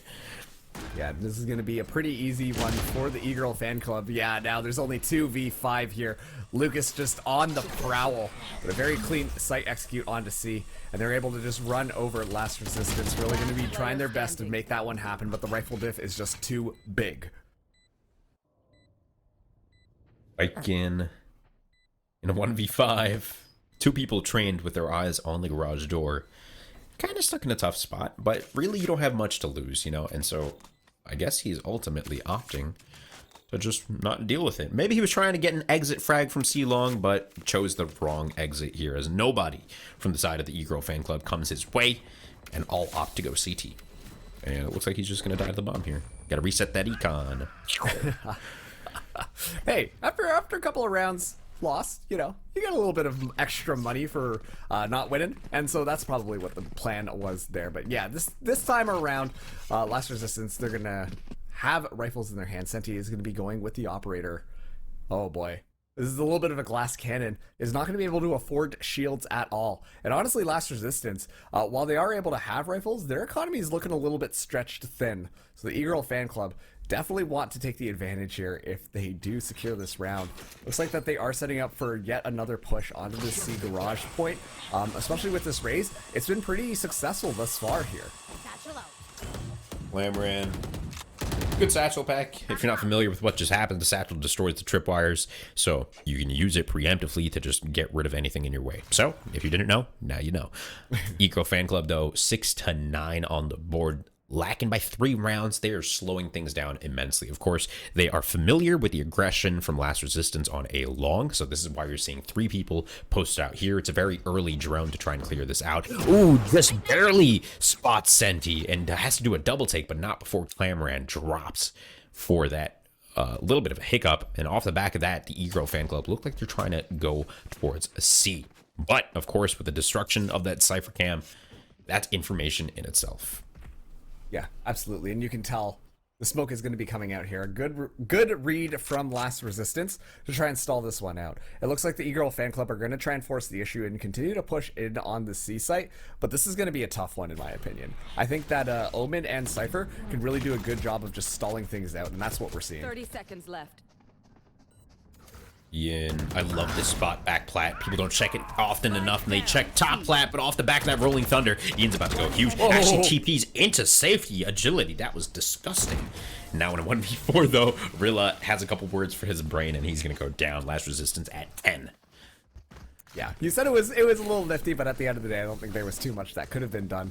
A couple of ultimates expended there for Last Resistance, though. So if you're the E-Girl fan club, not the worst thing in the world. You did force out that Rolling Thunder. And honestly, the Rolling Thunder can be extremely annoying. Extremely annoying, especially, too, if you're trying to get the spike down and then suddenly you're booped up into the air. You're like, well, this kind of sucks because I almost got the spike down. And that does allow for the defending team to just kind of move in there. So they were able to force out that ultimate, but it's still not looking great. The E-Girl fan club have to do a little bit of a better job to start securing some of these rounds. Otherwise, Last Resistance are going to run away with it. This is a lot of util being used really early. Of course, Ian does get blinded here. He stays alive for far too long, but, you know, provides a distraction on the site. But just like that, the fan club has upped the ante, upped the pace, and taken the game to them. And it looks like a quick 7th round here, unless Ryken has something to say about it. Oh, Ryken good with 2 right off the bat. He might have something to say about this after all.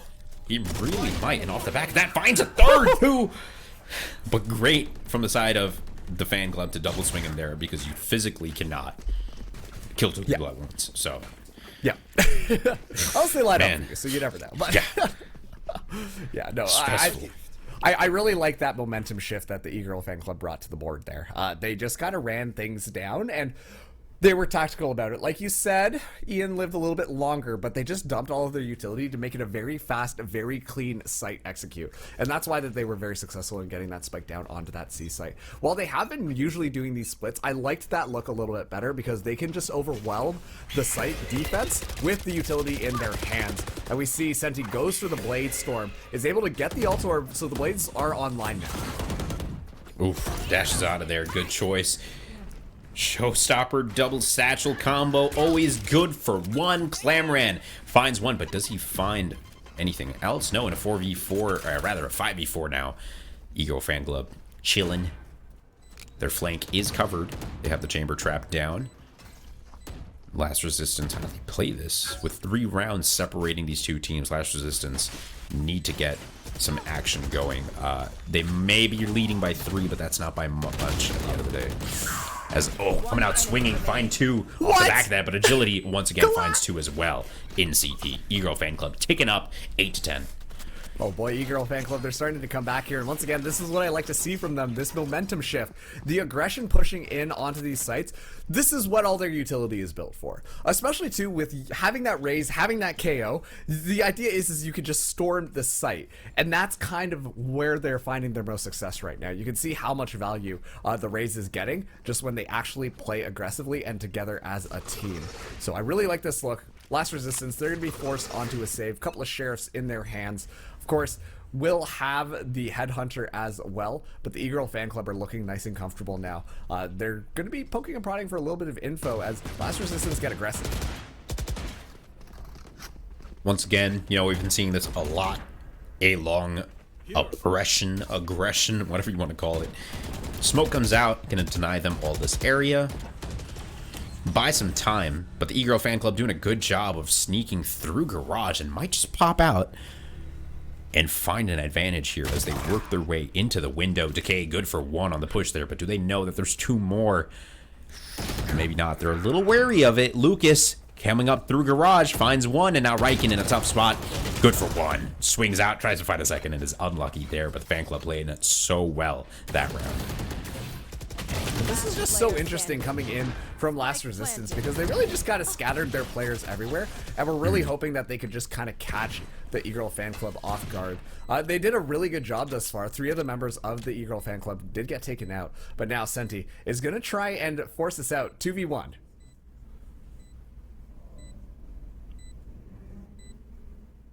Waiting.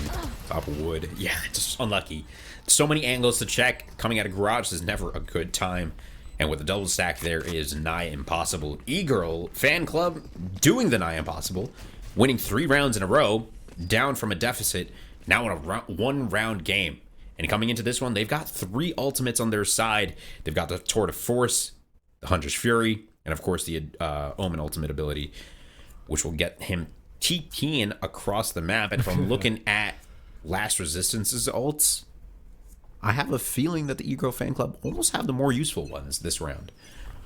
Yeah, I would 100% agree. I love the Hunter's Fury. I think it's such a powerful ultimate, and so that's definitely going to be a very good tool in their arsenal here. But Clamran getting a lot of positioning onto this B site as they go in for a very fast B plant, but the Aftershock is so good to deny that. Riken is able to actually catch Agility off guard, but Clamran trades that one back. The spike is down, so it was able to deny the plant, and now the Seekers are in.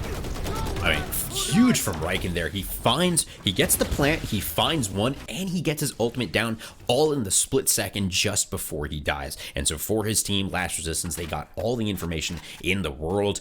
And now in a 4v2, they're just kind of hanging out. Of course, Enzo does have his Tour de Force ready to rock, but he's not going to activate it because the odds are slim that you win that one. Last Resistance finally tick up an 11th round to E-Girl fan club's 9. Yeah, they're finally able to get their foot back into the door because for a little bit there, E-Girl fan club were kind of rolling them 3 rounds in a row. And now this is going to be Last Resistance coming back into it. So let's see how this one plays out. E-Girl fan club are going to be on a little bit of a save. Decay and Lucas are going to be only Spectres in hand, but Enzo has that Tour de Force online to stabilize a little bit. Meanwhile, Senti is bringing in the Operator again. Last Resistance, their economy is looking pretty decently. I'm surprised that we're only seeing a light shield buy up here, but Senti, regardless, if you have that Operator, you're looking for the one shot, one kill. Neither connect there. That is always the tense moment because you have to check platform, you have to check low on default, and then you have to check on top of that box because that's just how you go, left to right. And so really it's a matter of waiting. You know they're holding, but you're not sure where. And now a huge teleport across the map. But Last Resistance seems like they're ready. They've got the breach on site, ready to fight, connects, and the spike is instantly down. You hate to lead with it, but just like that, that's a return from Last Resistance, and it's a 3-on-3. It's an even game. Oh, spotted out in the smoke, and he makes it out. All right, rifles are going to be picked up here. Finally, the spike is going to be going down. Agility is going to get that happening. Riken coming in on the flank, but 2 from main. Let's see how this one goes, Jim. I'm scared. Riken's on the flank. Enzo's keen to this. Oh, the Riken's too good on the shot, and Enzo tried TPing out, but the connection was too quick. And we're playing on LAN, ladies and gentlemen, so there's no ping nonsense. Riken, Senti, good, and Ian finds the third. Really well done. What a great retake. Every one of the members there finding each one that they needed to. Yeah, and just like that, Last Resistance are going to put themselves onto match point. A teammate's coming in from the defenders. So clean on that site retake. That's what we like to see, Last Resistance. They're the Last Resistance for a reason, and that's because they are winning right now. Well, at least in this matchup. But this is going to force the E-Girl fan club into a pretty awkward position because they're going to have to force up as much as they can. But unfortunately, their economy isn't well put together. So things are going to make it, things are going to be a little bit difficult. So Let's see how this round plays out, but it's going to be tough for the E-Girl fan club. I'm looking at Senti getting a little bit more value with that operator and shutting down the push, especially too as the E-Girl fan club are looking to push onto C. One up C long now. Senti spots one out on the jump peak. Enzo lining up. Oh, great flick from Senti and Ian with the support through Garage. Senti's good for one more, and Rilla's there too to help. Like, this is beautiful teamwork. Playing off of each other so well. Last Resistance putting up a grand stand against the E-Girl fan club. And here we go. E-Girl fan club looking to potentially plant onto B, but you know, the spike is all the way back in their spawn, and Riken's already spotted it out. Clamran has to back off. If they do decide so, they could commit onto another site, but regardless, the information coming in from Last Resistance is going to be too darn good. They got agents on all the sites and Cypher trips onto that A site, so no matter where they go, the E-Girls are going to get caught out.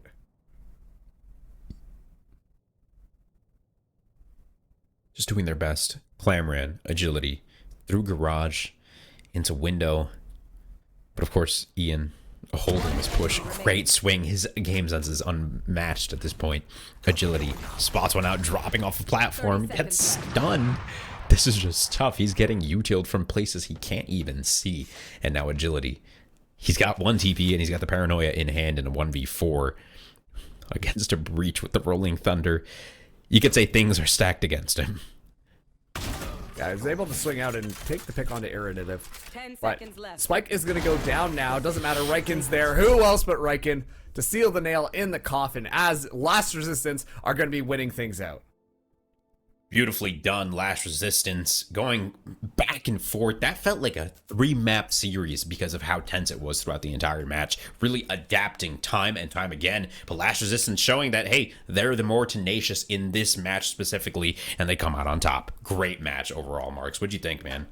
No, I think that was a fantastic match. We're going to be seeing some of the replays right now, but so many different plays coming out of here. And Last Resistance, they just looked clean. I mean, look at that. It's such good game sense coming in time and time again of being able to just shut down the E-Girl fan club. And even though this was the E-Girl fan club's map choice, Last Resistance really just made it that much better for them. So they're going to win out the very first match in Group C, I believe we are in. And yeah, that was absolutely clean. What a fun match to watch. What a fun match to watch. And of course, that moment there, too, with Clamran hitting the double satchel into the showstopper, landing behind Senti and finding the headshot. So clean, so chaotic. Sometimes you don't even know what's happening. And Riken with the 4K there on that pistol round. Beautiful. Yeah, and I want to really highlight Riken because I think Riken was just doing such a good job on the attack initially and also on the defense, just being so lurky and unpredictable that they were able to just completely catch the E-Girl fan club off guard time and time again. So big congrats to Riken because I think Riken played that excellently. Yeah, Riken played that so well. And of course, we were talking about it. That Cypher pick is just, you know, it could go either way. And Marks, once again, I have no idea what I just heard. So if you could please go ahead. I think it was a little bit of a misinformation, confusion going on behind the scenes. But don't worry, we got more Valorant games coming to you. We are going to be throwing to a quick break because this was just a best of one. So stay tuned. Got a bunch of new Valorant coming in here. But before we do that, I just want to remind everybody that they can take their candy game to the next level with a pack of Mike and Ike Original Fruits or Mike and Ike Mega Mix. The delicious, fruity, chewy flavors will help fuel your game and power you up to keep playing at your best. Power up with Mike and Ike. All right, well, now we will be throwing to a break, and when we get back, don't worry, we've got more Valorant matches coming to you. We're still in these fun little group stages, so you're not going to want to go anywhere. This is going to be, we're going to return with more Valorant action live from the Chicago LAN. We'll just see you on the other side.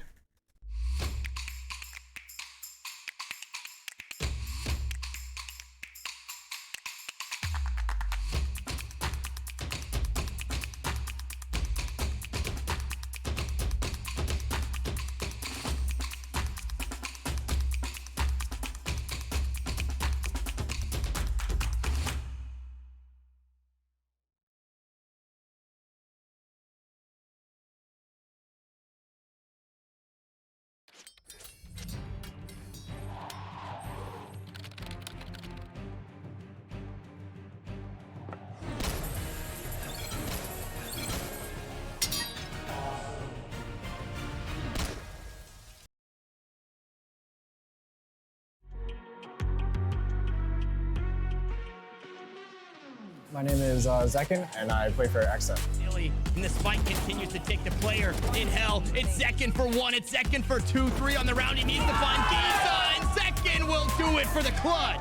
There being a break for VCT, while some teams are in Iceland, most of the other teams, there's not a lot to do tournament-wise, and having a tournament, especially getting some LAN experience in with a new roster, it was a good opportunity for us, I think.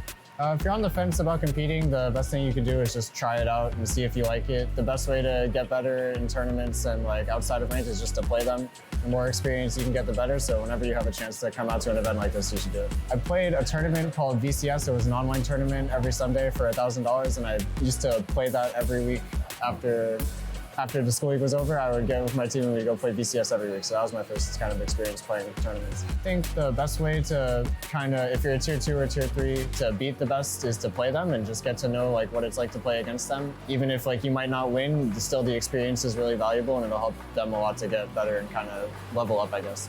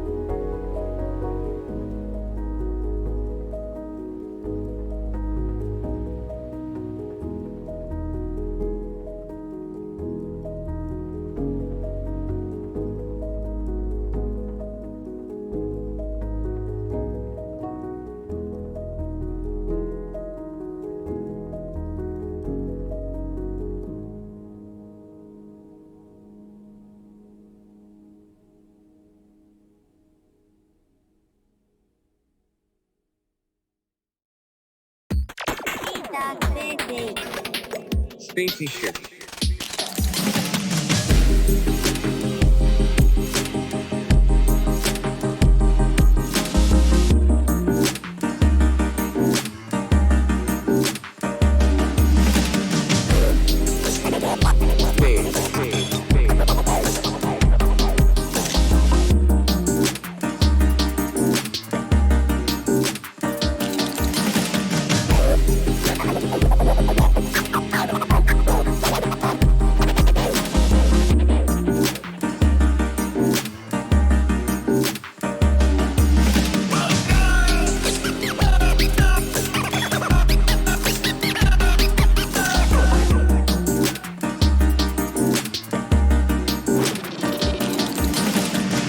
Space. Fighting.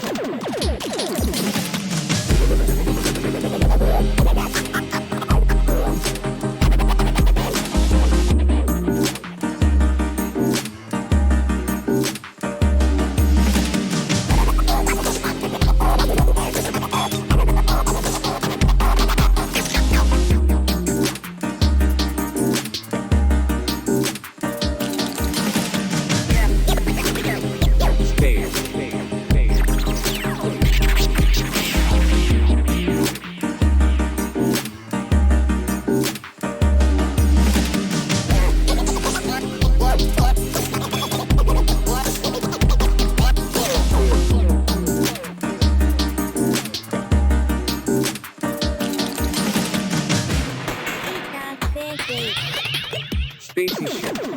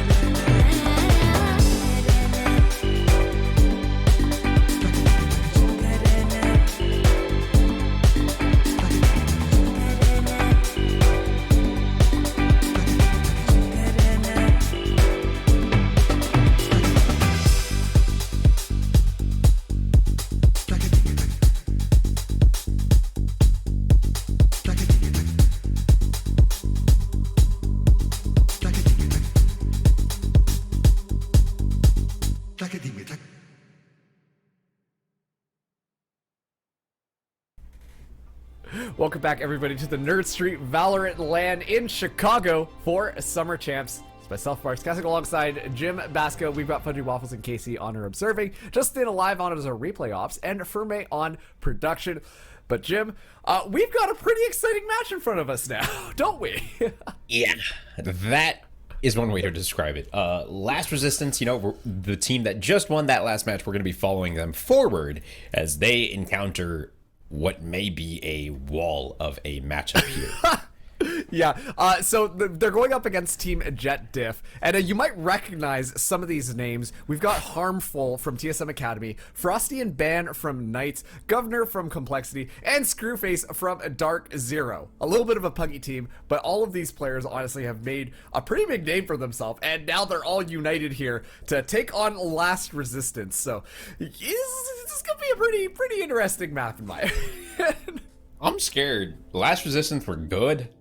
These guys are really good. And so, you know, just because we have the little competitive history on them, we're a little biased in that sense. But that's not to say that Last Resistance can't put up a showing against them, right? And so this is a best of one. And so through a series of pick and bans, we have landed on Icebox as Last Resistance's pick.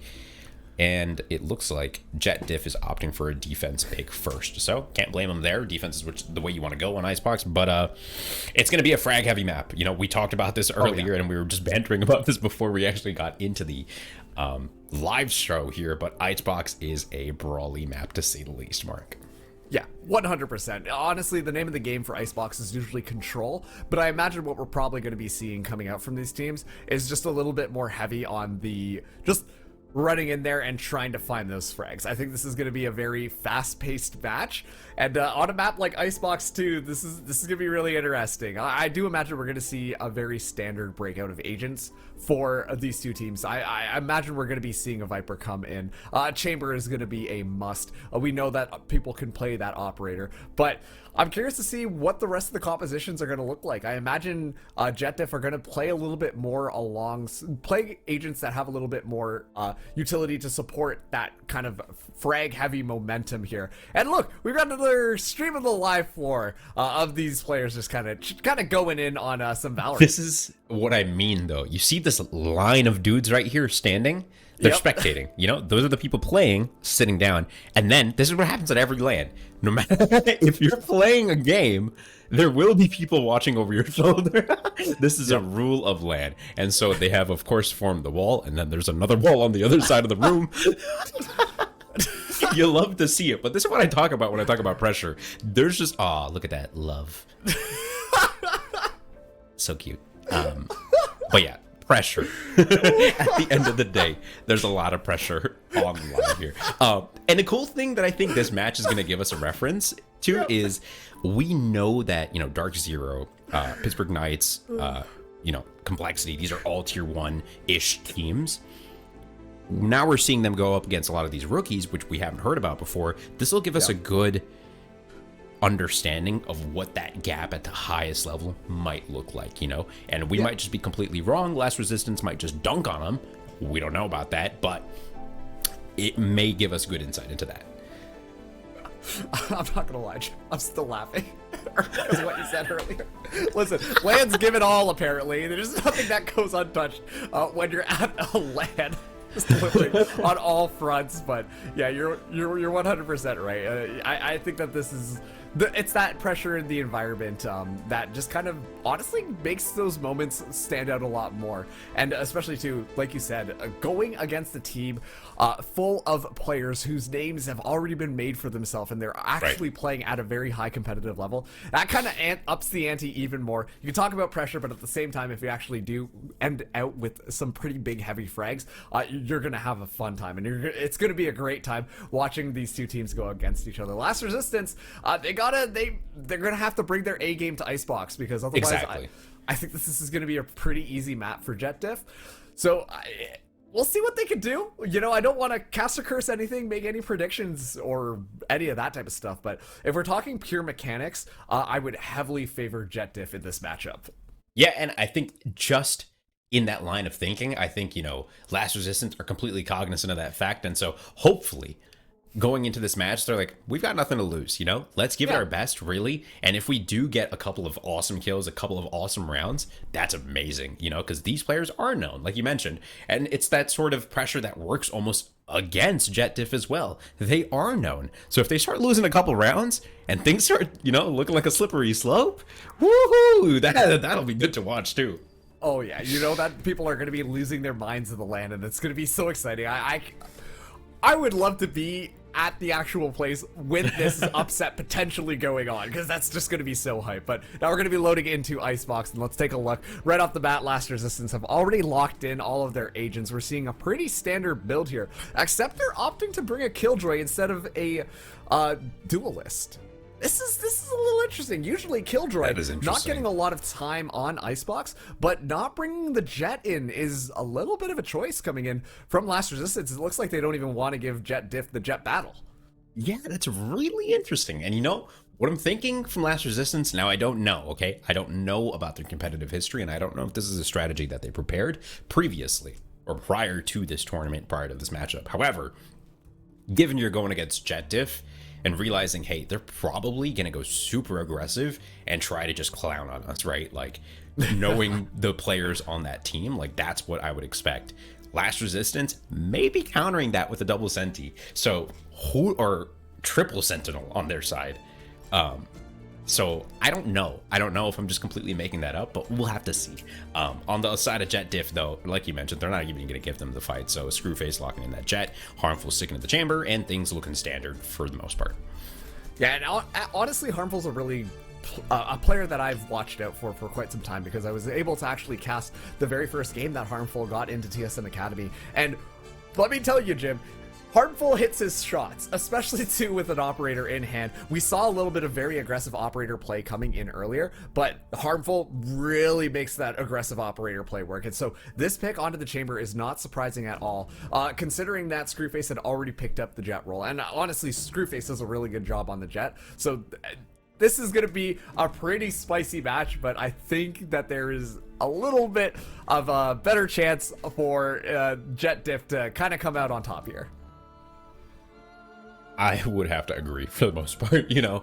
But I always want to cheer for the underdog. So here we are, you know, shouting out Last Resistance. Of course, everyone fluctuating on the same ping, like 9 to 12, because they're on LAN. If you don't remember, we are at the Chicago LAN. It's a qualifier for champs overall, and there's $10,000 on the line for 4 teams that make the top 4 placing. So lots of tension, lots on the line, reputations as well.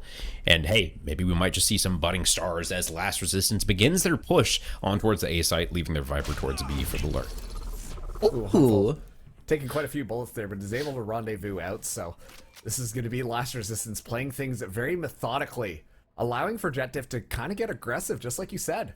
And let's see how this kind of plays out for them, because Last Resistance don't really have a lot of forward momentum regarding their agents. Timmy's a traitor. I'm so sad about that. I don't know how the turret didn't catch him there, but Screwface nails one, comes around the corner, nails another, but Ryken returns as Senti finds another one in the middle, and quickly it's made into a 4v3 and a 4v2 as Senti finds another. Frosty also pushing towards mid. And they're trading as Harmful finds one. Like you said, he does not miss. But here we go in a 1v2 now. Almost lines it up, but Last Resistance take the first round. Oh, all right. We got a little bit of a spicy round. Earlier, our production was saying, oh, maybe they'll get... Last Resistance might get 1 round. But I think that Last Resistance, they're making their claim there. And honestly, it played out just like you said, Jim. You know? Right off the bat, Jet Diff started to get a little bit more aggressive, and as a result, it just played into Last Resistance's composition a lot better. They're bringing those 3 Sentinels. They want them to push into them, because then they can capitalize onto it, and so that really worked out for them. I just can't believe this is happening right now. Sending up the drone. Yeah.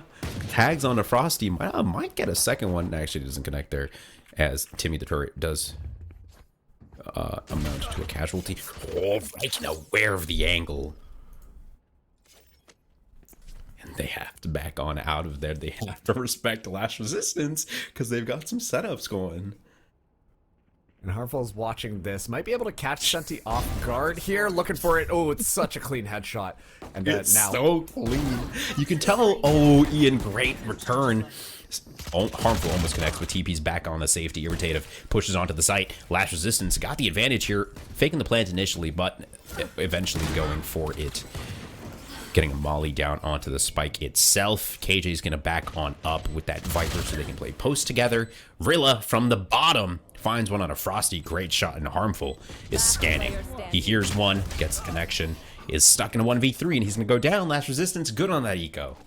All right, here we go. This is when things start to get a little bit more intense because this is now going to be JetDiff able to buy up rifles. And yeah, right now, Last Resistance have been doing a pretty good job at spreading themselves out and looking for those picks onto JetDiff. And honestly, the team has just been a little bit more scattered as a result. Really good stuff coming in here. But yeah, this is going to be the round that's going to be the hardest for Last Resistance to potentially win out. You look at this. It's going to be Vandals across the board for JetDiff. They're looking for those one-tap headshots. They're looking to close this one out. And I imagine we're going to be seeing that aggression coming in. Let's see. And of course, on the side of Last Resistance, they're not completely naked, right? They've got the Bulldog, they've got some other action going on. Of course, the Governor finds a lot of information off the back of that one drone. And so, to help him, Screwface makes his way middle as well. That's the Jet on the blue team, or green team. I don't know what, blue, green, whatever. Turquoise. Turquoise, right? It's like definitely in between. It's not exactly either color. But slowing it down a lot from both sides. And of course, Jeff Difference respecting Last Resistance. They're not going for any crazy pushes, nothing out of the ordinary just yet. And yeah, Harmful goes in there, is able to take Ian out, and that's going to slow Last Resistance from moving in on any of these sites just quite yet. You know, you could tell Last Resistance are expecting these players to move in on them, but as a result, they're burning down the clock, and it just makes it so that much easier for the team to just kind of play back and play defensively. They didn't have their, like, what was happening with their smoke situation? I'm a little confused about that. It looks like Last Resistance haven't deployed them yet. And of course, with their Viper down, they're not going to have any cover. As Ban finds one from the top of rafters in a 4v2. Things are looking grim for Last Resistance, but it is a bonus, so if they can find one or two more picks, might not be the worst round. Yeah, Liberal is just going to be the last one, and you can just see them swarm over like ants to a spilled popsicle on the sidewalk.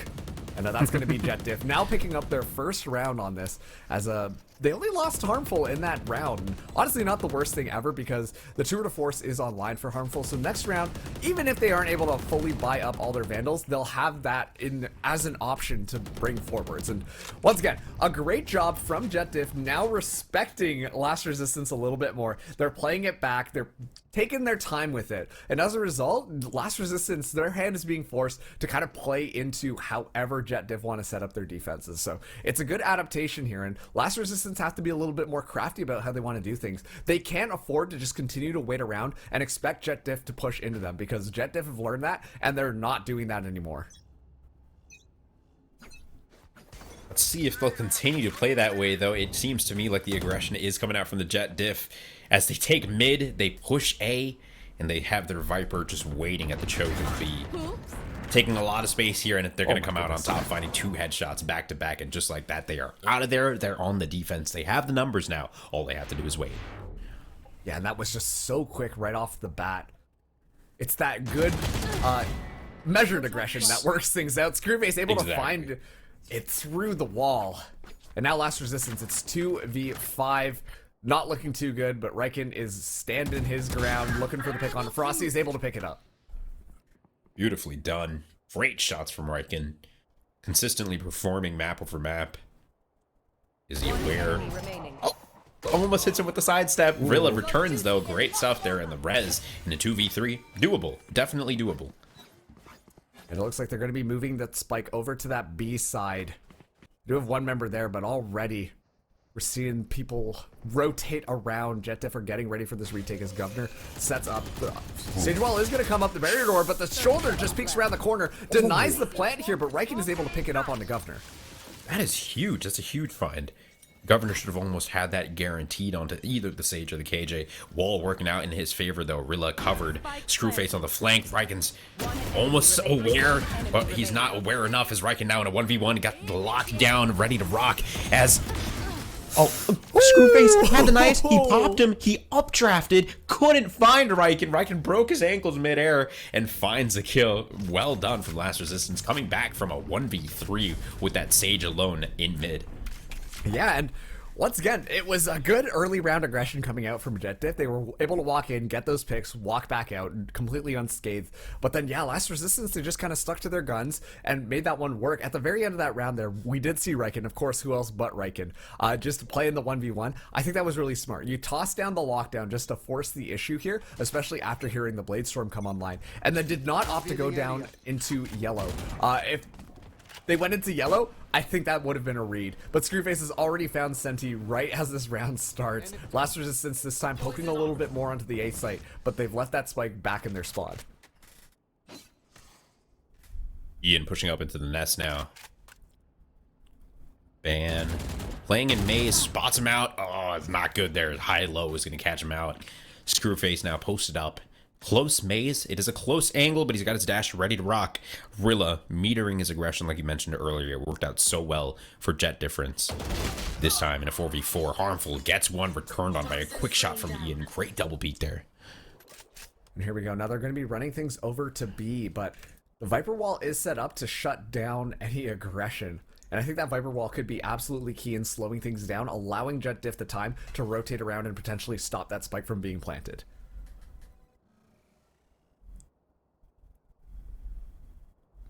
Taking their time now. Last Resistance. 3 posted up on B. Could be good. They haven't made a noise yet, so if they can get onto the site, play off a contact here, which is exactly what they're going to do. They are denied for just a little bit of time here.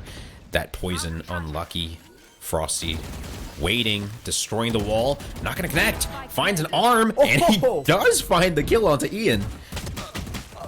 Back at yellow, Riken though. Too accurate. Good there, and Rilla finds another headshot. Now Screwface in a 1v2, op in hand. Tries for the jump peek onto the side of yellow. No info just yet, but knows that there is one yellow. Where is Rilla though? No idea. Scoping out the left, checking every angle. Walking up to yellow now. Is going to go for the tap onto the spike. No, opts for a Vandal here. Taps the spike once. Hasn't spotted out Rilla yet. Spots him out just then. Into the smoke. Tries to get on something onto Riken, but instead opts to back on off because 5 HP makes that nearly impossible. Yeah, straight bullet from even a classic would have been enough there, but Screwface does go out for the pick just to punish Rilla. But you know what? This has been working out. I'm a little bit surprised. Last Resistance are really making this triple Sentinel comp work.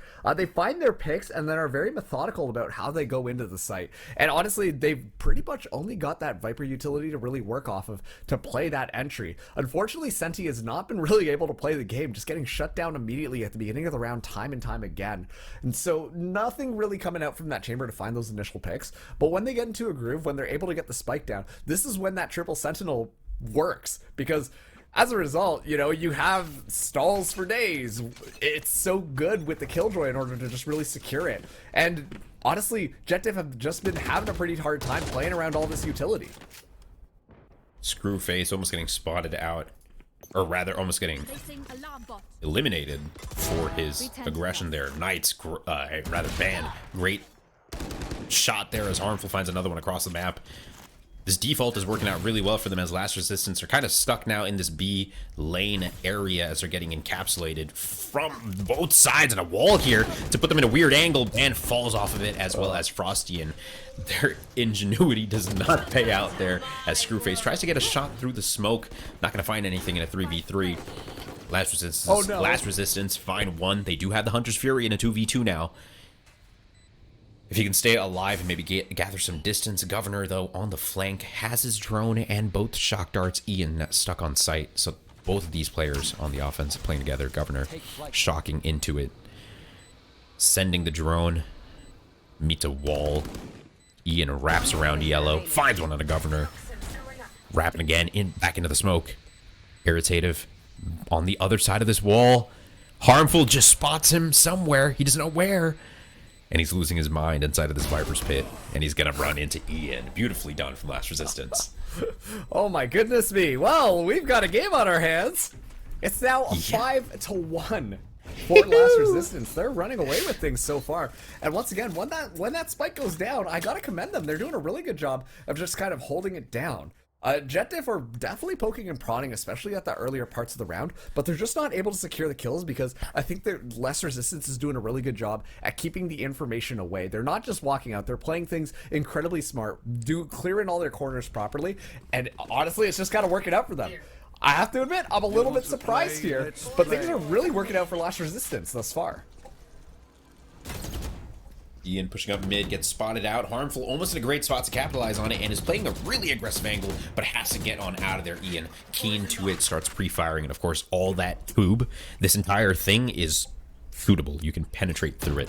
I think the official term that Riot uses is penable, which is questionable at least, but it's a 4-on-4. Yeah, a little bit of a good trade here. Band does have the res online. Could potentially do it, especially when that barrier orb is up and Screwface is going to be brought back into the fight. Last Resistance really taking their time, but it looks like they're thinking about hitting this A site. Harmful is into the back of that site, though. This could be a little bit of a problem, but Senti still has his Steward of Force and is looking for someone to cross through mid. Harmful in a good spot. Anybody that turns that corner is going to hear the thunder echo through their body. Harmful finds one is out there, but not before getting that info on the guy top belt. So that was essential. Band now spotted in maze. Great shots there. Resets mid spray. Gets the heal down onto himself and is good for 2 in that maze. And that's going to be good. It's all up to Senti right now. Still does have the Steward of Force online. Did hear some footsteps behind, but there's just simply not enough time. Screwface is kind of running it down, but Senti's going to be able to get that. But that gives the information as to where Senti is. I'm curious to see whether or not JetDiff are going to try and go out and potentially punish it or not. Harmful is taking the duel, but didn't see him out into spawn. And now it's 1v3. Frosty might jump around here, but this round is all but done. Yeah, all but done. Finally, Jet Difference put up a second round. They're going to find the frag eventually, but not that much value there. He didn't have a gun anyways, so not that big of a deal. Last Resistance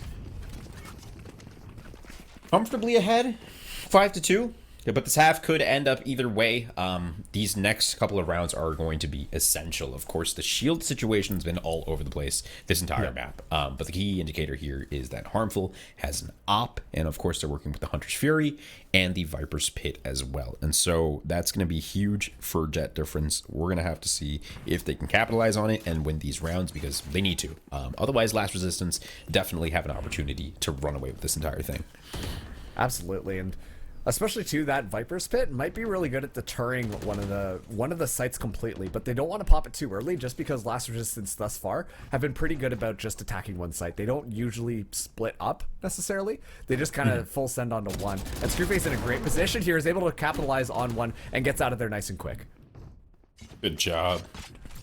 That metered aggression like we've been talking about, just switching it up, keeping it fluid is really key here.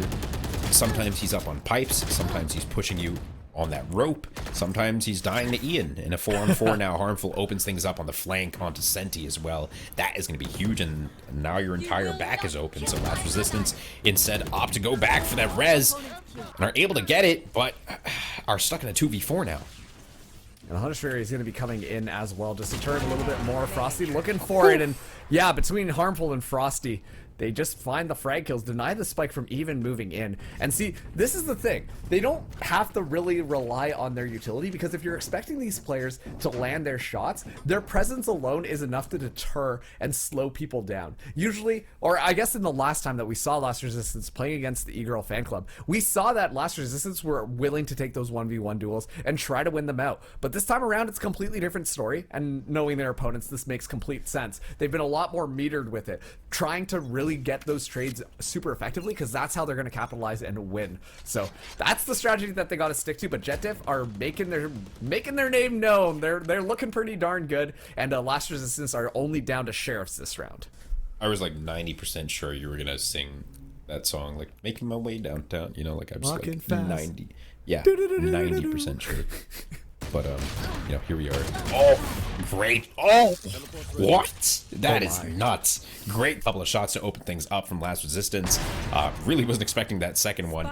Harmful, though, in a great spot. Pulls out the Headhunter when he has his Operator already. It's off that recoil, you know what I mean? Like, what kind of confidence is this guy working with? The one where you know that you're going to be able to click heads. Regardless, though, that's really good for Last Resistance. They were able to take 2 members out and rescue the rifles. So now they're looking pretty good in order to push onto this B site. And JetDiff know this, so they're going to be rotating around. They do have the Vipers well set up. I imagine they will do that after Harmful's first pick, but gets taken out. Let's see. Frosty wants to take this duel. Senti, round yellow. 3-on-2. JetDiff do have the Viper's Pit. And Last Resistance do have the KJ's lockdown. Popped on the cross. 2-on-2 equalized. Governor with the recon. Where did that recon? Oh, no, it's scanning, but it's not connecting on anything as the KJ lockdown has been deployed. Oh! Spike needs to be grabbed, but there's an opening towards Snowman. And that long range, that scrappiness of Icebox is what we were talking about pre-game, right? Like, this is par for the course for this map. So 4-5, it's now a 1-round game after Last Resistance led by 4 just a second ago. Yeah, and see, I don't know if I really agree with the lockdown being played there. I think the lockdown would get a lot more value onto that A site thanks to some of those closer sight lines. The problem was on that B site, Frosty was just able to hang in the back completely unaffected by it. And honestly, they were really just hoping that Senti was able to pick up that kill, because if that was the case, then the lockdown would have been perfect. But unfortunately, not able to win that kill. Frosty just able to run away with a couple of picks, and the rest of the round was history. The ultimate is lost, and now Last Resistance do have that Hunter's Fury to go in. But it's going to be 2 snipers on the side of JetDiff. Oh, great shot from Screwface, returned on by Rilla, who's on fire in these last couple of rounds. Governor onto Nest, takes a lot of damage at Rilla, good for 2 in a 3-on-3. Once again, we got the Viper's Pit on JD and Hunter's Fury on Last Resistance. Frosty in the maze, Rilla good for 3, and now in a 2v1. Ban, how does he play this? 1v2, spots out 1, almost good for the second onto Ian. There's a lot of damage, you can see he's in the red, but he's gonna survive and get the plant. 6-4 for Last Resistance. Darn. The spray transfer there was almost good, but this is looking really good for Last Resistance. They're going to be able to buy up rifles, but still, JetDiff, they will have, what do you call it? They've got more than enough money right now to continue their buy moving forwards. I'm curious, though, what Harvel's going to be bringing to the table. Unfortunately, the Tour de Force was used the last round, and Screwface is going to be going for the Operator. Okay, we're just going to be seeing a Vandal come in, but...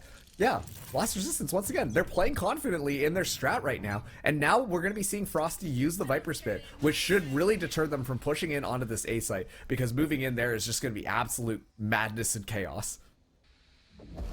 And so off the back of that, wow, she's feeling that Viper's Pit in there, man. Oh, yeah. I don't know what was...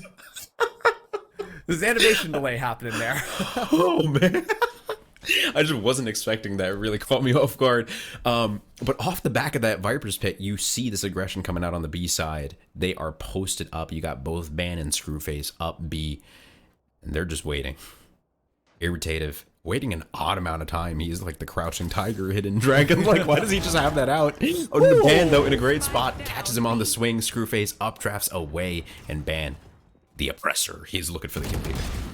And Governor taking a great position as well. Riken does go for the swing and able to win that trade out here, but Screwface looking for another. Okay, goes back and forth. Harmful able to find the trade. 1 enemy remaining. Great shots from Harmful. 2v1. Very doable. 85 HP. Harmful's really low. Of course, the Viper, full health. Frosty just doesn't care. Doesn't care. He's stomping, and he does a wide swing. Yeah, no regard. With pure confidence, but look at this. JetDiff only a 1-round deficit between Last Resistance. Regardless, though, Last Resistance, they've got all their ultimates online, with the exception of Riken. And so I think that if they're able to get their way onto site, it should be a pretty easy time for them. Set up that Viper's Pit and make sure that you could just play really far back off of Irritative. Use that Sova ultimate. The Hunter's Fury can get value from really far away, and I think that could be pretty good. Meanwhile, Senti will have this Tour de Force as well. And if you do find an opening pick, that could really enable the strategy to just completely pop off altogether. We're going to be seeing the Bladestorm come out from JetDiff as well, but they've only got a res otherwise. Yeah, Last Resistance, a ton of ults. Ban in a great spot, finds one, almost connects onto the second. Good damage. Actually, no damage down as Ian. Jet difference. Keeping their position. Lockdown has been spotted. It goes out. Nothing connects. Viper's Pit is on the field. Playing a retake here is the spike's not even gone down. Ban on the outside of this poison. He is on a roll. Almost with a third as Screwface is there to back him up. Finds two quick ones back to back. Riken in a 1v4. Tucked in onto sight. Nobody knows he's here, but Screwface floating around the corner. Spots him out and finds that for a 6-6 half. Way closer than I feel like anybody could have anticipated. Yeah, once again, this is Last Resistance going up against a team full of players that have teams. I know that's a little bit of a roundabout way of just saying that these are notable players, but they are notable players. And honestly speaking, Last Resistance were looking extremely good in the first half of that half. The first quarter, that math is easy. But still, now JetDiff, we're seeing them start to pop off. They're feeling a little bit more comfortable, feeling more together and cohesive as a team up against Last Resistance. And now they're on the attack. I think this is where it starts to be a little bit more scary. I think that this is a team that is going to thrive off a little bit better on their attack, just based on how they've been playing it thus far. They're very confident in trying to take those swings. And Last Resistance, unfortunately, fortunately, they do have quite a bit of tools to stall this out. But Harville just walks in like that and gets a headshot. What do you do against that? You know, not even a moment to try and counter strafe. Harmful, wide swings, ready. Crosshair placement is elite, and he's rewarded for it. I think you're 100% right, though, Marks. I'm a little frightened. If I'm Last Resistance, I'm more scared of Jet Difference on attack, just because of moments like that. You get the frag, and you're out. And they have two characters capable of that in Screwface and Harmful himself, so I'm a little scared. Viper, though, posting up, brave. The final frontier. He's here. Spotted out. Goes for the poison. Riken returns on it. That's great. Stays alive. Screwface doing some damage here, and Riken from a distance trying to do something for his teammate. In a 3v4. A great stall coming in, but it's going to be Harmful on the flank, which I think is going to be more interesting here. Never mind. Riken actually finds it. This is looking like a pretty good round for Last Resistance. Playing this retake so well. Bans, right click, connects for so much damage, but Rilla is back at it. Oh, whoa, what? No, what? To right click at that distance? 1v2 now on the defuse. Governor forced. Has to push out here. Halfway there. Pros don't fake, and Riken finds a kill on top of it. So, starting off the first round with a bang. Great retake. I wasn't sure it was going to be possible, but hey, they did it. Yeah, absolutely. And now that's going to be 2 pistol rounds for Last Resistance. 7-6. JetDiff were able to pull it back towards the later half of that first half. But now, Last Resistance are looking like they should be able to get this round pretty securely. They have Marshals, they've got Spectres. And meanwhile, we are going to be seeing Screwface bring in a Marshal as well, but it's going to be pistols just across the board for JetDiff. Harmful is going to be using the Headhunter. For good reason. We've seen what Harmful can do with that Headhunter. And yeah, let's see if they're able to get a little bit more footing into the ground, finding a couple of picks and then capitalizing on it and getting that spike down. Senti comes out on top with that Marshal. Spots another one up on pipes. Oh, tries to go for the flick. Oh, is good for that one on Frosty. No way. That was icy. Okay, Frosty. Dang. Okay. That joke landed a lot better. Hearing you laugh makes me a lot more reassured here. Now JetDiff, they're moving in onto this A site, but they've lost so many. Harmful finally trades it back onto Senti. Ban just taking a little bit of a breather, fanning himself. Now, they're going to have to move in here, but it's going to be dangerous. I love that fan, by the way. Screwface is good for 1 close range, 3-on-3. It's just a showcase of marksmanship, really. Hits the headshot, but it's through the corner of the wall. Screwface is up and nest down at 84 HP. Almost connects there. Finds one heaven. And I want a 1v1.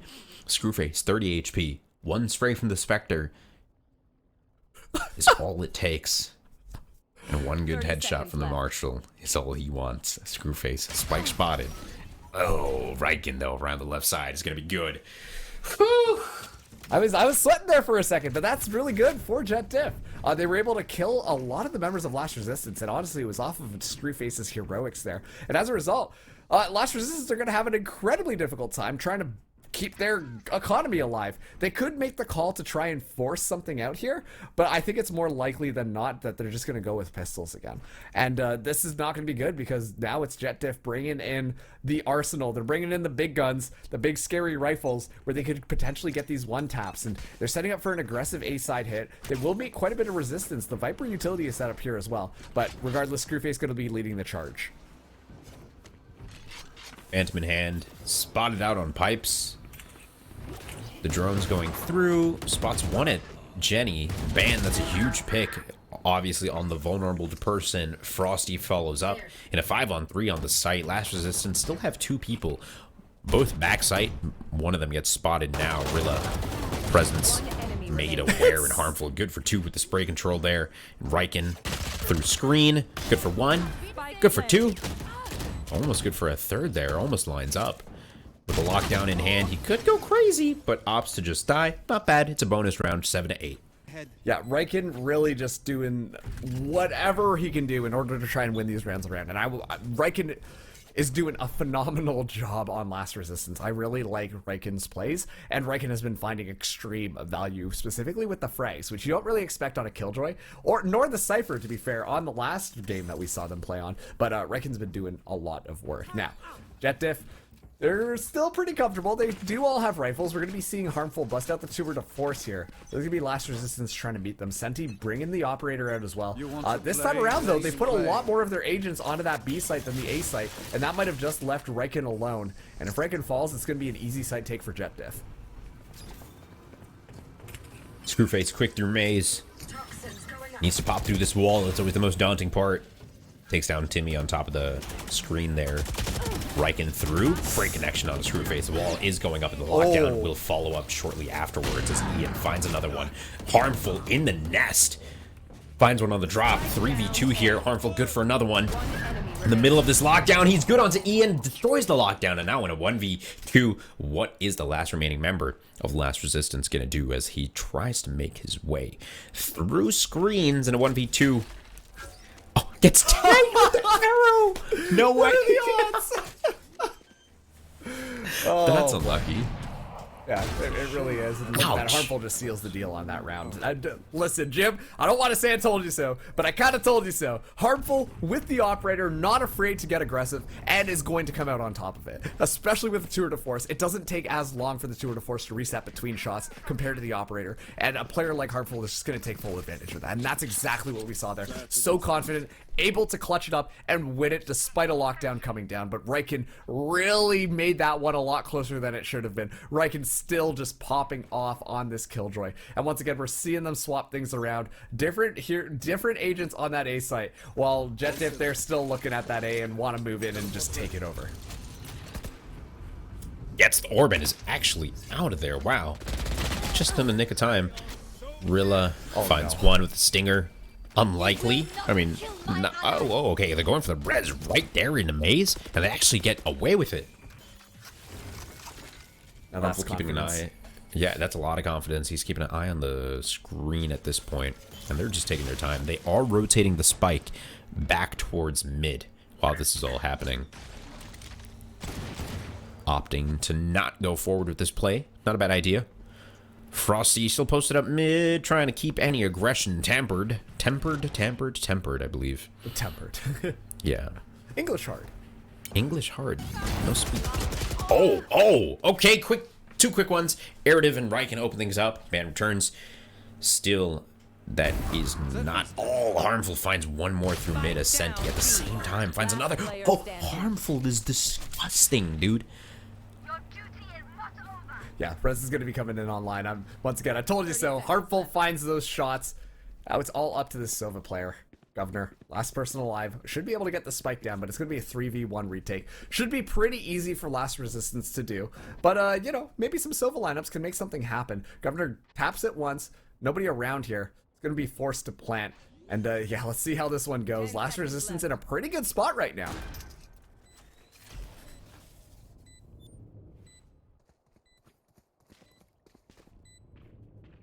Yeah, it's tough. Very tough.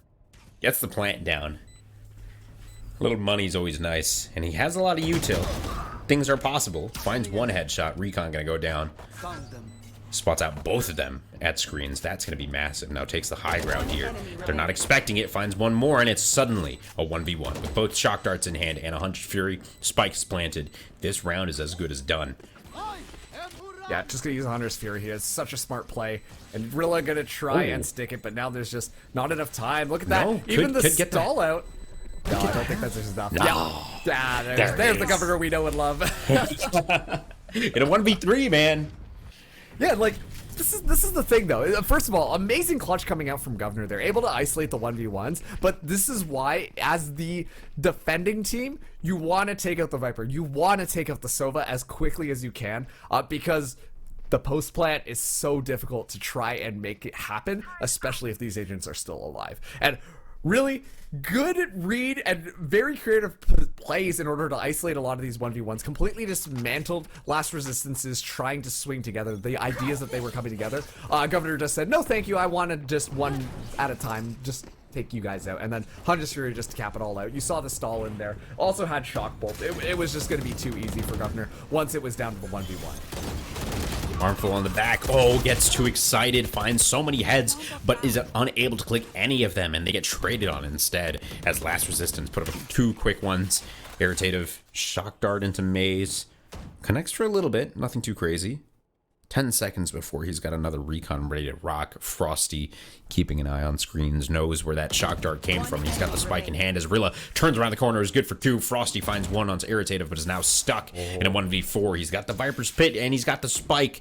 So miracles are possible. Oh, as Senti misses that one from Rafters, Riken trades in return, and things are tied up once again. Wow, tied up. This is tough because what's happening is Last Resistance not fully stacking a site, but they're more or less stacking a site. They're putting 4 of their agents on one side and just heavily favoring it. And time again, JetDiff have just kind of walked into it. This is going to be the first round where we're seeing them split up a little bit more. They're spreading it out, and as a result, could be working out a little bit differently. But yeah, they just keep on walking into this Sentinel utility, and it's just so hard for JetDiff to be able to go in there. You saw that there was a little bit of an information load at the back of that A site that Harmful and Screwface both ran into, unable to secure any of the kills. And that's just kind of the numbers advantage working itself out in favor here. Irritative getting a little bit of information. Harmful just misses the shot, but the execute onto A is well underway. This guy is disgusting. I just love his crosshair positioning. He's always cognizant of what kind of cheesy thing might be coming next. Now in a 5v5, this is about to get disgusting. Viper's Pit has been deployed. There's 2 walls on the field. The key thing that we have to pay attention to here is that the Viper's Pit is for the offensive team. Hunter's Fury is coming out from the defense, denies the plant. With a minute left on the clock, the spike has still not been planted, and Last Resistance just get traded to 4-on-4. Screwface opens things up, huge onto Ian, and now in a 4v3, JetDiff get the spike plant. Harmful's out of harm's way. Rilla trying to connect through the wall. Screwface in a great spot on pipes, ready to assist both of his teammates in the smoke itself. Great connection onto Nest. Doesn't realize there's one right under him in Maze. Neither does Irritative, and he hears the sound cue. He finds one. And he doesn't realize he's right behind him, Screwface, now in a 1v3, in a 3v1 against Senti, who's top Nest. Has to give it his best. Drops down, gets 1, but is traded, and JD 10-9. Yeah, and they're starting to pick up a little bit more momentum there. You know, Viper's Pit is an introduction of chaos. That's basically the best way to say it, because, you know, once again, you could just be looking the wrong way at the wrong time and everything can go bad, especially if you want a map like Icebox, where the verticality plays a little bit more of an important factor. It's hard to really know, and that's why we see those moments where players can just cross over each other without even realizing it, and as a result, kind of like outflank each other. It's kind of a fun way for some of these rounds to shake off here, but it does seem like that Last Resistance, once again, they always take these halves with a lot of momentum. They're looking really good, and then JetDiff start to figure out their pacing. They start to play together a little bit better, and as a result, they're just able to run things down. We're seeing them start to be a little bit more aggressive and are checking a lot of these usual spots. I think that it's going to be really up to Last Resistance to continue to bring new ideas to the board, because the one thing I've noticed about JetDiff right now is that they're adapting, and I'm not sure if they're even aware that they are adapting, but they're like, oh, we now know that like people like to play here. Okay, we just have to be a little bit more cognizant of it. Watch it with an operator. Get Harmful to peek it with the headhunter in hand. And it's just so easy for them once they're able to just figure out where they might be standing and then isolating and finding the kills, and then the rest is pretty much history for JetDiff. So a great job coming out from them. We're going to be seeing Last Resistance continue to buy up. They're going to force it. Half shields this time, but Ian only has that Spectre. They do have that Viper Spit. I imagine we're going to see it on A as the rest of the members of Last Resistance are on B, but I don't think that's going to be enough to deter JetDiff from running in. Exactly. I'm not sure if it will, because these guys are operating on a different frequency, and like you said, they're adapting, right? So they know that when there is a Viper's Pit, they're obviously going to stack the other side of the map. So if they are able to tactically proceed through the Viper's Pit like they're doing now, with one up on the ropes, sneaking through, Frosty finding one in maze already, this could be huge, and they're going to have the advantage on the site like they do currently. And now it's free. Last Resistance have to play a retake. 3 people coming from mid. Yeah, and Harmful's on the flank, just able to find one. Looking for the next one, misses. So Senti's able to get that, but it's still 2v4. Not looking super possible, especially with Screwface going for it, but who else but Riken to find the headshot onto Screwface? Great jump beat there. Aware, always aware, but just not able to hit the shot when he needs to most. Jet difference. Playing really well, like you said, adapting to every situation super well. They knew the rotate was going to come through mid. They had Harmful posted up, and just like that, played into their hands. 11-9, ticking up towards that magic number 13, man. Yep, only 2 rounds away, and this is still best of 1, by the way, so this is going to be a pretty good round for JetDiff. No matter how much Last Resistance do in keeping this game close, if JetDiff win, that's what counts towards moving forwards into the round of 32. So a lot on the line here as we inch closer and closer towards the end, and Harmful's already found Ian. Senti getting really aggressive, is able to catch Screwface off guard. Raided quick. JetDiff will not kill my ally. going for the res, and ultimately playing into their plans once again. They were like, let's play aggressive, die, I can res you, no problemo. And Frosty, weird movement on that rope, but he knows what he's doing, and so does Screwface off the top there, finding the headshot. Now Riken stuck in a 1v5 once again, lockdown in hand. But as we take towards 12, it might be the best choice just to hide and save this thing. Yeah, that's wow. I don't know if Screwface just has amazing game sense or just happened to spin his mouse around in all sorts of different directions to get that information and was checking the mini-map, because I don't know how he missed, first of all, that there was a Sova down there, but then also too, jumping off mid-jump, realized it and then found the pick there. Well, obviously did have the Spectre, and that works a little bit better at spray control, but still, this is going to be match point JetDiff 12-9. Last Resistance have a couple of ideas on, or sorry, ultimates that they could turn into ideas. A lot of Bulldogs being bought up here, but that lockdown might be key to deterring JetDiff from moving. But the Bladestorm is already active for Screwface, not getting any value right off the bat though. Yeah, uncharacteristic of Screwface right there, whiffing that entirely, but is able to get out of harm's way as Ian opens things up mid. With the res on their hand on a lockdown as well. Governor with a crazy shot finds another one on screens, especially onto that Sage that's big, as it's now locked into a 3v2. Res is gone. Lockdown in hand. How do they play this? Tries to hit the headhunter shot. Whiffs on that. Senti, tour de force, knocked out of the play. And of course, Screwface from the top there, or rather from the bottom of backside, closes out the game, and JetDiff wins just like that. And man, that was a lot closer than I think a lot of us were expecting. Jim, I'm going to be honest with you. A lot of people were just predicting, especially too with players of this caliber coming into this type of tournament, a lot of people were expecting JetDiff to just really just take off here. But honestly, big shout out to Last Resistance. They played this extremely well and were really contesting JetDiff for a lot of this map. I don't think the score line should have been as close as it was. And so big ups to Last Resistance. They played this extremely well and were so smart about using their utility. We highlighted Riken before, but I want to highlight Riken again. Riken is just doing wonders for the team, and honestly is responsible for Last Resistance playing as well as they are. And I think the team knows that, because they're really just kind of setting themselves up, and they brought that triple Sentinel into this game, really tried to counter strat him, and I think it honestly was such a smart idea, especially to going in against some of these very mechanically powerful players. This is really the truth. Like I'm surprised. 13-9, 13-10, whatever the score ended up being, is extremely impressive. And like we were saying, we get a glimpse of the gap between people that are on these salary teams and people that are still on their way up. And so a great showing between a team that obviously has more experience being together than, of course, this team of random tier 1 pros, but still great experience for all the players involved. They're playing on LAN as well, so hopefully they're able to like hang out afterwards and be like, that was actually a great game. We did much better than we expected, and really enjoy themselves, because they should definitely be proud of that performance. Absolutely, and actually what you can see on your screen right now is that we are getting close to the end of the group stage. For Group C, JetDiff have qualified. And next up, we have a little bit of a decider match coming for Group C as well. Might look a little bit familiar, to say the least. It's going to be Last Resistance up against E-Girl Fan Club, fighting for that last spot to enter into the round of 32. But congratulations to JetDiff. They were able to qualify. This team of notable players just kind of ragtagging, coming together in a LAN. And yeah, they look honestly really darn good.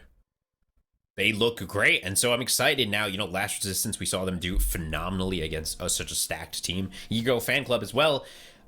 We saw them play earlier, and so Last Resistance, that game, you know, it was close all the way through, so I'm happy to see these guys once again. And to play in a decider, that would be great, and maybe they can get vengeance for their earlier loss. You know, you'd love to see it.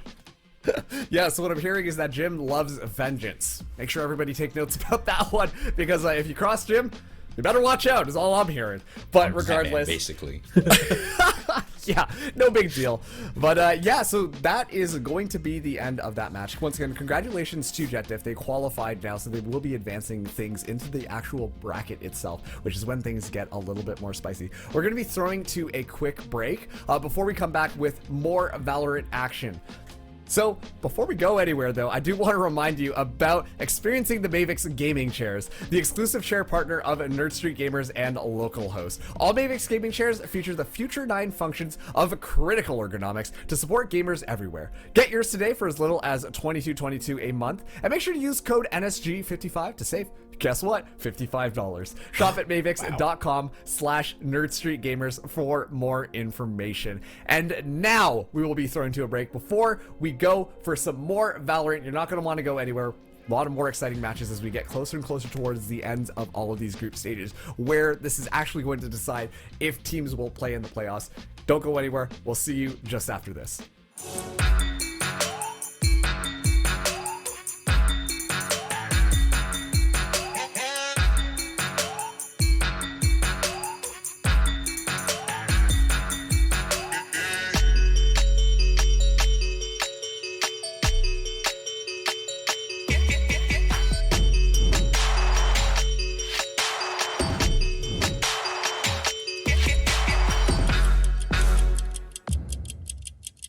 I know you only show up for these tournaments for the ads. I recently partnered with DigitalOcean to help spread the word on their amazing software. I think you mean their amazing web-based cloud computing services. Okay. If you're a developer, then you know how incredibly hard it can be to get started. Not true. DigitalOcean made their UI so simple you can start developing right away. Plus, they give you full access to their human support staff. Easy to start, human support staff. Don't forget, really transparent and affordable pricing. Okay, let's keep the tournament going.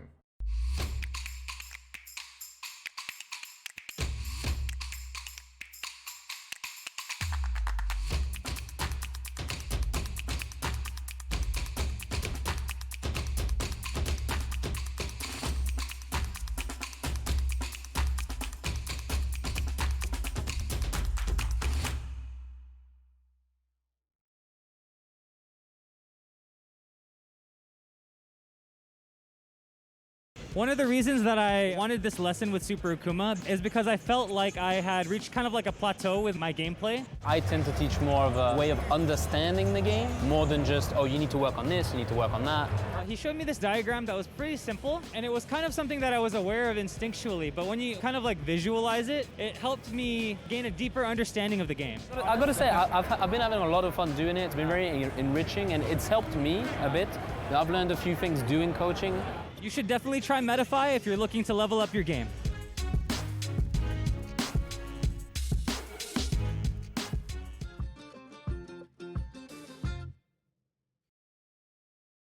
Before I played Valorant and like other games, I was very competitive in chess. That I am not actually down bad. I'm also single, and like I don't know. I mean, I'd say I'm pretty handsome, man. Like my voice not looking too so hot everybody right knows. You know, He just is making sure 15 as you well, guys know I am single. 15 and single.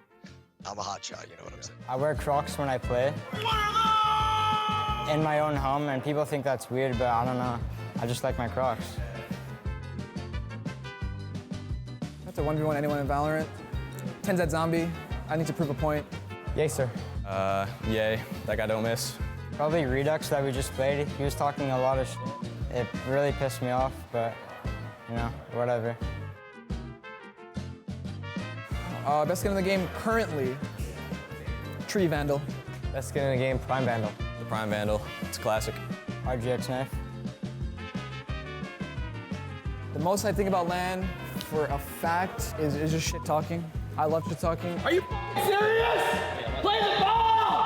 I don't know how much it affects the people that I'm playing, but I love yelling at them. I mean, it's all lighthearted at the end of the day. Like, I'm super cool with everyone that's here. I have like no bad intentions, but I just love yelling and getting in their heads. Connecting with people and showing off that I still got it. I love the environment. I love the hype after winning a match, and I like what's online. Seeing my teammates mainly, and playing against other people that I played in ranked.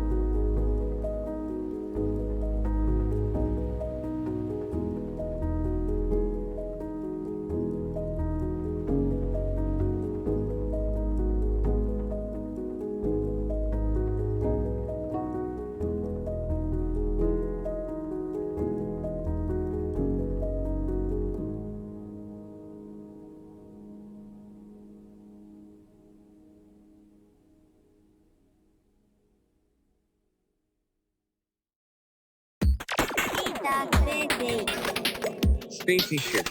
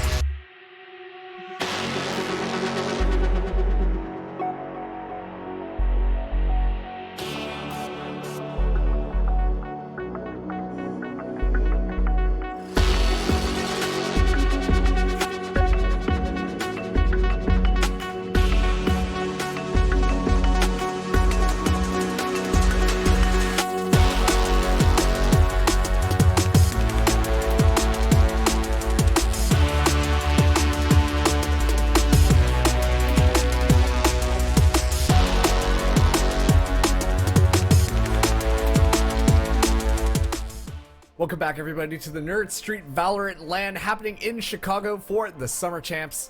My name is Mark, discussing alongside Jim Basco, and we've got yet another great match up for you. It's Last Resistance going up against the E-Girl Fan Club. That's right, we're running things back, and this time around, it is going to be a best of 3 with the winner qualifying. So let's go straight to their map picks, and let's see what we got here, Jim.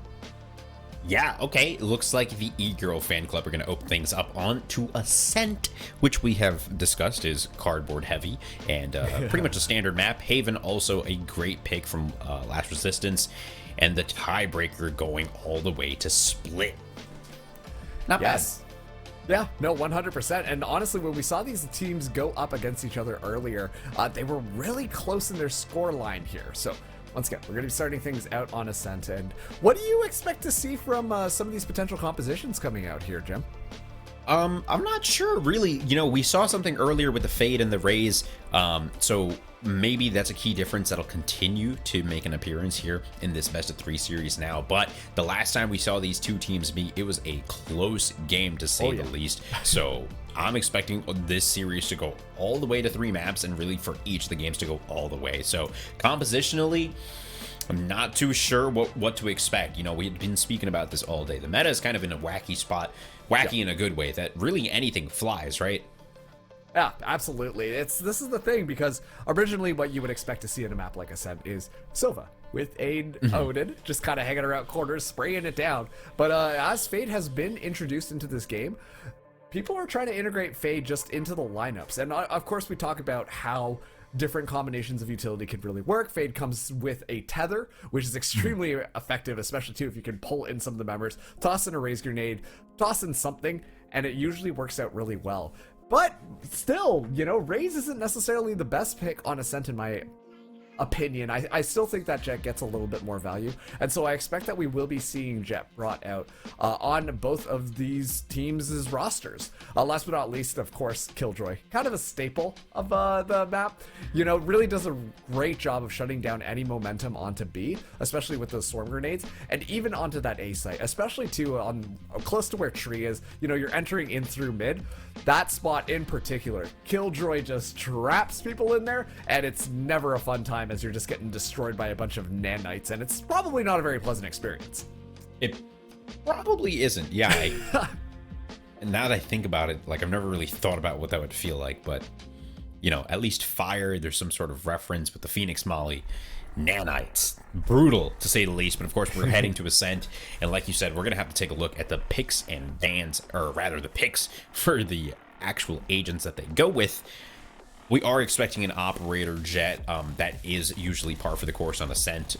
Things that we've seen crop up a lot are KO, especially on this map, have a lot of utility off of Catwalk. Those pop flashes have made for many a moment indeed. So that in mind, we are loading in marks. I'm excited to see, you know, from both of these teams, they're such standout players, and that earlier match was so close.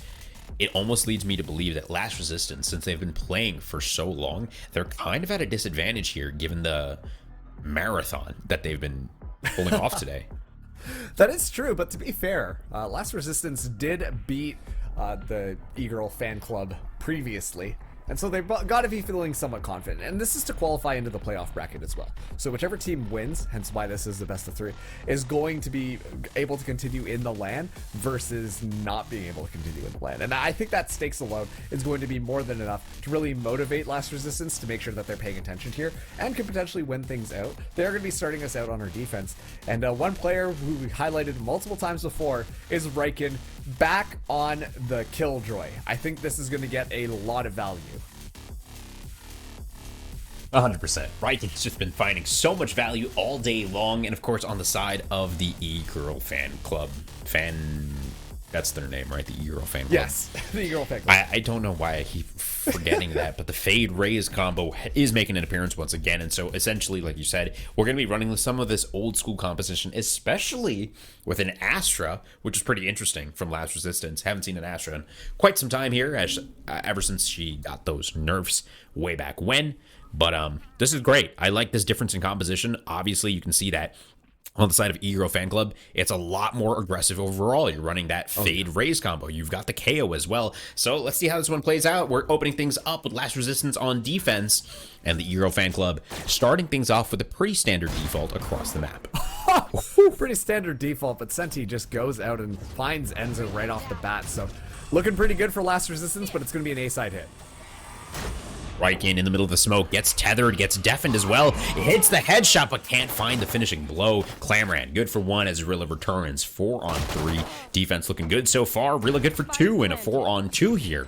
Senti, top heaven as Decay and Agility both are stuck in tree. Rilla's good for 3. Decay, good for 2. Great stuff there, and he's at full health, 100 HP. The spike is planted on Jenny, though, not exactly for heaven. And as the defuse goes down, it's going to get halfway through as Senti finds the pick on the heaven and opens things up with the first round for Last Resistance. And it was a little bit of a brawl, to say the least, out by tree. So many players just kind of running into each other. And that's the thing, especially too, with a lot of smokes coming into play. These smokes just make it really hard to see what is going on. We're getting a little bit of a replay here. What a nice, crisp headshot, but Decay just in the right position, able to punish that rotation out. They're expecting people to move in on from mid, but not expecting them to move in from the A main. And so a very clean round coming in from Last Resistance. And, you know, let's see how the E-Girl fan club want to adapt here. I imagine that Enzo might be caught off yet again, because getting scouted out, Pop Flash is going to be going through, Senti moves in, but yeah, Rendezvous out of there. This is good aggression coming from Last Resistance on this defense. Yeah, you love to see it, but of course, E-Girl fan club also upping the pace real quick, right? And playing the same exact spot in the smoke. Lucas ready with the tether in hand to follow up on this tree aggression. As Decay gets inside, baits out that alarm bot, and Enzo with a quick sidestep. Great shot down mid as Decay finds another. Rilla through with the pop flash, finds one, but is quickly surrounded. Finds a second, but not before going down, or goes down shortly after, rather. Enzo now posted in A main. It's a 2-on-2. With the fade lurking in CT, yep. That was an excellent pick to drop the spike down there. Irritative did a really good job to shut that down, but Lucas just coming around and being able to pick that up. Look at this. E-Girl fan club, they're actually going to take their talents to the B side instead. That just means that Last Resistance are going to have a pretty tough time. It's going to be 1v2 on this retake, and I think that the fade utility could really be a huge deterrent in stopping a Jet from moving in. See how this one works out. Senti running it up mid. Spectre in hand. Breaks the door. No big deal. Just keeping his head on a swivel, though. Could be anywhere. It's a 1v2, so you know they're going to be playing some wacko crossfire. And, of course, spotted one out towards B main. Spotted out by the Watcher itself. Fade playing deep in B main, just being a nuisance. And of course, now here's Senti onto the site. Fade working his way through B main, sticking the defuse here. Tether goes down, deafens, and Enzo with the peek. Good for the shot and ties up the game. Yeah, and I want to comment on that teleport really fast because I don't think the Jet expected that at all. You don't expect it just to be teleporting back into the place that you were standing in. It was just a really clean move in order to escape there. Rilla was doing their best to try and get that spray transfer, but yeah, Senti just wasn't expecting Enzo to be back there. Just teleported to the other side, stay safe in that boathouse, and life is going to be good. Now, this is not a good round for Last Resistance because they're going to be back onto a save while E-Girl fan club are going to be buying up some of their rifles. 2 members survived, so they do have Spectres in their hands.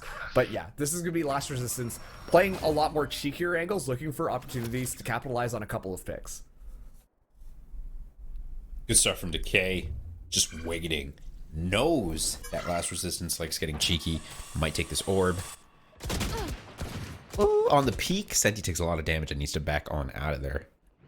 Doesn't back on all the way out.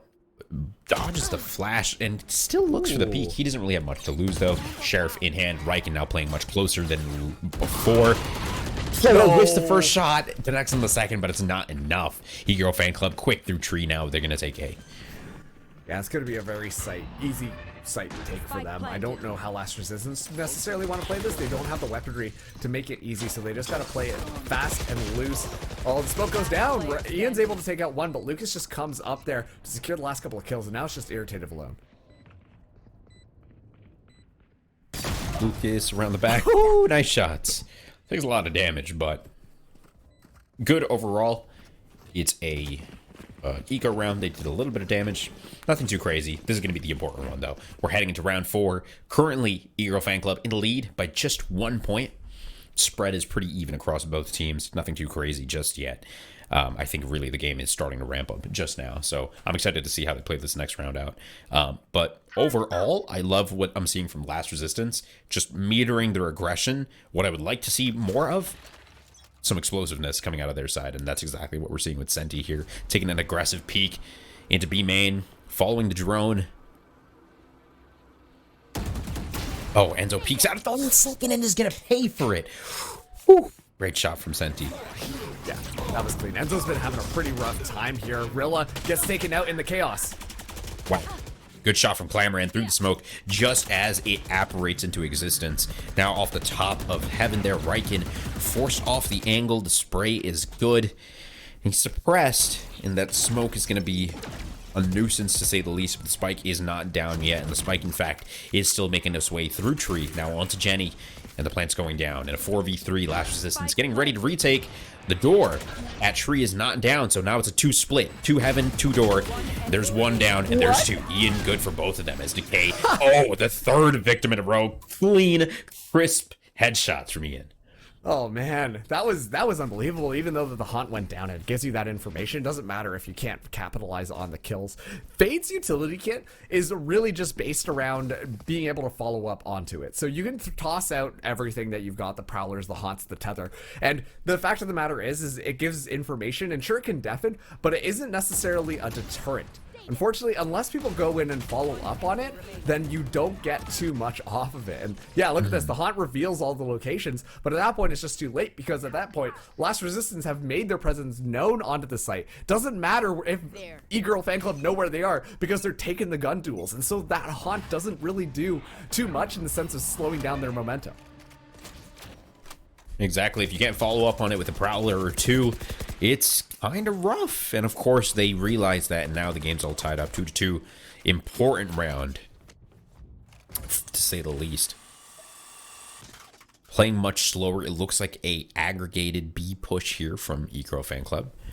Waiting with a 4-1 split. They've got their Omen top mid, sending the smoke down to cover CT. KJ popping all of her utility, just going to be stymieing that push entirely, and the trade's coming out. It's a 4-on-4, and the push is coming out from the E-Girl Fan Club. And that was such a good job from Riken to be able to pop those swarm grenades, even though the Nightfall was active. Sure, you can't hear anything, but you can slow down the push. And once again, you need people to follow up on that utility that Fade brings. Staying quiet, trigger discipline almost pays off, but not going to connect for Enzo as Decay returns for 2 and finds a 3rd. And just like that, the fan club is looking good as they take the lead once again. Yeah, that was crisp and clean.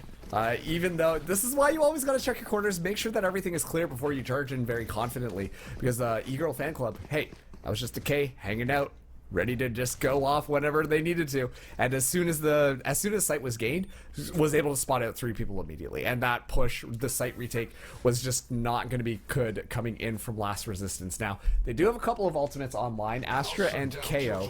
I do think that the Cosmic Divide could be pretty good defensively, but the KO wall, you have to get a little bit more aggressive with it. And I don't imagine that they're going to be doing it unless they're retaking.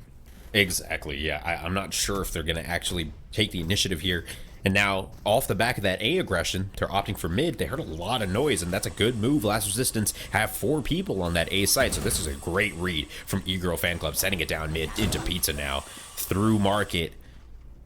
Is Riken ready? Sheriff in hand. Hopes high.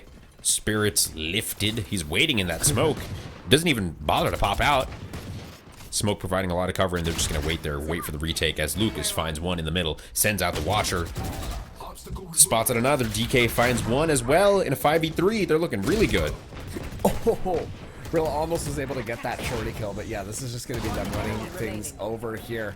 Only got a jet left. I don't know that Senti's going to be able to do too much with these blades. E-Girl Fan Club just feeling incredibly dominant. And on top of that, too, there's the null command that was online to shut anything down. And yeah, Senti's not even going to get a chance to use the knives. But just in case they were, 3 of the members were ready to swing on them. So a very clean site take by E-Girl Fan Club. And doing a really good job of using their utility to just make sure that Last Resistance can't even put a foot in the door before they slam it on them. Yeah, absolutely. Really nicely done. But of course, Last Resistance, you know, looking at the ult economy, this is just like the clear conversation piece at this point. 4 ults on their side, right? And the 4 really impactful ults, of course, on the side of E-Girl Fan Club. They've got the Tour de Force. They've got the Shores Starper. I don't know. I've turned Australian. That was kind of weird. The Shores Starper.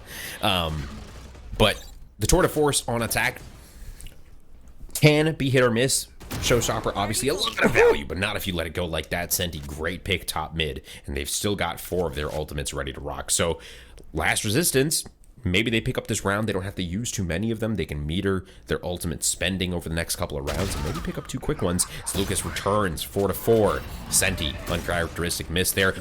Misses again. Lucas focused on tree, suppressed.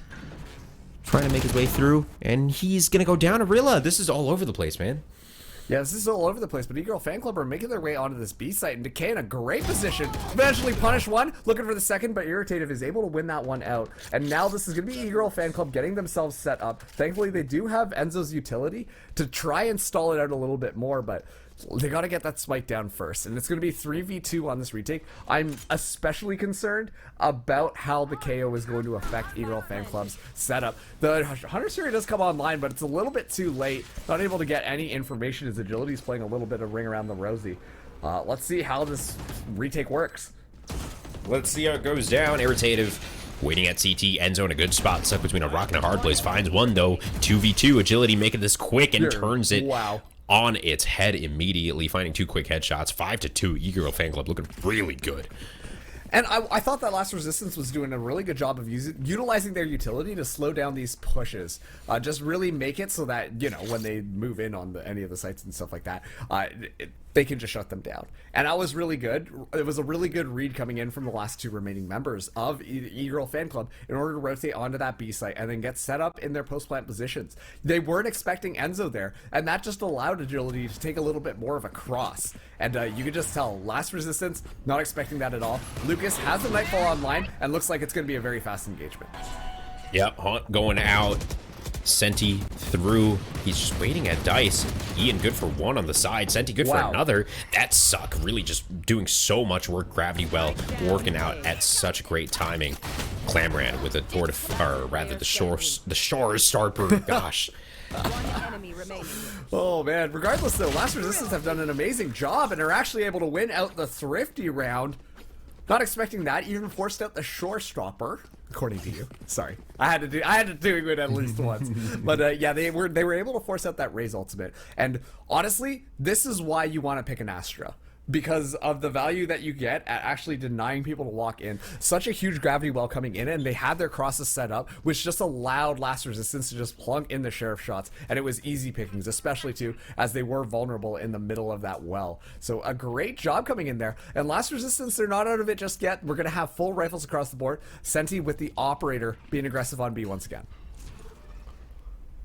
Gets out of there. Not gonna get spotted by that recon dart, but info is enough on the TP away. Senti opting to still push this against Enzo. That's a really bold move because, of course, wow, just like that too. Of course, we're seeing this aggression down mid through Pizza, finding 3 quick ones. Sova stuck in CT, and of course the KJ on the other side of the map. Last player standing. Yeah, and I think that this is just a symptom of really good coordinated pushes onto sites and things like that. Yeah, Reiken's the last person there, can't do much there. But you can just tell, you know, they're clearing each other's corners and making it work. That's the only reason why they were able to capitalize on all those kills. You saw where Last Resistance were set up, and it was just so easy for the E-Girl Fan Club to just walk in, swing the corners together, be confident, and you're going to have a good time. And just like that, when you're up 5-2 members, it's going to be nice and easy. I do think that Last Resistance have to reel it in just a little bit more because we see them wanting to be a little bit more aggressive, and I do like that the look that they're giving us this round. They're changing up their positioning, trying to add a little bit of variety into it, and hopefully they can do a better job at slowing things down because E-Girl Fan Club look like they have their eyes set on mid and want to take that positioning. Yin popped off that spot. Great util usage from E-Girl Fan Club so far. Agility ready for the peak. Way deep in spawn. Taking their time. I like this patience here. Yeah, they're definitely taking their time, and I think that this is a good change of pace.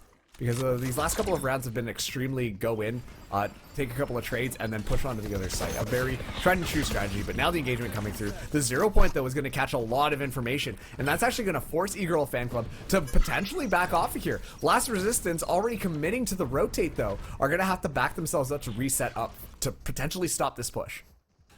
But yeah, moving as a group. Are they going to be expecting the Astra through Catwalk, though? It looks like they were. A couple pre-fires don't connect, but do enough to scare her off just for the moment. 4 members of E-Girl fan club, though, ready to bust through tree, sending the nade. Good for 1, good for 2. Ian, that was more than he could have asked for ever. Last Resistance now in a 4v3. They've got the lockdown as well. They could play some sort of retake here, but they lose 2 members quickly. Yeah, and that's a little bit attributed to just a gun difference there. The fact that Ian was able to get 2 headshots is more than you can really ask for, especially 2 on a 3-man push forward. So it would have been nice if they were able to walk away with it, but unfortunately not able to do so. Now they're suppressed as well. Reichen going to be moving in first, but Enzo picks off 1, and Agility swings in for the last one. A very common post-plant setup that we've seen thus far. Have one of your members hang out actually on a mid, and just get ready to push in behind. So you kind of flank your site retakers. A really good tried and true strategy, as we've seen multiple times and time again. Now, this is going to be an interesting round. We do have a lot of rifles being bought up here, but you can just see that Last Resistance, their economy is starting to run a little bit low. And honestly, Reichen has not been getting as much value as he has previously in these rounds. And as a result, it's not been looking good for Last Resistance. Reichen still has that lockdown in hand. I'm imagining Senti might pop the Blade Spore next round, but it's going to be a null command coming in from E-Girl fan club to start things off. Reichen spraying through the smoke, trying to get something, anything, any sort of damage, any sort of value, but going to be util out of his position. Irritative, holding onto the site, will go down as Lucas closes on his position. Ian now stuck in the wood. Will go down as Rilla finds another. Reichen keeping his eye on A main. Enzo good on the shot, though. Last Resistance down to 2 people in a 2v4. And a 1v4, making that 0. Enzo, great shots. Yeah, and honestly, I like that look from the Fade ultimate, the Nightfall there, because I think Nightfall kind of works the best when there's chaos going on, right? Just because you deafen your enemy, they're suddenly aware that they're being tracked, they don't know what's going on, you take away a lot of key pieces of information for them, which when you're just trying to rush your way onto the site is such a great way to start things out. And you could just see that it really just confused Last Resistance, and it was just an easy round for the E-Girl fan club. It was a little bit of a late ultimate, but regardless, it made such a difference. And now, tactical timeout coming out from Last Resistance. They know that they have to rethink things. It's the last round in the half, 8-3 right now. It's going to be 9-3, potentially activating some sort of curse. Potentially, of course, depends if you're superstitious. Or is this going to be when things can stabilize? I do think that an 8-4 scoreline is more than enough to be able to catch up in the second half. Not the end of the world at all. I completely agree. 8-4, completely doable. Win that pistol round, win the round right after. It's 8-6 suddenly. You know what I mean? Like 2-round game. Completely doable. I like the timeout here. Let's just regroup. We won against this exact team not so long ago, right? That's exactly what the conversation is for Last Resistance. Trying to figure out what's happening, what's going wrong, and what they can change on the fly here. Yeah, one more round into this half, yep. And of course, they're just figuring out their buys, opting for a couple of Guardians, a couple of Spectres, and keeping it diverse here. Yeah, and Enzo also has the 2 to Force online. They do have the Blade Storm, so that could pad out the Jet's utility for Last Resistance. But yeah, that lockdown, we haven't really seen it get popped at least once during this round. Same with the Cosmic Divide as well. So this is going to be the round that they have to make sure that this happens. Now, let's see how this is going to go. Not looking too good for Last Resistance, as their gun buy is incredibly scattered. I hope that they can at least buy up their abilities. I would really love to see them try and rush Rilla out to potentially grab one of the ultimate orbs, get the null command online, because then you have a little bit more to work with. But I don't think that is going to be the case, as we do see that Rilla is stationed up in mid. Meanwhile, E-Girl fan club are teasing. They're excited for that mid push. They're ready for it. Senti now posted up inside of B main. Opts to back up off of that. Still has the dash in hand, but needs to use it soon. Enzo expecting the aggression. Ooh. Good on the shot this time around. It was absolutely beautiful. A great way to start out the round. Shut down that Blade Storm as well. A very important ultimate for Last Resistance on this round. Just gives them a little bit more utility when it comes to guns. Potentially could have secured them a rifle, but unfortunately not able to do so. Reichen still hanging out with the judge. Nice, close, and personal. Ooh, finds one. Is about to find a second. Great stuff in close proximity. Reichen detects presence at 8 main. Picks up a gun. Finds a third with a headshot. Enzo good for 1 here in a 2v3. Now in a 1v3. Enzo up in hand. Phantom hand. Tries to just run through that astral barrier. But here we are at halftime. 8-4. E-Girl Fan Club in the lead by 4 rounds. Yeah, and honestly, that was really good use of that utility. That's what we want to see coming out from specifically Riken, but also Ian using the Cosmic Divide. That wall was perfect, and it just made it so much more difficult after Riken pops off like that. Riken just always finding themselves in the right place at the right time, as long as they can get a little bit more value, and it just seals the deal on that round. Enzo, really important first pick, able to take Senti out, but it just completely swung around, and that's all because of Riken with this judge in hand. Playing the rad angles, but you gotta love it. You gotta love it. Of course, innovation is the name of the game. So if innovation comes in the form of a judge, so be it. Finding 2 quick ones there and finally putting themselves back on the board here at halftime. Like we said, anything's doable. 2 quick rounds here. You win the pistol. You win the one right after. It's 6-8. Anybody's game. Taking the frenzy now. Running quick through tree. Last resistance. On a final ditch attempt to try and push through tree, they find 1 and get returned on in the magnitude of 3, which is not the trade you want. Well, absolutely not. And now we see Ian not able to take the Prowler out there, so he's going to be blinded up here, but Irritative should be able to get the spike down regardless. Has 1 HP, and Lucas doesn't care. Runs it down, gets taken out, but Decay's going to win out that trade, and just like that, E-Girl Fan Club win the pistol round this time around. Last Resistance was the ones who won it the first time, but this is going to be good because E-Girl Fan Club could set themselves up in order to get to double digits before Last Resistance even get to 5. That's got to be a little bit painful for them, Jim. Definitely. And you know, last time after having won this, there's so many variables that could have changed from last time to here. And of course, it is a best of 3 still, so there is still hope yet. Even if this game doesn't go the way of Last Resistance, but E-Girl Fan Club looking really good, not letting their earlier defeat weigh them down whatsoever. Lucas at 16-7, Decay at 14-7, and Enzo at 12-6. Those are 3 players whose presences you can definitely feel on the map. Oh, 100%. And now this time around, E-Girl Fan Club are going to have Spectres in their hands. Enzo getting aggressive, but does get suppressed, so it's going to be backing off. Still has a Ghost as well, which isn't terrible, given the fact that Last Resistance only have pistols. They go in and just grab the orb. They give it to the KO, and I think that's important because the Null Command is such a good engagement tool. Shuts down all of the potential ickiness that could come on from a lot of the utility that anchors down the site. So a pretty good grab. Hopefully they can get that ultimate online shortly. Woo, getting some tags out in mid. Lucas spotting 1 and realizing that Senti gets spotted. He backs on out of there. Dangerous position to be in on Cat. Enzo past Pizza, hanging out in mid. Much slower of a round. Last Resistance grouping up as 5, though, as 4, rather, outside A main. Ready to bust through. Lucas in tree, holding the cross. That's going to be the key thing to watch here. Both Lucas and that KO. Recon going out. Oh, Decay finding 1 of the cross. Lucas finding another one. Decay good for a second. And they make it onto the site and get the plant, but it is a bloody execution. And now left all to his lonesome, Ian will go down. The defuse comes out, and that's a 10th round for the E-Girl Fan Club. Yeah, we talk about how the Spectres are not the best long range, but you know what? Technically speaking, if you go up against the pistol, then the Spectre's going to win out that duel. And I love the cross there. They were just stepping in, stepping out. Maybe, you know, look left, look right. Oh, no, someone else is out here. And then they just got gunned down, completely mowed down. But it wasn't completely unscathed.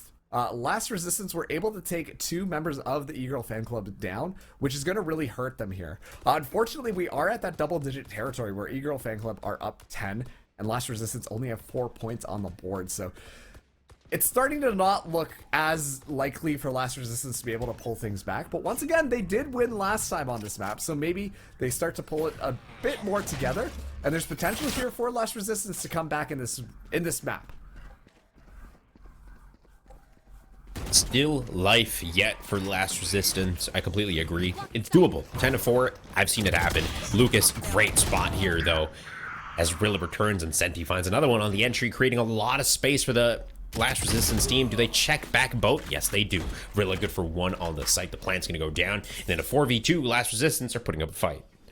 Absolutely. Now the spike is going to be able to go down here. It's going to be 2v4, but I don't know how much they'll be able to do. They do have the Boombot and the paint shells. Might be able to find something lucky there, but more likely not than possible. Senti did get scouted out, but look at it, it's irritative.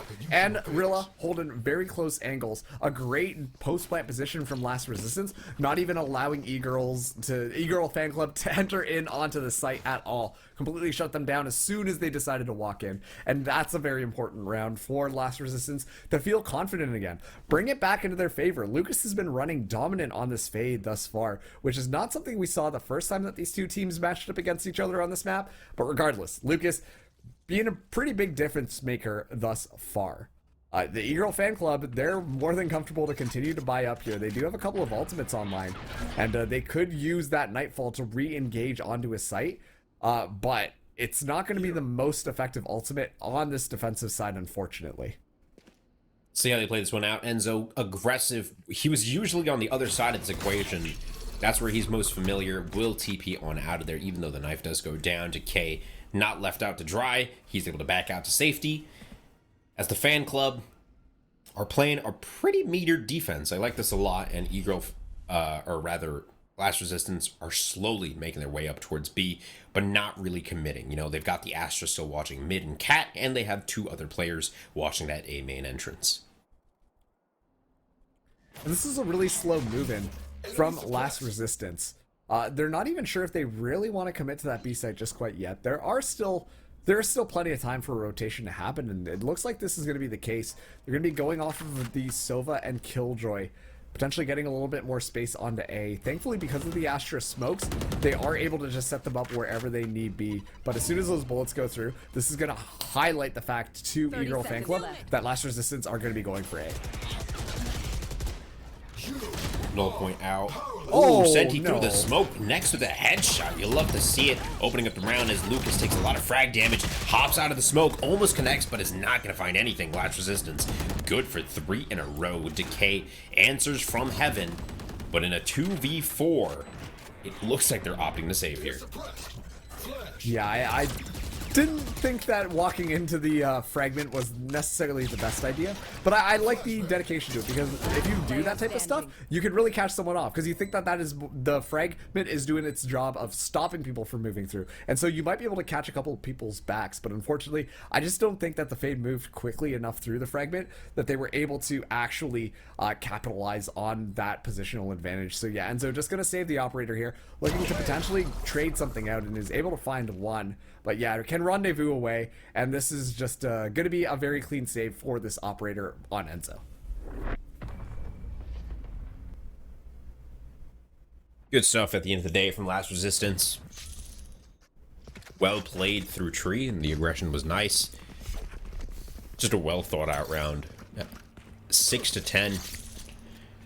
Finding 2 back-to-back. That's more than they found consecutively throughout the entire game. So hey, they're picking up some steam here. And really, this could be a momentum shift given the buy that the defense is on here. Yeah, I mean, look at this. It's all Sheriffs, a Frenzy, and then Enzo with the big ol' operator. They're going to be completely just trying to save as much as they can to make sure they can buy it next round, which is totally fine after that type of loss. And already Clamran just getting so aggressive, trying to catch people off guard, unable to do so. In around the corner, you got to win those, and he does. But not before Senti goes down in a 4v4 now. Rilla great around the corner. Does get dogged, gets prowlered. And of course, when you get hit by that, you get nearsighted and deafened as well. Riken in a great spot. Decay with the turnaround 180 headshot. Gets traded by Ian as well. But Last Resistance in a 3v2. Things could go either way. E-Girl fan club split across the map. Here we go. They're making their move. Last Resistance making their move onto this A side, but Enzo's still there with the operator in hand. I don't think they were necessarily expecting this to be such a deterrent. As Enzo picks up a headshot, Irritative is able to trade it though, so that's going to be 1v1. Agility only has a Sheriff in hand, and that Last Resistance are able to win that round out and also get the spike down before the round resets. Good stuff, man. Enzo being an absolute nuisance, but he will eventually go down. Great shot, resets with the headhunter, finds another.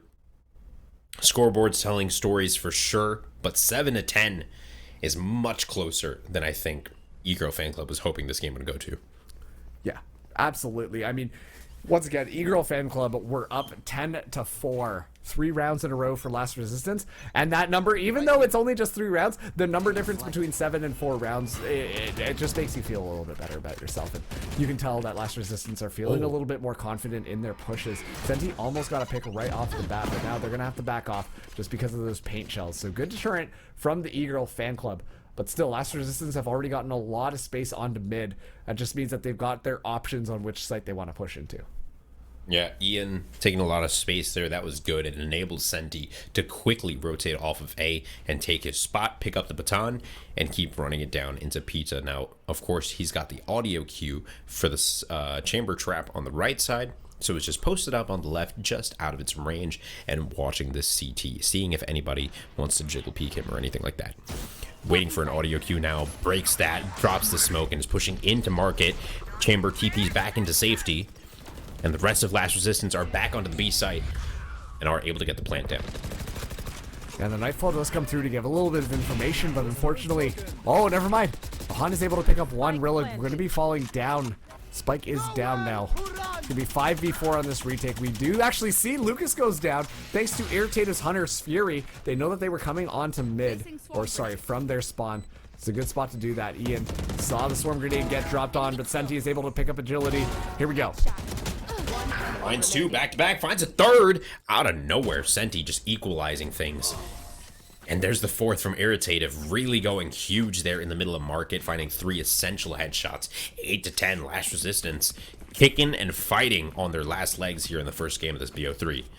Yeah, it's once again, they're not out of it. That's what I said. It was definitely still a winnable scoreline, and things are starting to slip away from them a little bit. But look at this. They're in their groove. They're hanging out. And honestly, too, they've just been doing a pretty good job just holding their ground. This is the thing, that Fade utility actually just kind of scares you mentally as well, because then you're like, oh man, what am I going to be able to do here? But they're able to just kind of stand their ground through it. And as a result, the Fade utility is not getting as much value as you would want, besides the Prowler, of course. But we're going to be seeing the Tour de Force come online for the E-Girl fan club, trying to get something, but already Clamran is getting pinged so low just after first point contact. K still holding the angle. Senti with a great little jiggle comes out on top, and he is out of there after that great piece of information. They can try to regroup, try and play for some more info in mid, and that's exactly what they're going to do. The drone heading on down doesn't spot anybody, but that's also information in itself. They're able to take this space up towards mid, and now off the back of these smokes, they're thinking about it. Do we go tree? Do we continue to press mid and hit Pizza once again? Oh, Clybrand almost able to get one, but Ian is able to find the trade there. So as a result, Last Resistance, they haven't lost a single member. They do have plenty of time, and it looks like they are going to be going onto this B site. But thankfully, E-Girl Fan Club, this is where everybody is set up. So they might be able to get a couple of trades on their entry of Last Resistance. Senti looking to go quick, but Enzo looking to shut things down and slow him down. Of course, once you get an Elim with that Tour de Force, it deploys a slow field around the body. So Enzo finds 2 quick ones and completely grinds that push to a halt. As now, Last Resistance need to fly around back across the map. But of course, Enzo on the defense is ready and waiting up in heaven. He's waiting for the plant at this point and is still waiting for the rest of his teammate. So they're going to play a retake here, 3-on-3. And I love that from the shadows. Just get the flank already set up before it even begins. That way you can't get caught out at all. So agility in a great position to potentially punish if they're not expecting anyone to come through from a spawn. Of course, the Sova on generator, keeping his eyes trained on A main, and the distraction comes out now. Lucas connects with a headshot. Recon goes down, finds one. Agility good for 1 from mate. Ian finds 2 back-to-back, and now Enzo in a 1v2 drops down, headhunter in hand around the corner. Is he gonna find anything? No. Ian good for a 4th, and it's a 1-round game. This is unbelievable right now. Last Resistance have really just pulled themselves right back into this. You can tell that Last Resistance a lot more comfortable on the attack thus far. It's going to be 5 rounds in a row that they are able to capitalize off of. Their economy's looking nice and powerful as well. I would honestly not be too surprised if they were able to just swing this around and win out this first map based on the momentum that they have going into this gym. I'm scared. I'm scared for both of these teams. It's a nail biter. It's a nail biter. It really is. 5 rounds in a row for Last Resistance as Clamran takes a great offensive position and might have gone undetected here. This could be huge. Oh. Senti finds one. They're confident, though. Clamran, you got to find that. There it is. 4-4. It's equalized. Irritative is stuck by himself on site. Lucas trades him out, and that is beautiful. Yeah, and that shuts down the push, but meanwhile, Last Resistance have made their way completely onto the B side. They're going to be easily able to get the spike down, and they have the Killjoy utility to work off of as well. This is looking pretty darn good for Last Resistance, but there still are 4 members of the E-Girl fan club alive, and Riken is in a fun position to potentially punish this push. Oh, so is Lucas, though. Right on his tail, and he whiffs that. Oh, and in that moment, he needs to make a choice and heads back towards B main as the rest of his team is getting aggressed on. They are in a 2v4 if Riken can't get there in time to help him. Lucas getting just time wasted so much with that molly. Ian finds one, Rilla trades for another, and now stuck in a 1v2 pop flash around the left side. Can he find it? Clamran goes down. Rilla versus Agility. One more frag grenade, wasting time on the spike itself. Was it the right move? There is enough time, and Agility has to get off of it. No, Agility's just going to take the L there. And just like that, Last Resistance have tied things up. An excellent read to use the fragment there, even though you were able to secure that one pick. Just throw the fragment down, stall out the spike as much as you can, and that's going to more or less inch you towards actually being victorious, especially too if you just want to play the timing on that. So a very good round coming out of Last Resistance, and the E-Girl fan club are back onto a save. Sheriff's in hand. Agility buying up the Spectre, but still, Last Resistance have really looked dominant on this attack. They're just finding the right timings and are able to move in onto the site more or less uncontested. They're trying a couple of interesting strategies, namely using some of their team members as bait, but it's working out for them because it allows them to set up and play a little bit more defensively right off the bat. Now, Enzo, getting aggressive, might get punished for it.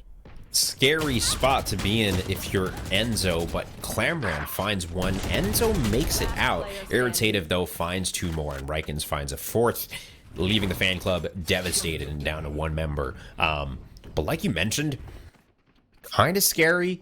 Fan club on an eco. They're going to be giving up the 11th round here. Agility, great headshot, but it's not enough. And with 7 rounds in a row for Last Resistance, it's almost like they needed the fire lit under their butts to be like, oh, wait, we beat these guys before. What are we doing? Yeah, they're definitely coming together right now. Their heads are back into the game, and they're making it look pretty easy thus far. This is going to be another buy-up from the E-Girl fan club. That's not to say that the E-Girl fan club hasn't been doing a pretty good job at stopping them. There have been a couple of rounds where, you know, Last Resistance, they're down to their last legs, only have 1 person alive left, and it's extremely close. So you can tell that their economy, while strong, isn't necessarily the best despite winning that many rounds in a row. This has been a really tough half for the E-Girl fan club, and I don't know what they can do necessarily to step it up in order to stop Last Resistance from just dominating this half. I'm frightened. I'm so frightened. Especially if I'm E-Girl fan club, I would be mad. I'd be mauling right now. 7 rounds in a row, man. Like, after we were up 10-4, of course, that mental is something that's real and something that's working against them as well, because they're like, hey, we were about to kick these guys' butts, but here we are now losing after 7 rounds in a row. It's a lot of pressure. And so the fortitude, you got to give it to Last Resistance after being down that many rounds to just be like, we got this. And they're showing once again that they can execute after putting that lockdown down. This is going to be a 5-man push. This is the first real 5-man push that we're seeing out of Last Resistance. Taking space onto the site. Lucas opens up huge. Finds 2 on the cross. Oh, the detain is huge as well. Finds 4 players off the back of that. Senti needs to go huge now and find the value here. There it is, the 3rd one. Enzo, almost the 4th victim as Clamran returns. And a 2v3. This is doable for both teams. Senti absolutely just popping off there was so key to make sure that this round was still going to be winnable, especially when Lucas popped off like that. Rilla goes for the pop flash there and is able to actually just get both of the agents as Irritated picks up 1. Now it's just Clamran in the back, and Riken shuts that one down. Riken having a little bit more of a quiet match this time around, but it doesn't matter because Last Resistance are now on map point. It's 12-10. E-Girl fan club taking a very commanding lead to start things off, but Last Resistance have just completely... They're running a marathon right now. 8 rounds in a row in order to take themselves to map point. Man. I'm scared now, too. Like, you know, every one of these games with Last Resistance and E-Girl Fan Club have gone the distance. In E-Girl Fan Club, they know they have it in them. And they're a scrappy bunch. You know, we've seen them do so well time and time and time again. But somehow, Last Resistance, marathoning 8 rounds in a row. Looking to make it 9. Playing it real slow here, Marks. Yeah, and they're given the respect that E-Girl Fan Club is honestly probably not necessarily expecting. E-Girl Fan Club, they're uncomfortable right now. They have to just kind of hang back and play slow because Last Resistance, that's all that they are giving to them. The spike is heavily favored onto that A side, but usually by now we would have had a little bit of aggression coming out here, so both teams not sure where to poke and prod, but Enzo is going to be the first one to spot out Riken. Doesn't find the picks there, but the 0 point does a good job to shut down the abilities, so Riken's going to rotate out.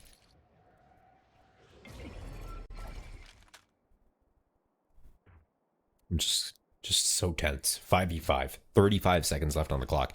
This is looking like it's going to shape up to be a mid-B push here as they're getting ready to rotate into B main. E-Girl Fan Club, they've got the wrong side of the map stacked up right now, and so if the execute is good from Last Resistance, this may very well be the last round of this game. Ultimates coming out from both sides. Last Resistance make their way onto the side. Decay still alive, hanging out. Great with the jumping judge. Returning for 1, 4-on-4. We still got ultimates as Ian returns for 1 as well. Last Resistance looking good. Clamran evening things up. 3-3. Spike gets planted. Yeah, and good job taking out Ian there, because Ian was honestly could have just done a lot there. Clamran needs to secure that kill, but Riken finds it. 1 enemy remaining. In a 1v2 now, Lucas leading the leaderboard of kills. 45 HP in a 1v2. Game really on the line. Senti is good off the drop, and there it is. Last Resistance take the victory in that first map. Yeah, that's a really good one, because once again, this was the E-Girls Fan Club's map pick, and so, you know, they just kind of work out, and Last Resistance win out map number 1, setting themselves up for success there, Jim. But wow, what a turnaround coming out from Last Resistance. Just when it seemed like the E-Girl Fan Club was going to come out on top, it didn't matter. Last Resistance were able to come back and pull things together. I really can't even believe it. That was a phenomenal win for Last Resistance, and on LAN too. Yeah, you gotta imagine that the audience is hooting and hollering right now. Yeah, down 10-4. I can't believe it. My mind is blown, and this is a best of 3. I don't know how they have the endurance to be able to do something like that, right? We've been following Last Resistance throughout the entire day, and they've been playing these long games every single time, and here they are once again, showing that even under the utmost pressure, they're ready. It's a little ridiculous. Oh yeah, absolutely. And you know what? As we continue to go through this, Last Resistance really trying to make their spot for the playoffs. But you know what might one do, Jim, if they were looking to potentially up their skills in the gamer world? Wow, well, don't I have the solution for you, Mark Swong, and for everyone watching today?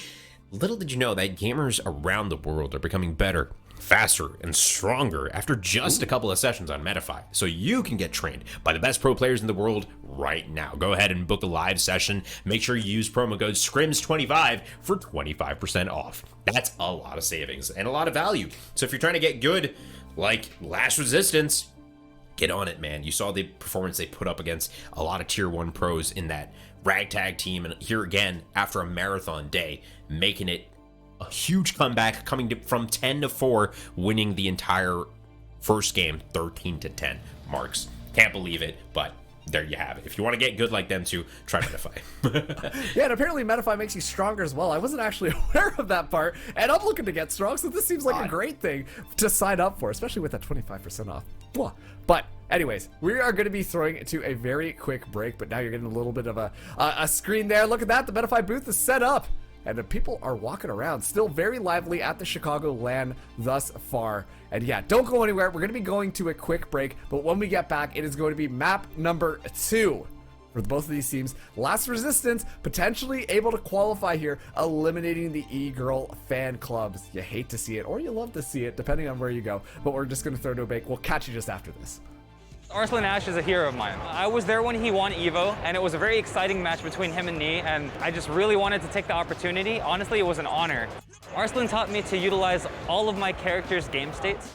See, your strength of Elisa lies in the back dash, in the side step. One of the great things that he taught me is how to utilize my character's movement and to optimize damage. Elisa down power 2 is very good. 16 frame and it's safe on low, and sometimes it push high moves. Arslan was very nice and very respectful. He was patient with me. With what he taught me, I can take my game to the next level. You should definitely try Metafy if you're looking to level up your game.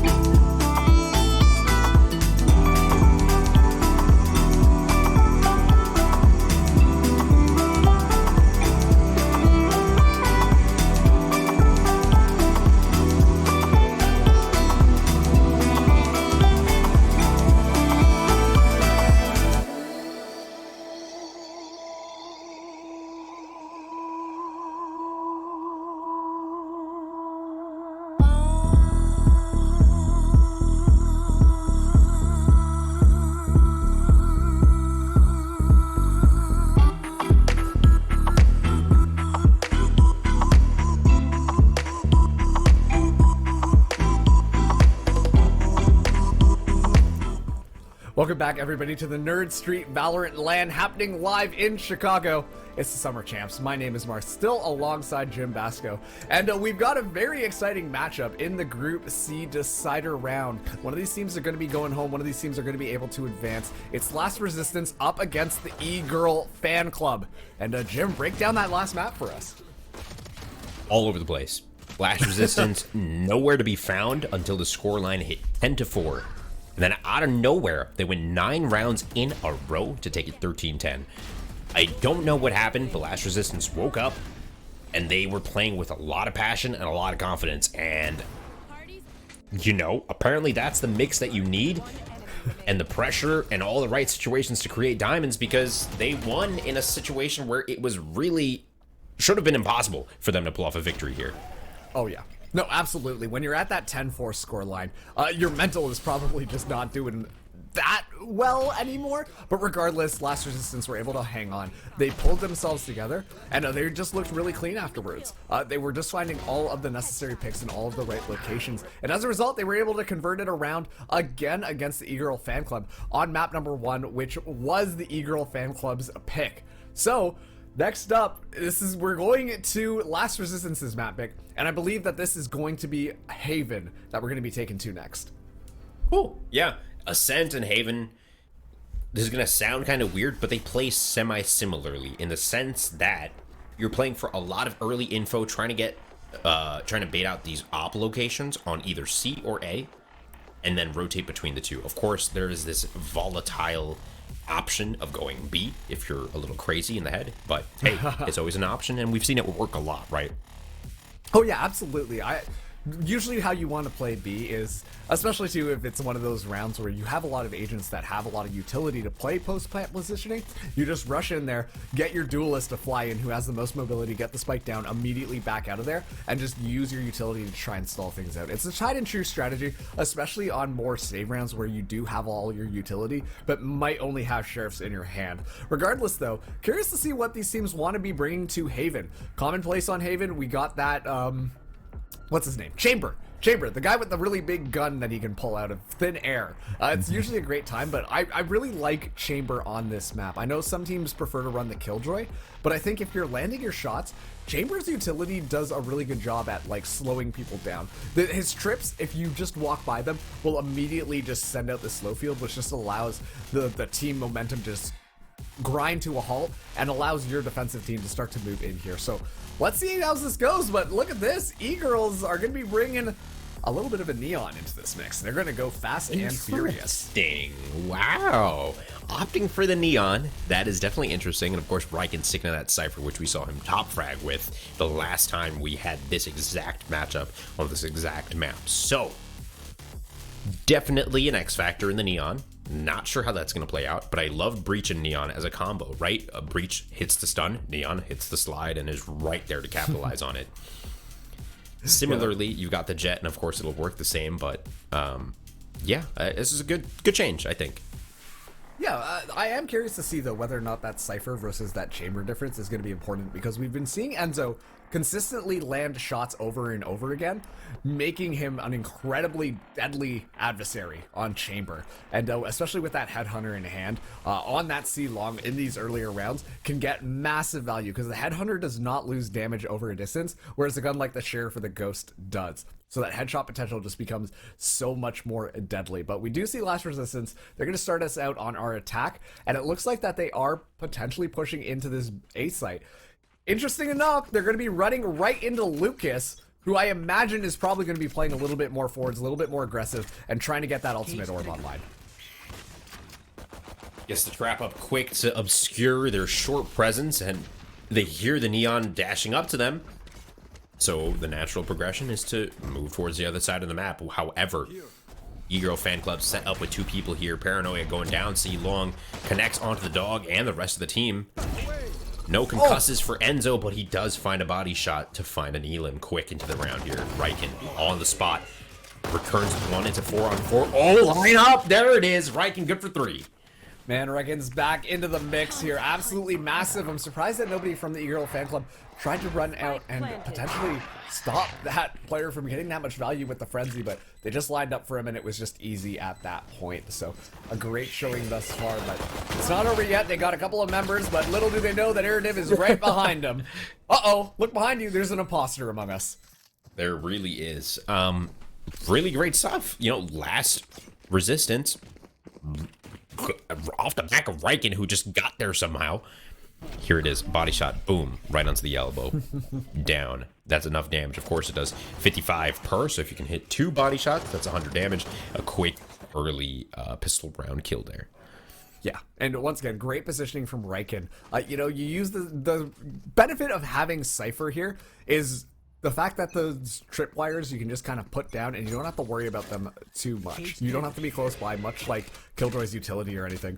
And honestly, those Cyber Champs have been doing a really good job of stopping any A aggression and not giving away too much information, allowing for them to just kind of do whatever that they want. And so the E-Girl fan club don't get as much information as they would want off of that Neon.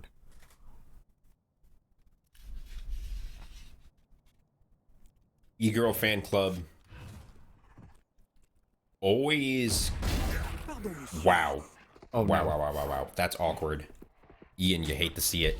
I was going to say, Last Resistance, they're accustomed to E-Girl fan club's aggression, especially around this A side. Riken, oh, almost good for 2, but Clamoran with a great burst shot is on out of there. Blind is good. Stun is even better to follow up. Jesus, there was really no escape for that guy. 3-on-3.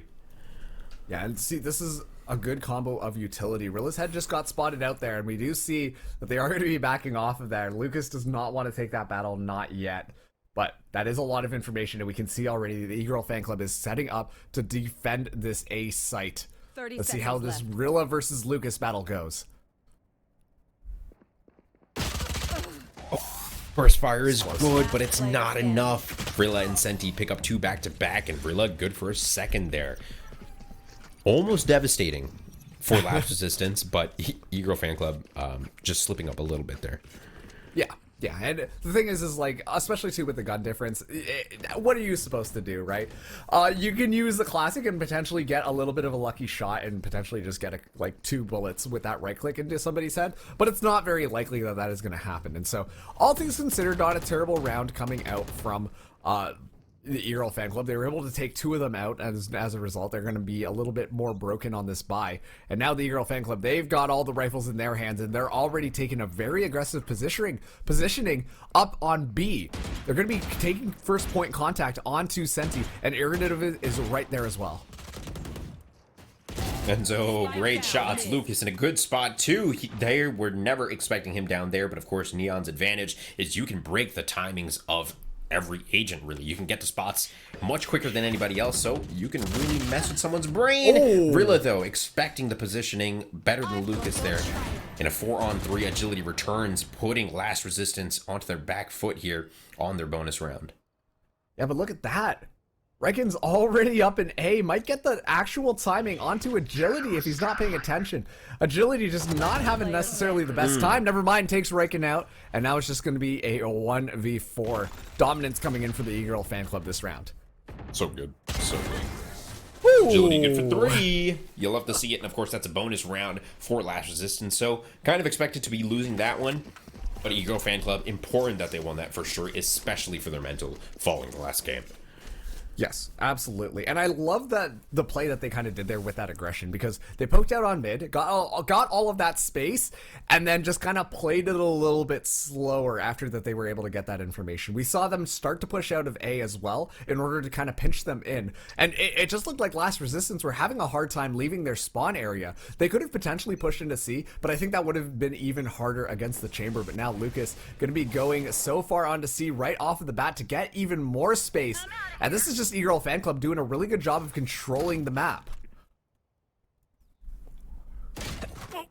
Oh, that was the duel, and Enzo comes out on top, putting Riken down. And of course, that has a lot of flank pressure and really positional pressure that you can now take a sigh of relief from, because Riken was just appearing places, and that was the most scary thing. Agility now in a great spot to capitalize on this. Ian returns in a 4v3. Last Resistance looking to put some pressure down through Garage, but they're getting met with equal pressure here and are opting instead to try and head towards B as Decay pushes up on the A flank and finds another.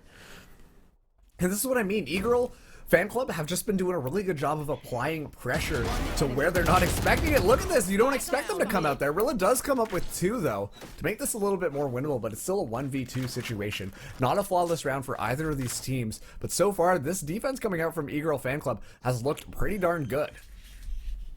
pretty damn good. Last Resistance, though. In a 1v2, Rilla, he's got all of his utils, so now sending out the dog, clearing out Garage, sending him into the window. Hello, woof woof. Nothing spotted. 2 birds to his name. Now, the birds give information, but they don't give away position, so you have to be super precise with these birds. Sending them into CT now, knows at least one is there, but doesn't realize there's another one coming through Garage, and Decay gets the better of him there, ties it up 2-2. Yeah, that's just good timing, being able to just rotate out. I like that they didn't just try and play it together and decided to come in from different locations, because that's how you want to be able to get that pinch on. There's no way that Decay was going to be able to flick their mouse around, and, or sorry, not Decay. There's no way that Rilla was going to be able to flick their mouse around and just get that 180, so very clean stuff coming out from this defense. Still, though, Last Resistance, they got to start figuring themselves out. They're going for an incredibly scattered buy. Senti going to have a Vandal in hand just to even out the economy a little bit on their team, but this hero rifle, it has to come up big. They have to get a little bit more value off of it and make their way onto the site and deny eGirl Fan Club from applying as much pressure as they have. They can't give up this much room. Yeah, and unfortunately, they are. It's a little surprising. And of course, they've got Ian trying to, you know, meter the aggression at C long, but Enzo is like a bastion. He's just kind of waiting for this peak that he knows is going to come. Catches him for a little bit of damage on that jump peak. Ian trying to square up on this peak. Jumps again, spots him out further away. Ian tucks away after that one. Not a bad move, and in this little bit of commotion, Last Resistance has moved on into Garage. Presence is noted, though. Ping from the blue team in Garage lets him know that, hey, someone could be here now. Sending that breach over Clamran. Might just get the timing, and he does on a Senti. That is huge. Yeah, you hate to see that. And honestly, I think that this is just how Last Resistance have been playing. I don't agree of sending your jet alone. You got to be able to just secure positioning without having to just rely on their individual utility. Sure, this is a little bit of a scattered buy coming in from the team, but that's just not what you want to see. And Lucas does get sprayed down, though, so it will allow them to pick up a rifle. But Clamran does have that aftershock. And yeah, it's just falling apart for Last Resistance. A little awkward here in a 2v2. Irritative, making things look feasible for Last Resistance. Rolling Thunder connects on a 2. Nah, you gotta hit those. Irritative. You hate to see it. Yep, you absolutely do. Unfortunately, that's the thing about the Vandal, you know? Sure, it does a lot of damage and it go boom, but it doesn't shoot as fast as the Phantom, and the spray is a little bit more untamed. So, you know, unfortunately not able to secure that. But yeah, like I was saying earlier, I don't think that Last Resistance, they're not playing confident on their attack this far. They just want to try and get as much information as possible, but then aren't really acting on it. I don't agree sending Senti alone into the back lines and just trying to look for a pick there. You got to move in and support Senti in order to make sure that that Vandal gets as much value as it did on that last round, which could have opened up one of the sites, allowing Last Resistance a much easier time to get in and get that spike down. But instead, they get completely shut down. eGirl Fan Club have 4 ultimates online. That's a lot of tools to work with. A lot of tools to work with, and I completely agree with you, Marks. Like, I really liked what Last Resistance was doing the last time that we had this exact matchup, right? They were putting a lot of pressure with 4 members of their team on one side of the map and allowing Riken to create this space and be their sentinel for real and lurk up as well. Right now, Riken's just getting utiled out of his mind, gets spotted out, and it will go down to Lucas, that aggression working out for them. And this split push for Last Resistance, not really having many legs, but just as I say that, of course, Irritative picks up a second, and Senti looking to find a third here, and he's going to find it. Yeah, and that's going to be absolutely perfect for them. They have the Seekers online as well, and now that they know that the site is more or less open, and so it's going to be a nice and easy plant. 4v2. eGirl Fan Club, they're going to try and retake this, but I don't know how easy it's going to be. Shots through CT, the smoke. Clamran's made his way onto the site, dodges the flash, and completely whiffs that flash. That is a little awkward. Now to 1v4, Agility has options. He has money for next round, so it looks like he's going to try and give this the old go. Smoke going out. Paranoia's through, doesn't connect on the Senti, finds 1, finds 2 in a 1v2 now, suddenly. Peeks a little too wide, and Rilla takes his head off. 3-3, we're tied. Oh boy. We talked about how close these teams were, and I think it's just becoming even more apparent that both these teams really want that qualifying spot in order to move in to the actual playoffs, right? Like, this is do or die for both of them. And this is the thing. I really like the look that Last Resistance brought there. Actually setting up their jet for success, allowing Senti to be able to just walk in there, and the rest of the team as well, just going in and playing cohesively as a unit. I think that's where they really shine, and that's why they were able to secure that round on the attack. Of course, agility almost made that one a lot more possible, finding a couple of picks at the end there, but still. Good stuff coming out from Last Resistance as Senti goes for the Blade Storm, went up top, but wasn't able to secure a kill. Not able to secure a kill just yet in a 3v3 though. Lots of ultis, like you said, on the side of E-Girl. Fan Club, great movement there from Lucas. Ultimately, that's what you want to do. It doesn't have a high time to, it doesn't have a short time to kill like Jet's ultimate ability. One headshot, one kill. But for Neon's ulti, what you want to do is just make sure you're strafing, always making yourself a difficult target to hit, because if you're on the ground, you're pretty much 100% accurate with that beam. So just keep left, right strafing and keep that target in your beam and you'll be golden. And so Lucas able to do that, opens things up, and now they're just waiting on the defense here. And Senti might get a little bit of timing here. Oh, Lucas is able to win that one out and able to dash away too. The stuns come through. Great job on this defense thus far from the E-Girl Fan Club.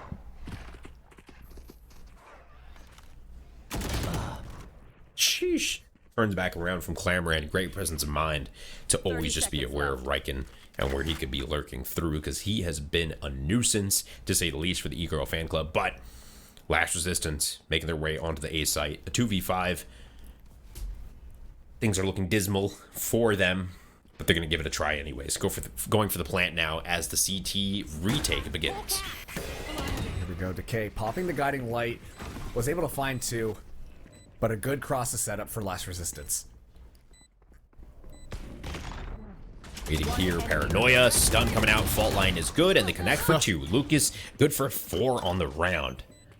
Yeah, and I think that Lucas really got to shine there because of that maneuverability that Neon brings to the table. You mentioned it earlier, Neon can zip zap around, go whoosh, and be in a completely different area a lot faster than pretty much any agent that exists in Valorant.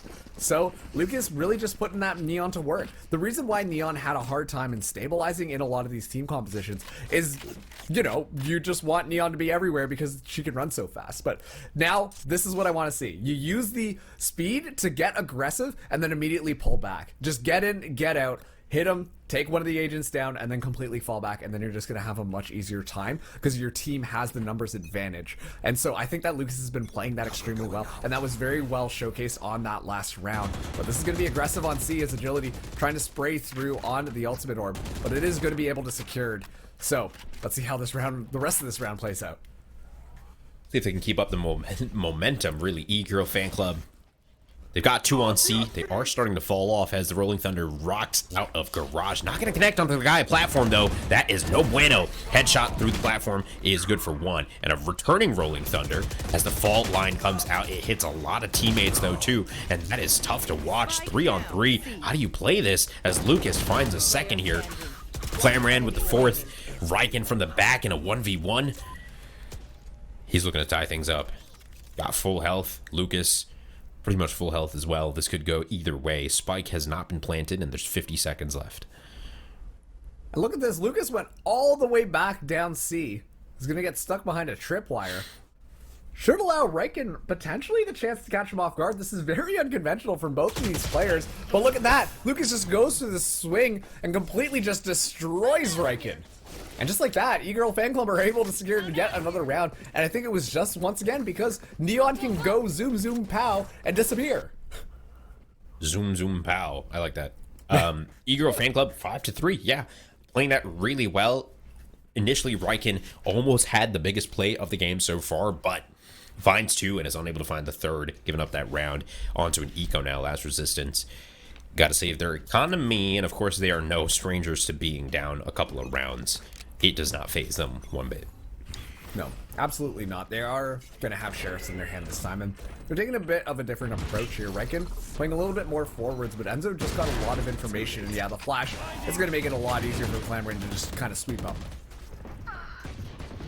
Working together, Riken, though, from the back finds one. Can they find more?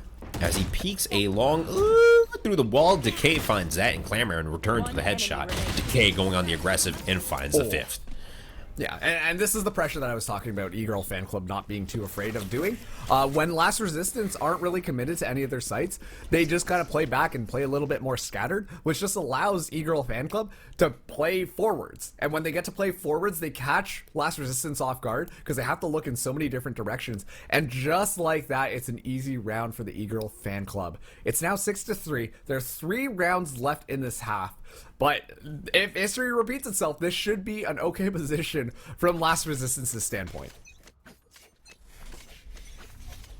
Missing out on some shields for sure, but they've got the Seekers to work with. And ultimately, the E-Girl Fan Club has more ultimates on the round. Ultimately, ultimates, great. I know, English, very diverse language, I promise. There's a lot of words in it. But here we go. Stuck in a 1v3 situation, ends up backing on out, and is safe to get on out of there. It's going to be a full 5-on-5 retake. Riken, I think, gave away their position there. Does have the cyber trap to escape, but Irritated will be tossing out the Aftershock. The Seekers are also online as well. A lot of utility being invested. Going in now, popping that Neon ulti, trying to get some zapping action, clearing the corner, staying mobile, finds one, but Senti with the headshot shuts that down quick. Enzo drops, finds another, and it's good trades everywhere. In a 1v2 now, 1-on-1, Irritative, 4 bullets to his name. Ooh, finds a shot, and the attack is good, 4-6. You know, there's a little bit of a joke to be made here about how much utility was just being invested that early on. It was almost hard to see what was necessarily going on, and I'm pretty sure that was also the case for the players. They just kind of got into the mix there, and were just hoping for the best. It wasn't until the very end when it was down to that 2v1 that they were able to get a little bit more semblance, slow it down, not allow it to be as chaotic, and just allow it to just run forward. So a good round from Last Resistance. They want to tie things up potentially in this half. 2 rounds left. Are they going to be able to do so? It's going to be a little bit tough because they're not going to be able to fully buy up despite winning that last round. So let's see how they go. The guiding light early to get information. Flashes through the wall. No connection there. Decay buys Lonesome in a 1v4 and needs to get out of there and is able to just in time.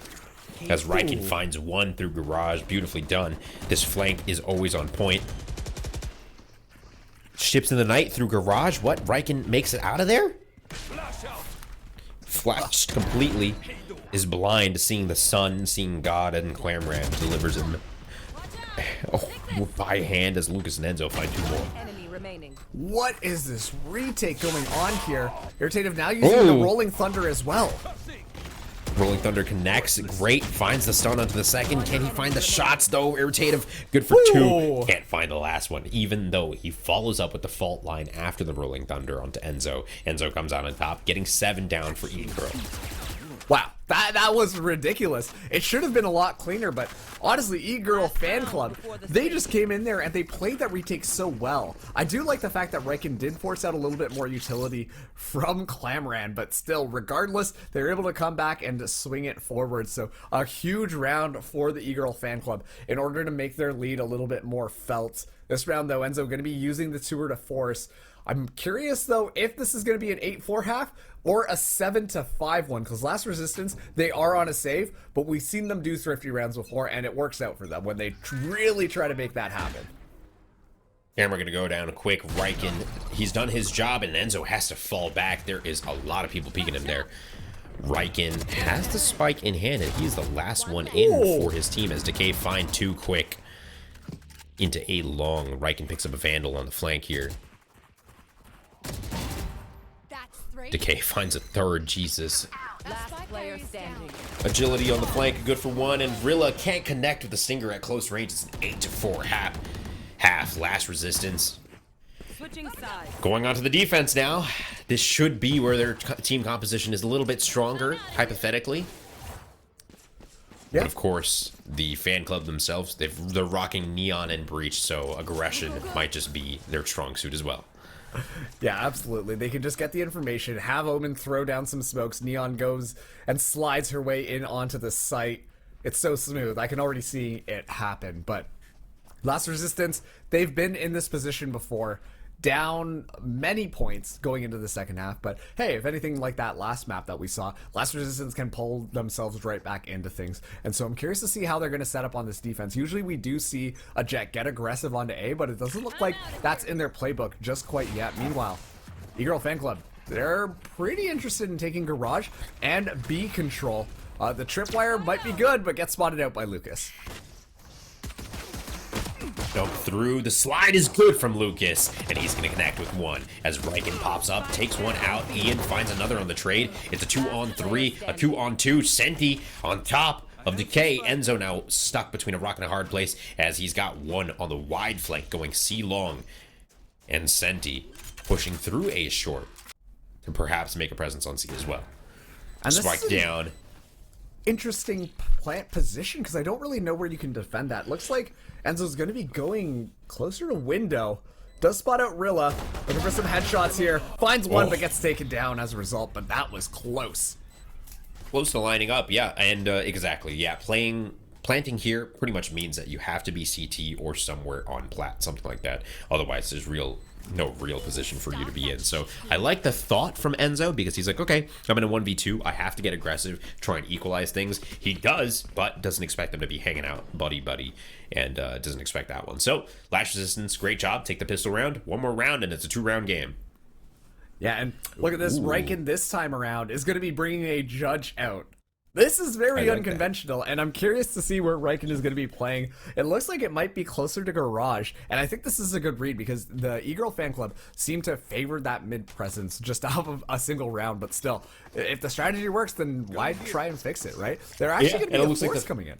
Exactly. It looks like the fan club is going to go for a force because they know they're going to be in danger if they let Last Resistance take this round. They know it'll just be a 2-round separation, and you can't let that happen. Riken, great timing through that trap, finds one and is out of there once again. And is able to escape. Decay gets pinged up here, but they just pull that out, able to find Ian. One enemy remaining. Riken jumping as Irritative finds the last one. That's a big round, and E-Girl Fan Club just bought, so they took a risk there, and now they're going to be dead broke.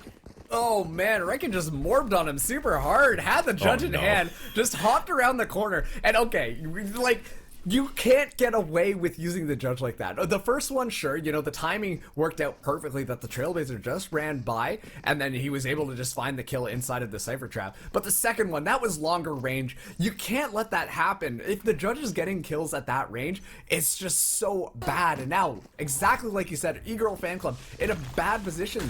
They don't have guns, and Last Resistance are able to take their bonus here. Yeah, Lucas trying to hit the slide out the doorway, misses it. Doesn't activate the slide and gets stunned for his woes instead. Trying to play a presence across the map here. They've got 3 towards A, 1 in Garage, and 1 C on the side of E-Girl Fan Club. They just want to draw something out. They need something to work with because they really have nothing. They're making their way onto A once again. Applied a little bit of pressure, backed off, but now they're going to be doing this. Lucas really needs to do a good job of getting space. Has a lot of utility to work with as well. But it's going to be Riken once again. Oh no, Riken with the judge. Yeah, just see it. He's going ham and it's working out. No way. He's good for 3. Make it almost 4 there as Lucas takes a catastrophic amount of damage. Drops down to pretty much 1 HP. Enzo trying to help him out. Finds one, but not before, or actually right after Rilla takes him out. And remember when we were like, oh, Last Resistance, they've been here before. They'll know what to do. Jim, we were right. Yeah, Last Resistance, 100%. They're looking so clean with this. To be fair, this has been very punishing onto the E-Girl Fan Club thus far, just because of the gun difference, and unfortunately, falling victim to the judge of Riken over and over and over again, which is very unfortunate. But this is going to be the actual first round. That E-Girl Fan Club are going to be able to buy up rifles, and it's going to be more or less matched by Last Resistance. They have a couple of Bulldogs online, but beyond that, they've got full weapons in hand. And the E-Girl Fan Club are going for a split strategy this time. Yeah, the biggest difference is in the economy of both these teams. If eGirl Fan Club do not win this round, they're forced onto an eco the next round, meaning they've given up 2 in a row. And when it's this close, every single round matters. Whereas for Last Resistance, they lose this round, they are stacked on money. They've been investing, they've been diversifying their portfolio. They look good. Their 401k, stacked. Roth IRA, stacked. It's all good. They're going to be chilling. So Last Resistance kind of hanging out. And ultimately, this round doesn't mean much to them, but eGirl Fan Club have to win this one. Here we go. Spike is down, and Agility already finds Rilla on the back line, but Senti trades that one back. Irritative. Just so far onto this B side. Could catch Agility off. Well done. 2v3. Lucas has his ulti available. Senti with a quick push off the back of that fault line.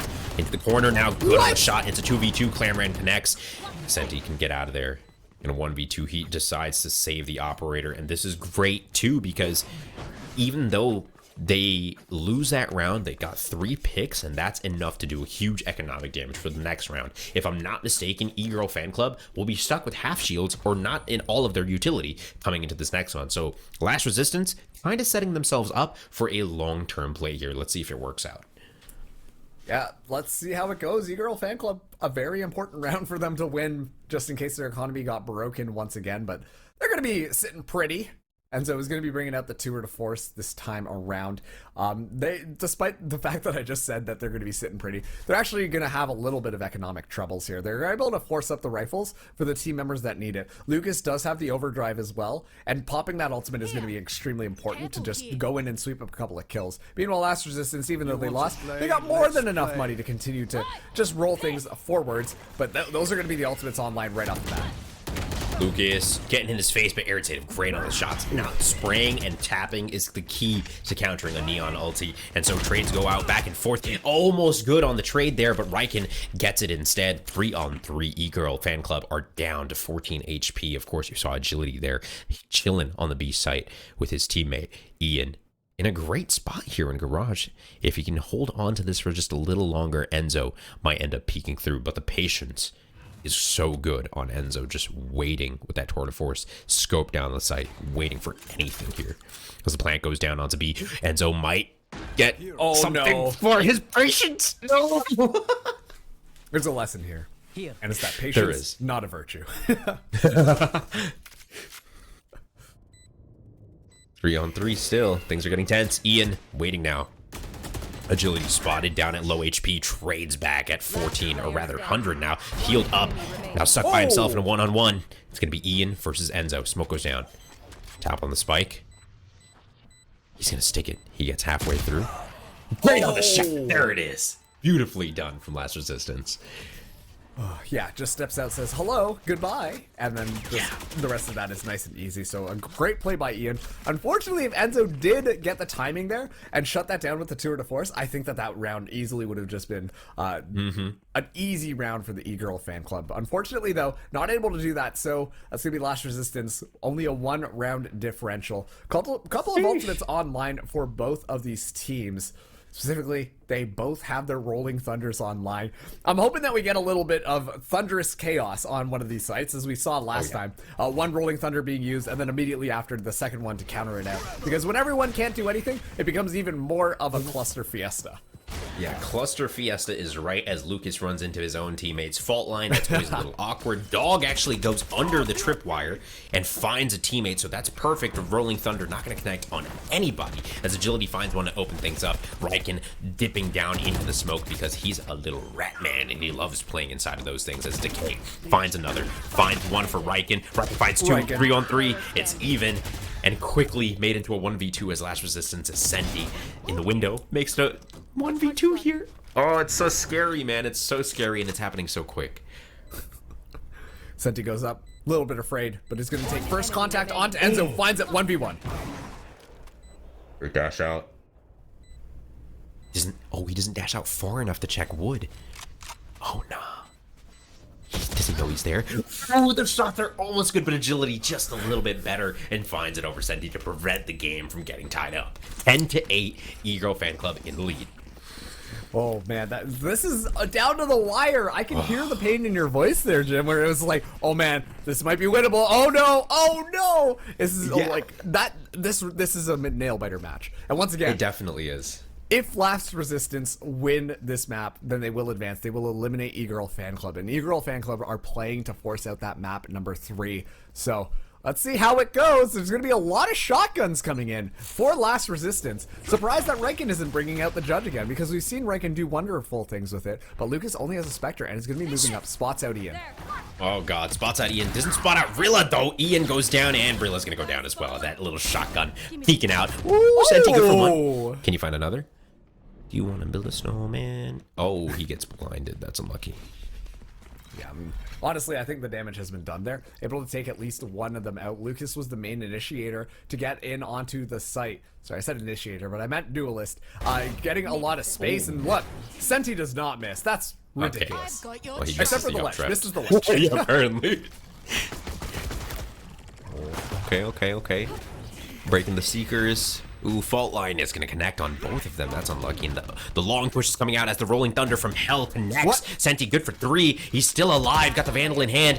Decay pushes out just in the nick of time. Riken now in a 1v2. Closes the gap. There's no way he's doing this. He closed the distance, but he's going to go down. 11-8 for E-Girl Fan Club. And a good round there. E-Girl Fan Club only 2 rounds away from potentially taking us to map number 3. Last Resistance. They're able to buy up this round, and honestly, we saw pretty good stuff coming out there. I just want to highlight, Riken is good for 2 almost every single time. Yeah. That's unbelievable, honestly. But still, Riken really just putting in the numbers there, but that's not to take away from Lucas either, because Lucas has been just running around, fragging out, and making that one really work. So, getting the flash already, and Lucas finds 2. Oh, man. That is so tough. One round they opt for aggression down B mid. They just get absolutely clocked. And the E-Girl Fan Club are looking to make a flawless round to take us to round number 12. Yeah, and Rilla's able to not if capitalize Rilla on has one of anything them. to say about it though. Trailblazer goes out, but yeah, not going to find too much here as Lucas goes in and Lucas goes hard. Never mind, it's actually Clamran who finds the kill there, but still, Lucas doing a great job of being such a good distraction. And I think that that's one of the best parts of Neon, is you have that level of distraction. You can tell that consistently Last Resistance, they're not 100% sure where to look, because at any point a Neon could get up into your face and you have to pay attention to that while the rest of the team swings in from behind.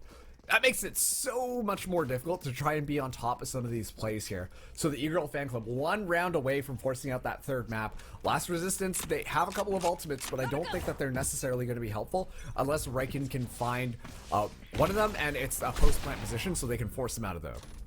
Lucas stunning his own teammate once again. A little unlucky. You hate to see it. Riken got the camera posted up A-long. Realizes there's nobody there. Enzo, great shot. When you're talking about angles and how to peek them, you generally want to be as far from that angle as possible to have the best viewing position. Enzo good for 3 though. E-Girl Fan Club looking to take us to a map 3 and quickly. Yeah, the spike is down. Now it's up to 2 members. You want to play? Let's play. Top of that 2 Turtle Force coming out just for good measure. Now it's all up to Riken with his Judge.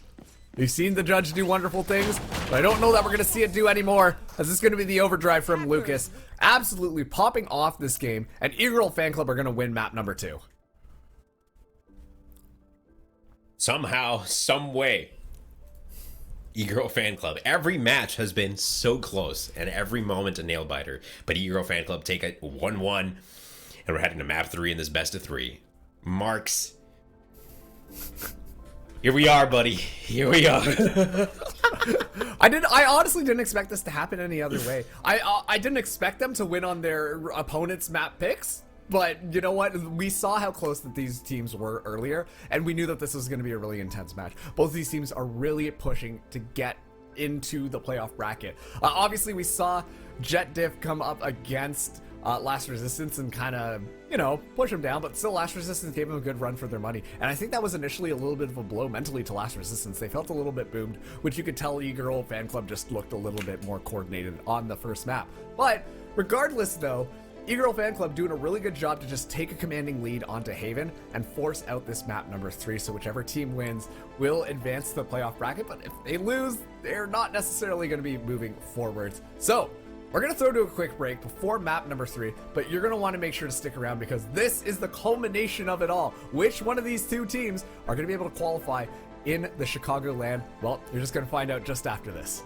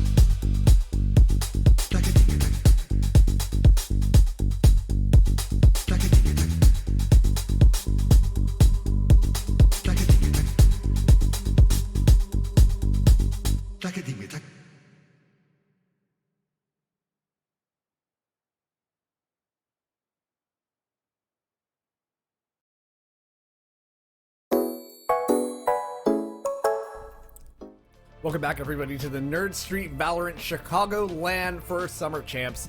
We have e-girl fan clubs going up against Last Resistance. And Jim, break down what happened on map number 2, because now we're all tied up 1-1 in the series. I don't even know, man. Really, e-girl fan club just eked it out, I feel like, over Last Resistance. Even though towards the end, it was a little more convincing that e-girl fan club were turning it up in a big way. Last Resistance was fighting the entire way through. This entire series, both maps, been so back. Honestly, I gotta shout out Lucas for making pretty much that map possible. I feel like the transition off of Initiator to now Duelist, especially something like Neon, which is so volatile, is proving to be the biggest change for e-girl fan club. Oh, absolutely. And yeah, once again, Lucas just absolutely turning the dial to the next level and just turning it up on that Neon pick was just massive for the rest of the team. And so as a result, we're seeing going to map number 3, a couple of bans coming in here, and finally we're going to be decided on Split. So it's going to be e-girl fan club starting us out on our defense here. But yeah, I don't think we've seen Split today. So Jim, tell us about Split. Split is a hodgepodge of a map. It fluctuated between defender sided to attacker sided and has stayed somewhere in the middle at this point. Basically, that middle area of the map is essential to control. If you have a Sage, you're going to be putting that wall there. If you have a Sentinel, they generally like to gravitate towards the B side of the map. But if you can gain mid control, you can funnel through into both heavens on both sites and do a lot of damage. So essentially, we're going to be seeing a lot of mid control, and if teams don't like playing mid control, what we see often is retake. They let the teams take the sites and go for long flanks through sewers or through markets. So we're really going to have to see how the teams play it, but Split overall is a diverse map and it has a lot of options, to say the least. Yeah, and I'm curious to see which agents are going to be coming out here. I don't know if Fade is in the zeitgeist just quite yet on this map, but you know, I love seeing Chambers, I love seeing Cyphers on this map, but more importantly, Raze. And we know that one of these teams is pretty confident bringing the Raze to the field, and I think that this is going to be the map to do so because, you know, a lot of tight corners just allow Raze to get so much more mobile and so much more into your face with potentially a shotgun in hand. And so I think that Split is a great map to potentially bring that Raze out on. I do think, you know, all these close angles, all these real tight corners and corridors, narrow hallways make it so that the explosive damage really does a lot. And so, interestingly enough, we're seeing Astra once again coming out from Ian. And it looks like that might be a shared sentiment across both these teams. And of course, when we think of Astra and FaZe, or Raze rather, we think about combos. And I'm always already thinking about that Fade Raze combo. But of course, Astra and Raze is a great and very potent combo at that too. Oh yeah, of course. You get the gravity well going in, toss in the paint shells, and it's absolute destruction. But what I'm more interested in actually is we are going to be seeing e-girl fan club. We're going to be bringing in a Breach. And personally, I really like this. The problem with running the Cypher on this map for, Last Resistance, is that there's a lot of utility that can just kind of destroy everything. And as a result, you don't have as good of a time. Specifically off of Raze, mostly. But the Breach is going to bring quite a few things as well. The Aftershock, once again, just being so important to clear out some of these corners and really deny a lot of space. It's an incredibly powerful ability, and so far, Clamoran's been doing a really good job utilizing it in these past maps, Jim.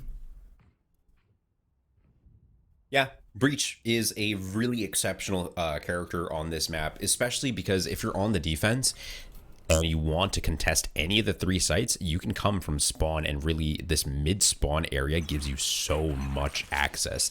That fault line reaches across large areas in the map, and Split overall is one of the smaller maps just per like square footage. So a lot of these map long abilities really do reach across the entire map. And so a lot of damage in mid, but no frags just yet. Yeah, huge paint shells coming in there. Being able to deny a lot of space and also plinking quite a bit of damage. Really good with one onto Decay, though.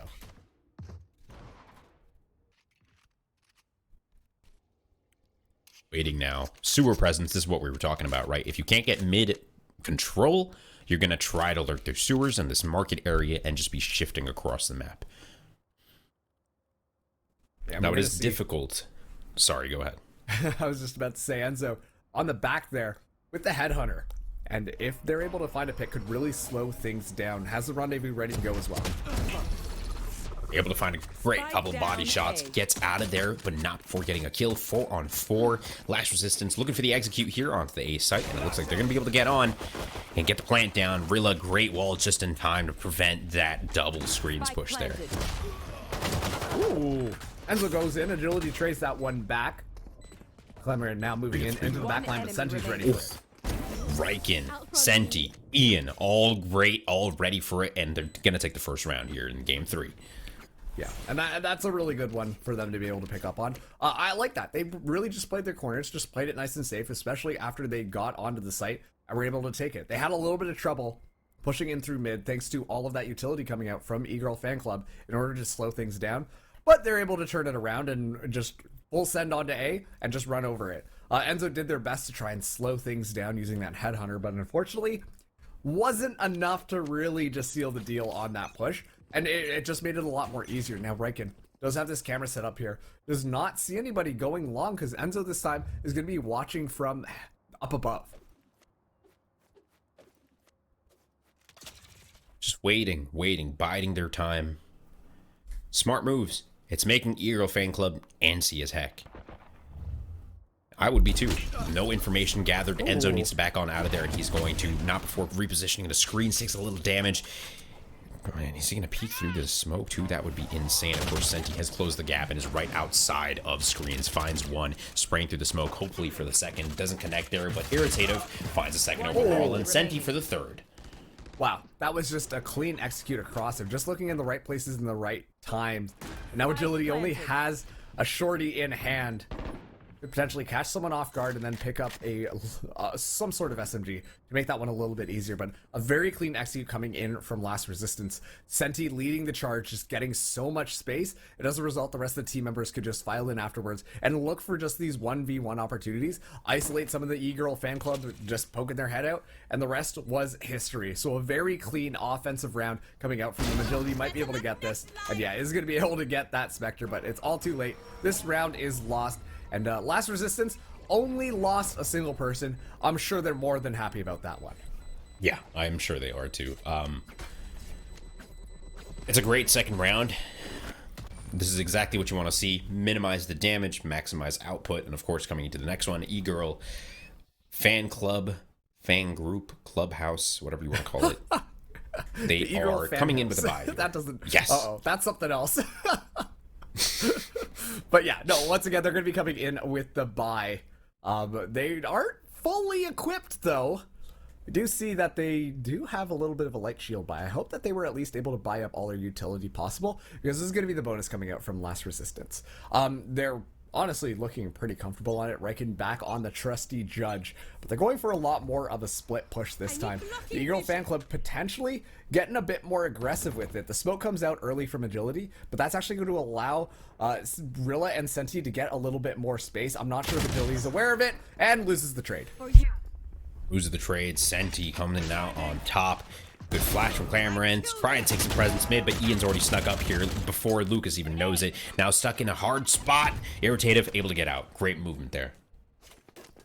Okay, here we go. They're going in there. Decay just holding it down, able to find Senti's head. Uses the Trailblazer to get a little bit more information. Last Resistance, they're nice and spread out. Looks like they might be going onto that A site again, but Enzo is hanging out on the back of there. As soon as I say that, though, looks like they're instead going to be taking a little bit more mid-presence. I don't know how they're going to be able to do this push together. They do have the Sky Flashers, but that's about it. Cypher and Sage's utility, not exactly great for opening up a site and making things work. Lucas posted up in the staircase area here. 3-on-3. They've got site presence across the map. eGirl Fan Club doing a good job of playing this passively. Lucas might be heading on over to the wrong site, though, as Last Resistance grouping up towards B. Flash comes out, not going to connect. Presence not detected. Decay good for one. Lining up the second, not going to hit there. And now in a 2v2, they may be able to get the plant down, but Lucas is in a great spot to deny. Here we go.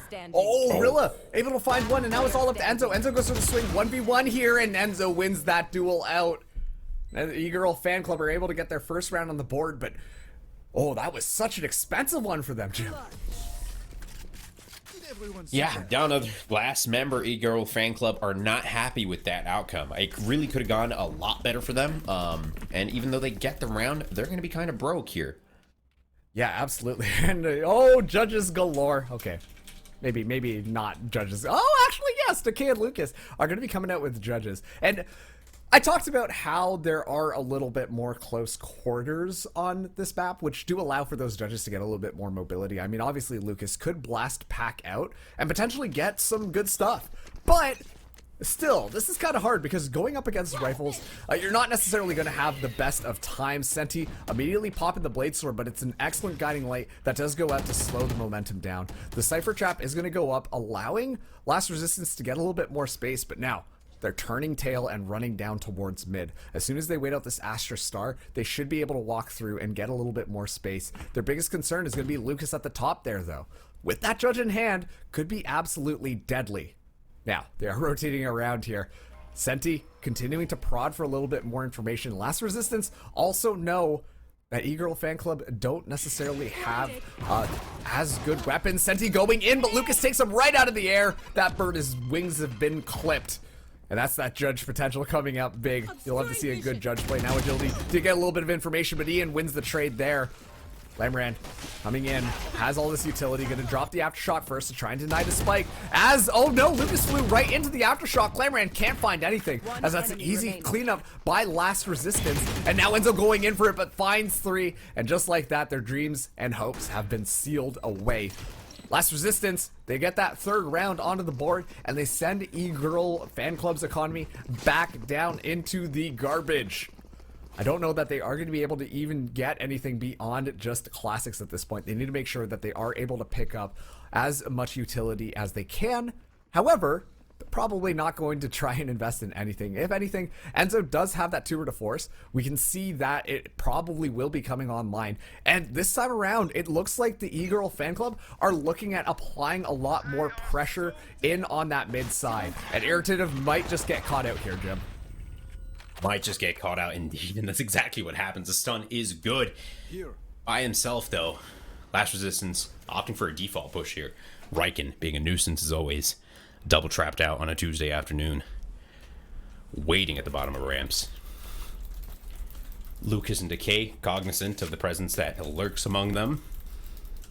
And they're just going to hold their ground. Smart. Of course, from the E-Girl fan club side, they have their Astra on the B side. Jiggle peeking B main, so they got a lot of info there. They know that there's no enemy presence yet. Yeah, but it's this double cross on the top part that I'm a little bit concerned about. We're going to be seeing the Cosmic Divide coming in here, which should just allow Last Resistance to have a much easier time moving in on site.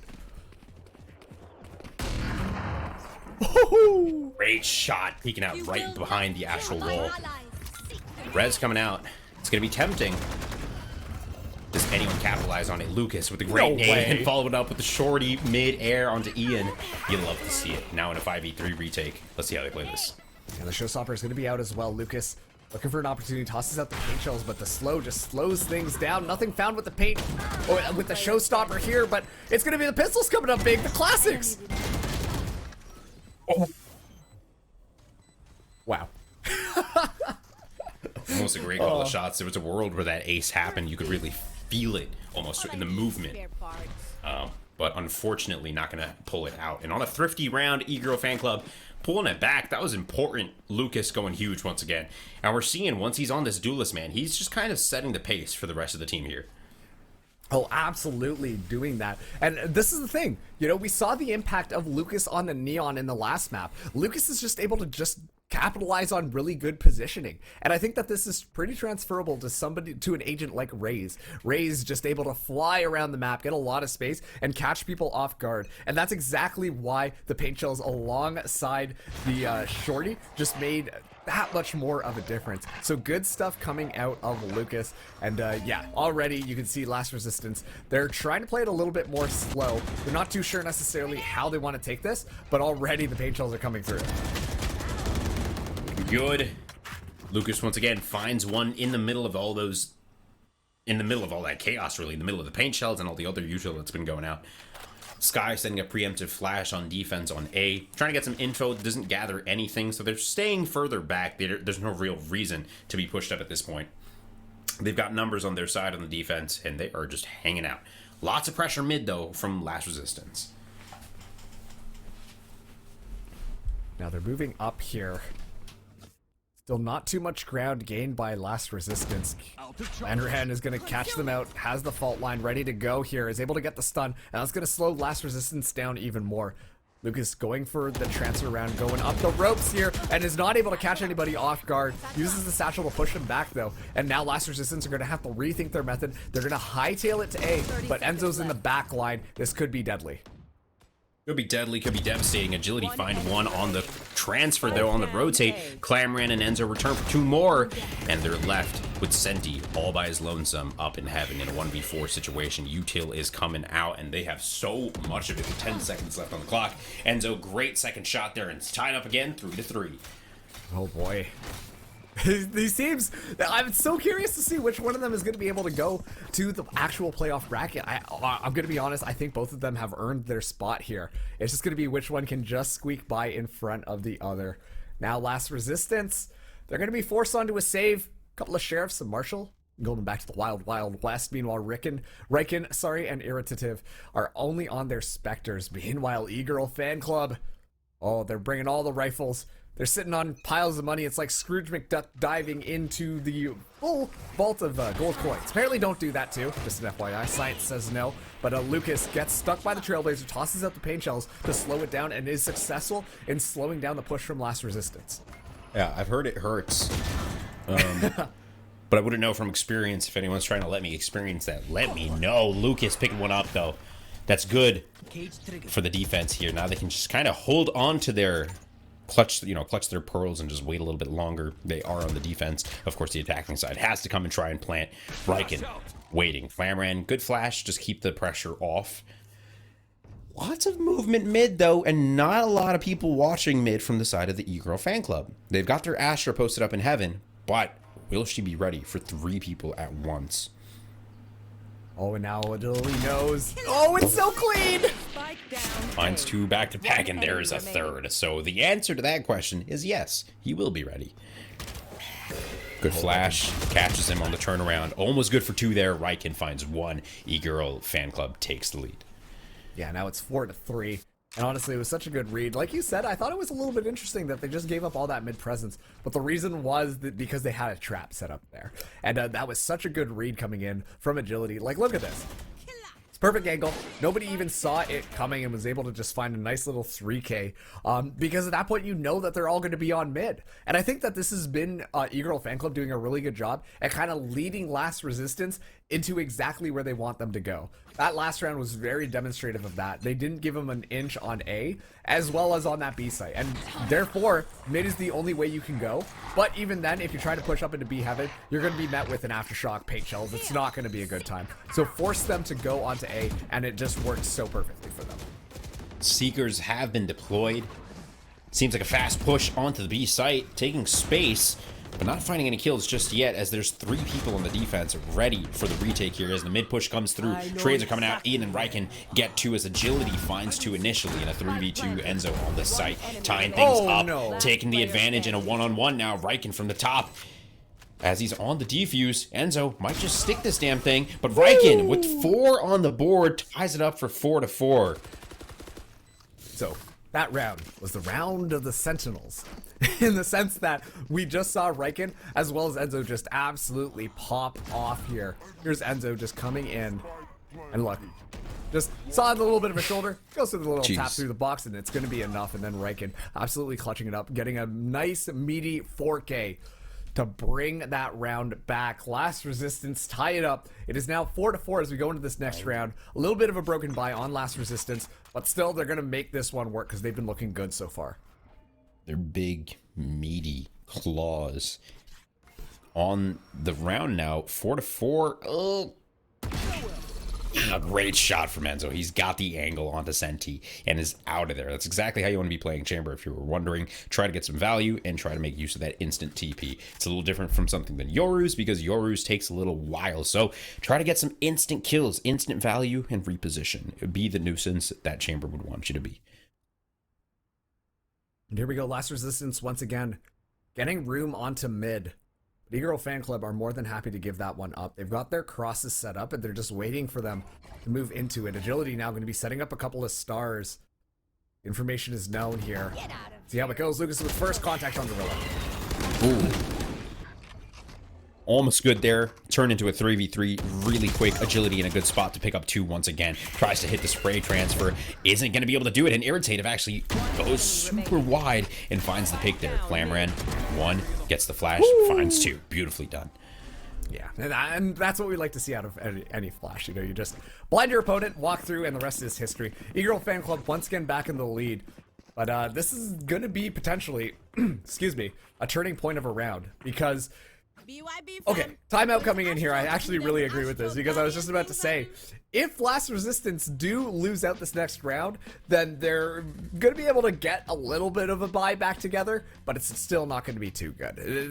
They're going back and forth between these two teams, and honestly I'm not too sure which one of them is going to be able to take a lead. What's going to be more interesting is if this continues on into the second half. As soon as these teams swap their defense and offense, we could be seeing a completely brand new look from them.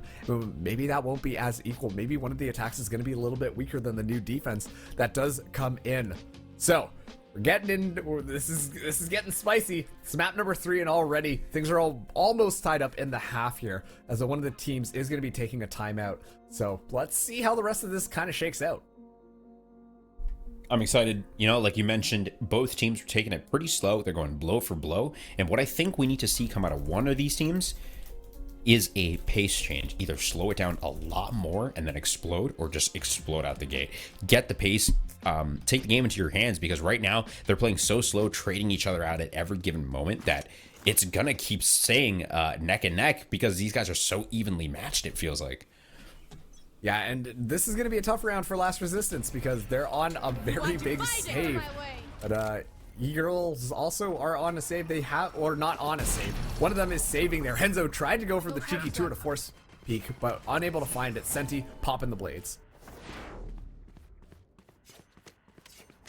Trying to get some info. Playing up across the entire lateral position of that wall. And the fake is so good, so convincing. Now they gotta play a 5v5 retake with the Jets somewhere in their back line. Playing slow around mid. I like the way that Last Resistance's Jet is hanging on. Stinger in, close range, almost connects for 2, but not gonna find it. Sneaking up, sneaking up through ropes now. Enzo gets 1, and of course the Jet making their appearance now as it's planted for window, and they're aware of it. Finds 1, decay returns though. Hey, that was still a very nice little head knife that was popped off there. But yeah, E-Girls, they're going to take that one. The fan club looking nice and strong as they solidify their lead a little bit more. It's now 6-4. 2 more rounds in this half.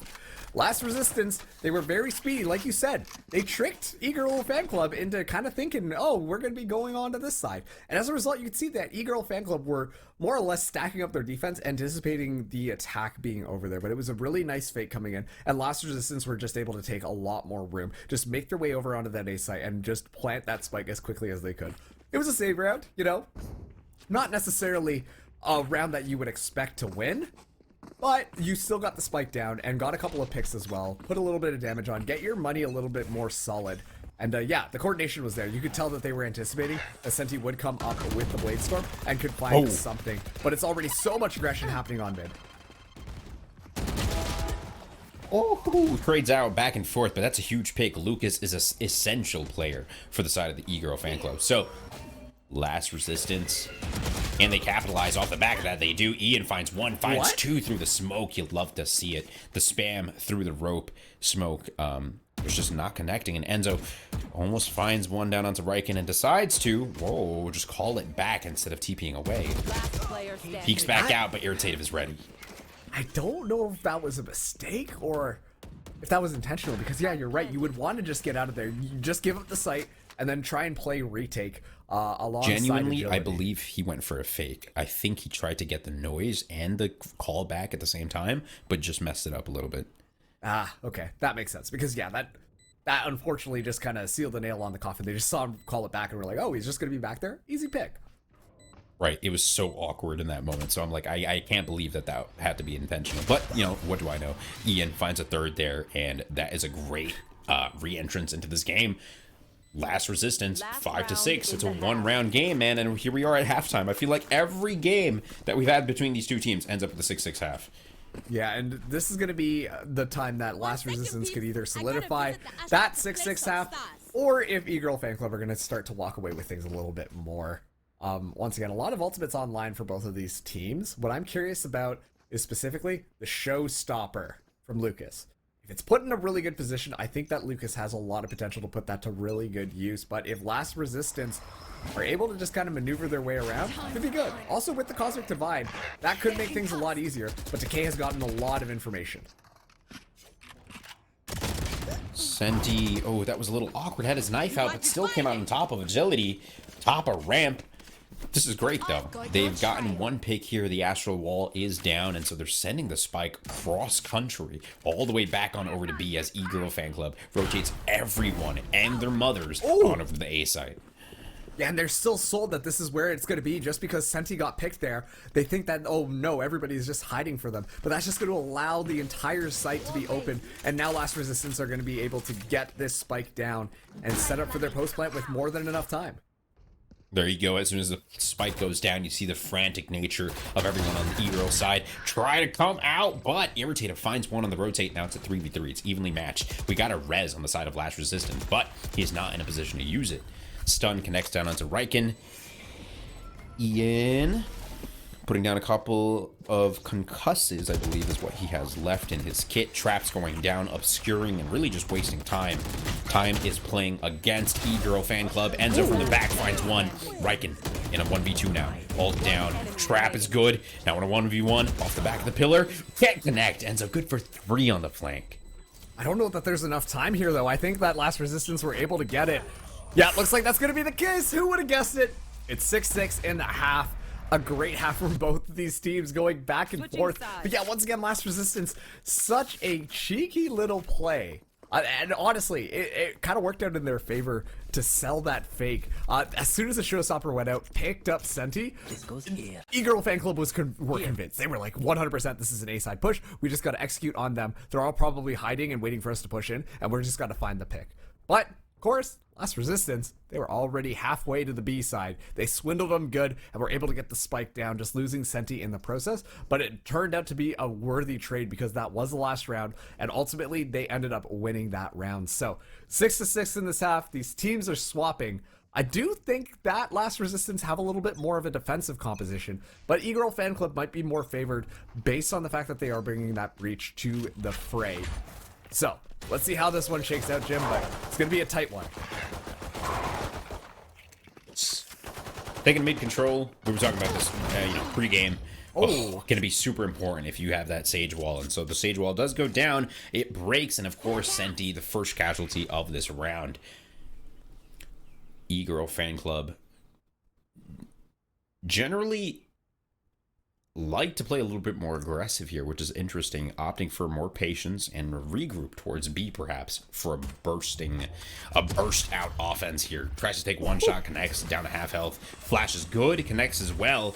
Lucas with the boom bot heading towards back site reveals the position of 1, and they're good for 2 there. You fought the last player standing. Now, all up to Riken here. The plan is going to be going down for E-Girl Fan Club. Not looking too good, but Riken with that frenzy is a little bit of a menace. Let's see what Riken can do. Turns out, not much. Yeah. Decay on the top is just going to shut down that aspiration, and it's 7-6. E-Girl Fan Club taking the lead in the second half. Pretty good, man. That was a good pistol round, honestly. Last time around, it was actually Last Resistance winning out the pistol round. And generally speaking, Last Resistance have been pretty good on the pistol round in this matchup against E-Girl Fan Club. But regardless, pretty important. Look at this, though. Last Resistance, they're feeling not as tall as they used to be. A lot of shorties coming to the board here. Rilla, Riken, and Senti all bringing a shorty out.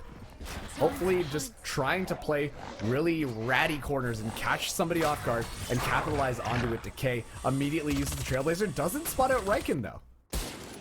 Yeah, gets hit by the trap, so good in eliminating some util. But Rilla, the smoke criminal himself, gonna try and pop out and get some for his woes. Senti. Oh, okay, crazy. Fine. Oh, they're putting the pop into the pop off.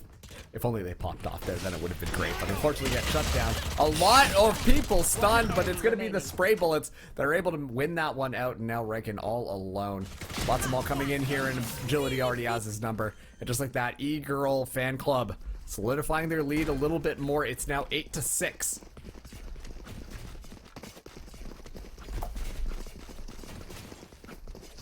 Yeah, Flash up in heaven from Irritative was great. Connected on a bunch of them, but he died immediately, so that was unlucky. Of course, that was a little bit of a bonus round. Lash Resistance were on their eco, so they're coming into this one with some weapons, and E-Girl Fan Club will, of course, be holding on to their wealth from the previous rounds. Yes, absolutely. Now we're going to be seeing E-Girl Fan Club go for that mid-control. The Trailblazers are just going to be able to cross paths there. But look at this. They're setting up their chamber on the flank onto that A site. And this is a very common thing that we see teams do. Get that Sentinel player flanking, and especially too, Enzo on that chamber can get you a lot of space. Enzo is good for headshots when they do come up. Let's see if they can capitalize on that information, as it's actually the Rays taking a lot of space as well. Senti just kind of spinning around. They're not, right now, Last Resistance are not too sure what E-Girl Fan Club are trying. Flash connects. They're not sure how many are there. Little do they know there's 2 people up there. Ian waiting. Senti top ramp as well. 50 seconds left on the clock. Enzo trying to make something happen. Spots one out. Smoke goes down. Great connect there. Dashes on out. And Rilla through the rope is good for 2 as Enzo comes up the ramp and capitalizes on that as well. Yeah, what did I say about Enzo being pretty important? But unfortunately, Last Resistance, they have better guns. Gonna make it work. Agility, the last person alive, going up. Takes the swing, able to find one, looks for the other. It's 1v1. Riken against Agility. And he's still at full health. They're both very healthy at this point. Lash Resistance on the defense. They're just waiting for the plant. I have the spike. E-Girl Fan Club. Yeah, he's a little scared, you can tell. Agility. Keeping his head on a swivel. Faking the plant initially. Sticking it eventually.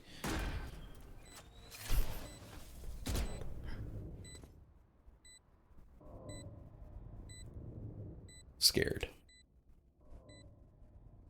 Again, proceeding out of screen, checking his elbow. Nothing there. Needs to check wide on sight, and he's going to be good for the shot. Riken coming out on top, putting 7 on the board, and making it a 1-round game.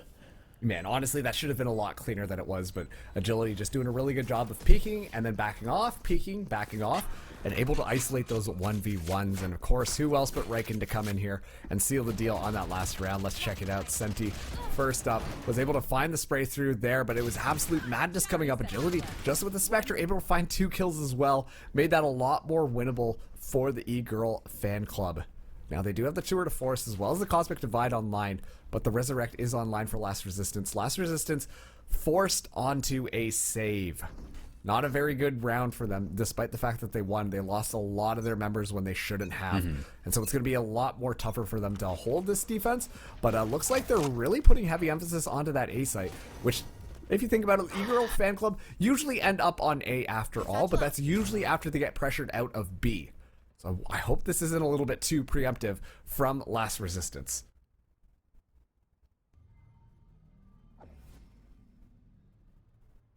It's mid pressure, but not a lot of defense addressing it. And this is what we've talked about before as well. If you're going to give up the mid, that's completely okay. You can play that top rafter angle. There's that staircase as well. And if you've got slow orbs to help you buy some time, then you should use them. And so that's exactly what we're seeing happening. the spike on the side of the E-Girl fan club. He is rotating back towards Market as Ian gets ready to use some util. Rilla, though, ready for the drop, and it was slowed already, so anybody that fell into that had no chance of escaping. So really well done, just measuring their aggression across the map. And of course, Last Resistance sending their jet back on over to A as the Astral Wall does go down. They are ready for it. Senti ready to rock. Oh, but Clamoran better on the shot. Yes. Oh, Ian comes up big with 2, but Enzo is able to trade that one out. Riken is still lurking here. Could be dangerous. Ooh! Last player standing. Rilla, almost with the spray control, but Enzo just at low HP finds the third on the round, putting it to 9-7. Man, this is still close, despite the fact that there are 2 round differences, and now we're going to be seeing Last Resistance forced onto a little bit more of a save. Yeah, okay, timeout coming in for the E-Girl fan club. They're finally getting their momentum, and so this is going to be a chance for them to just kind of force the issue, make them feel a lot more comfortable in this lead, and just kind of work things out. You know what? It's going really close each of these rounds. It does come down to the wire multiple times, usually with only one person surviving on the side of the E-Girl fan club. And usually it tends to be Enzo. Enzo being on the flank is usually not the front and center of the action, but is able to just capitalize on things at the end, is good for the cleanups, and makes that one a lot more winnable for the team. Last Resistance have to start changing up how they're playing this defense. So far, it hasn't looked fantastic. They are playing unconventional angles now, which is what I think they are getting a lot more value on some of their picks, but we got to see that continue to move forwards here. They can't just give up a couple of free bodies before they trade anything out, because they're getting absolutely punished for it so far, Jim.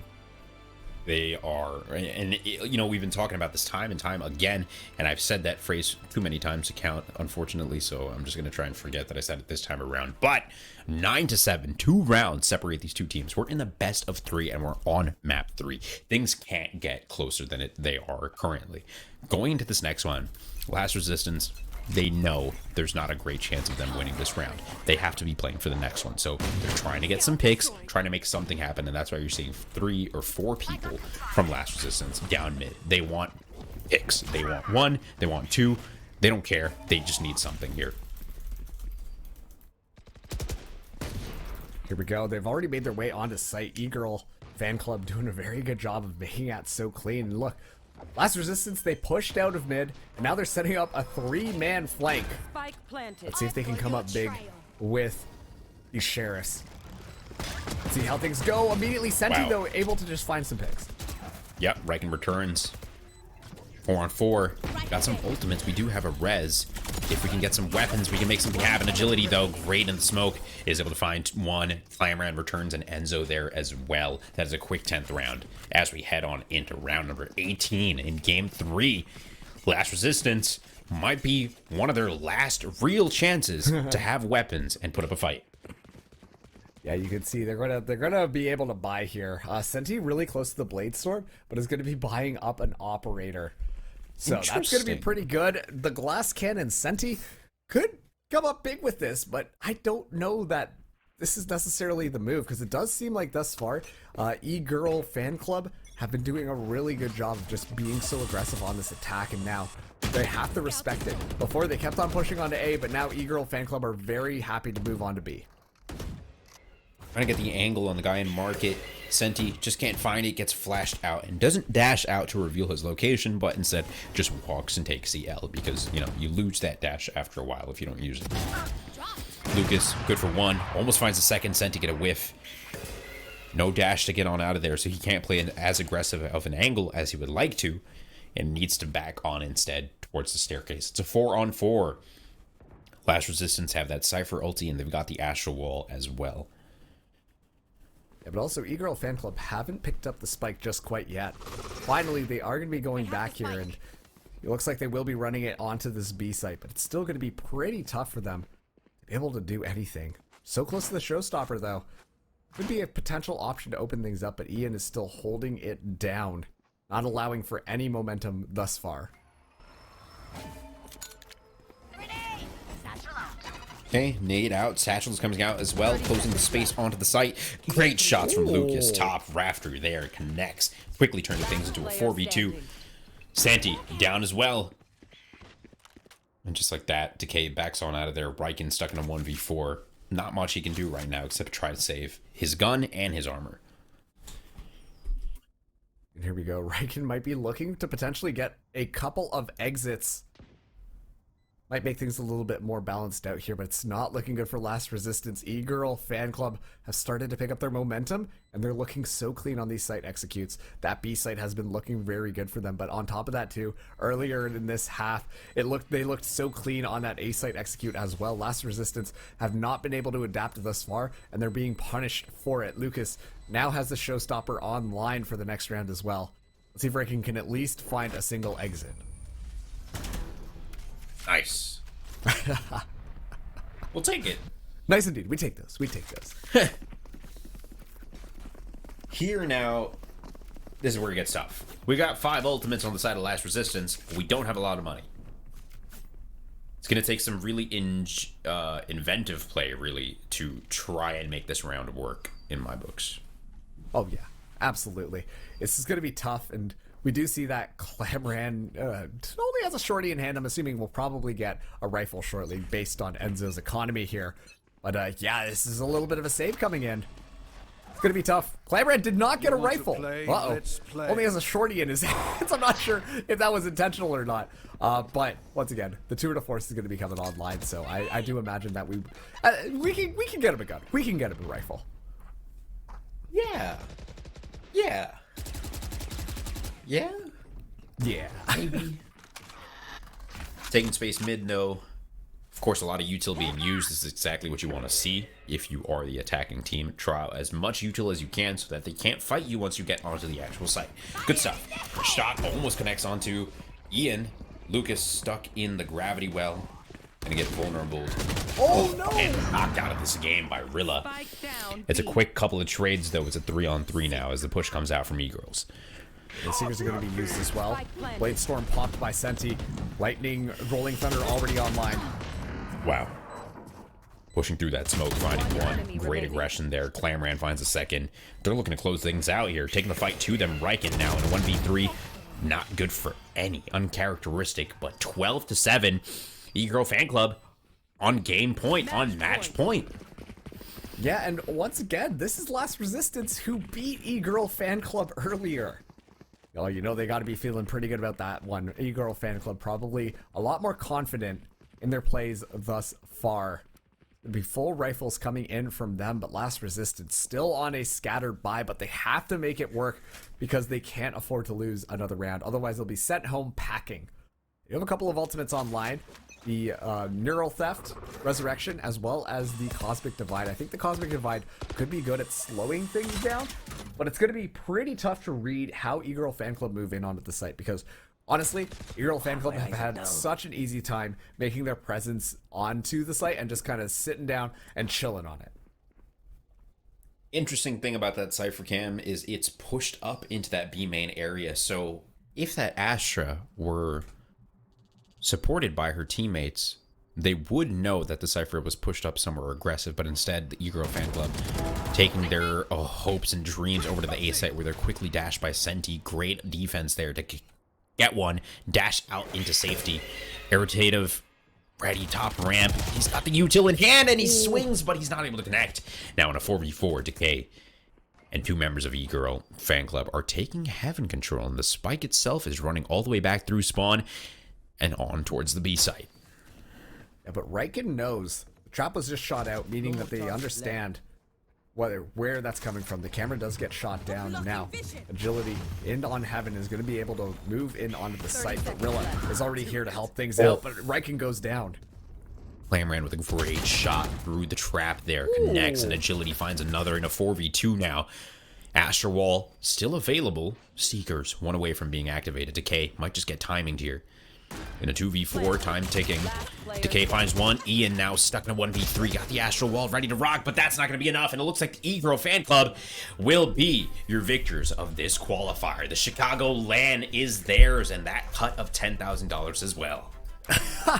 Well, I wouldn't necessarily say that they've qualified, so they will be going into the playoffs tomorrow in order to really contend for that $10,000 prize pool. And we can see the Group C. That's going to be JetDiff qualifying from this group, as well as E-Girl Fan Club. They've now qualified. Unfortunately, Last Resistance have not qualified, and they will be headed home. But already, this has been a very interesting match. I want to say big ups to Last Resistance. We've been following their story for most of the day here, but E-Girl Fan Club are able to convert it around, and we're going to be seeing some quick little replays coming out. But honestly, it was really close in the first half, and E-Girl Fan Club just found their groove on the attack afterwards. They just looked very comfortable on their site executes, and their post plant positioning was pretty good.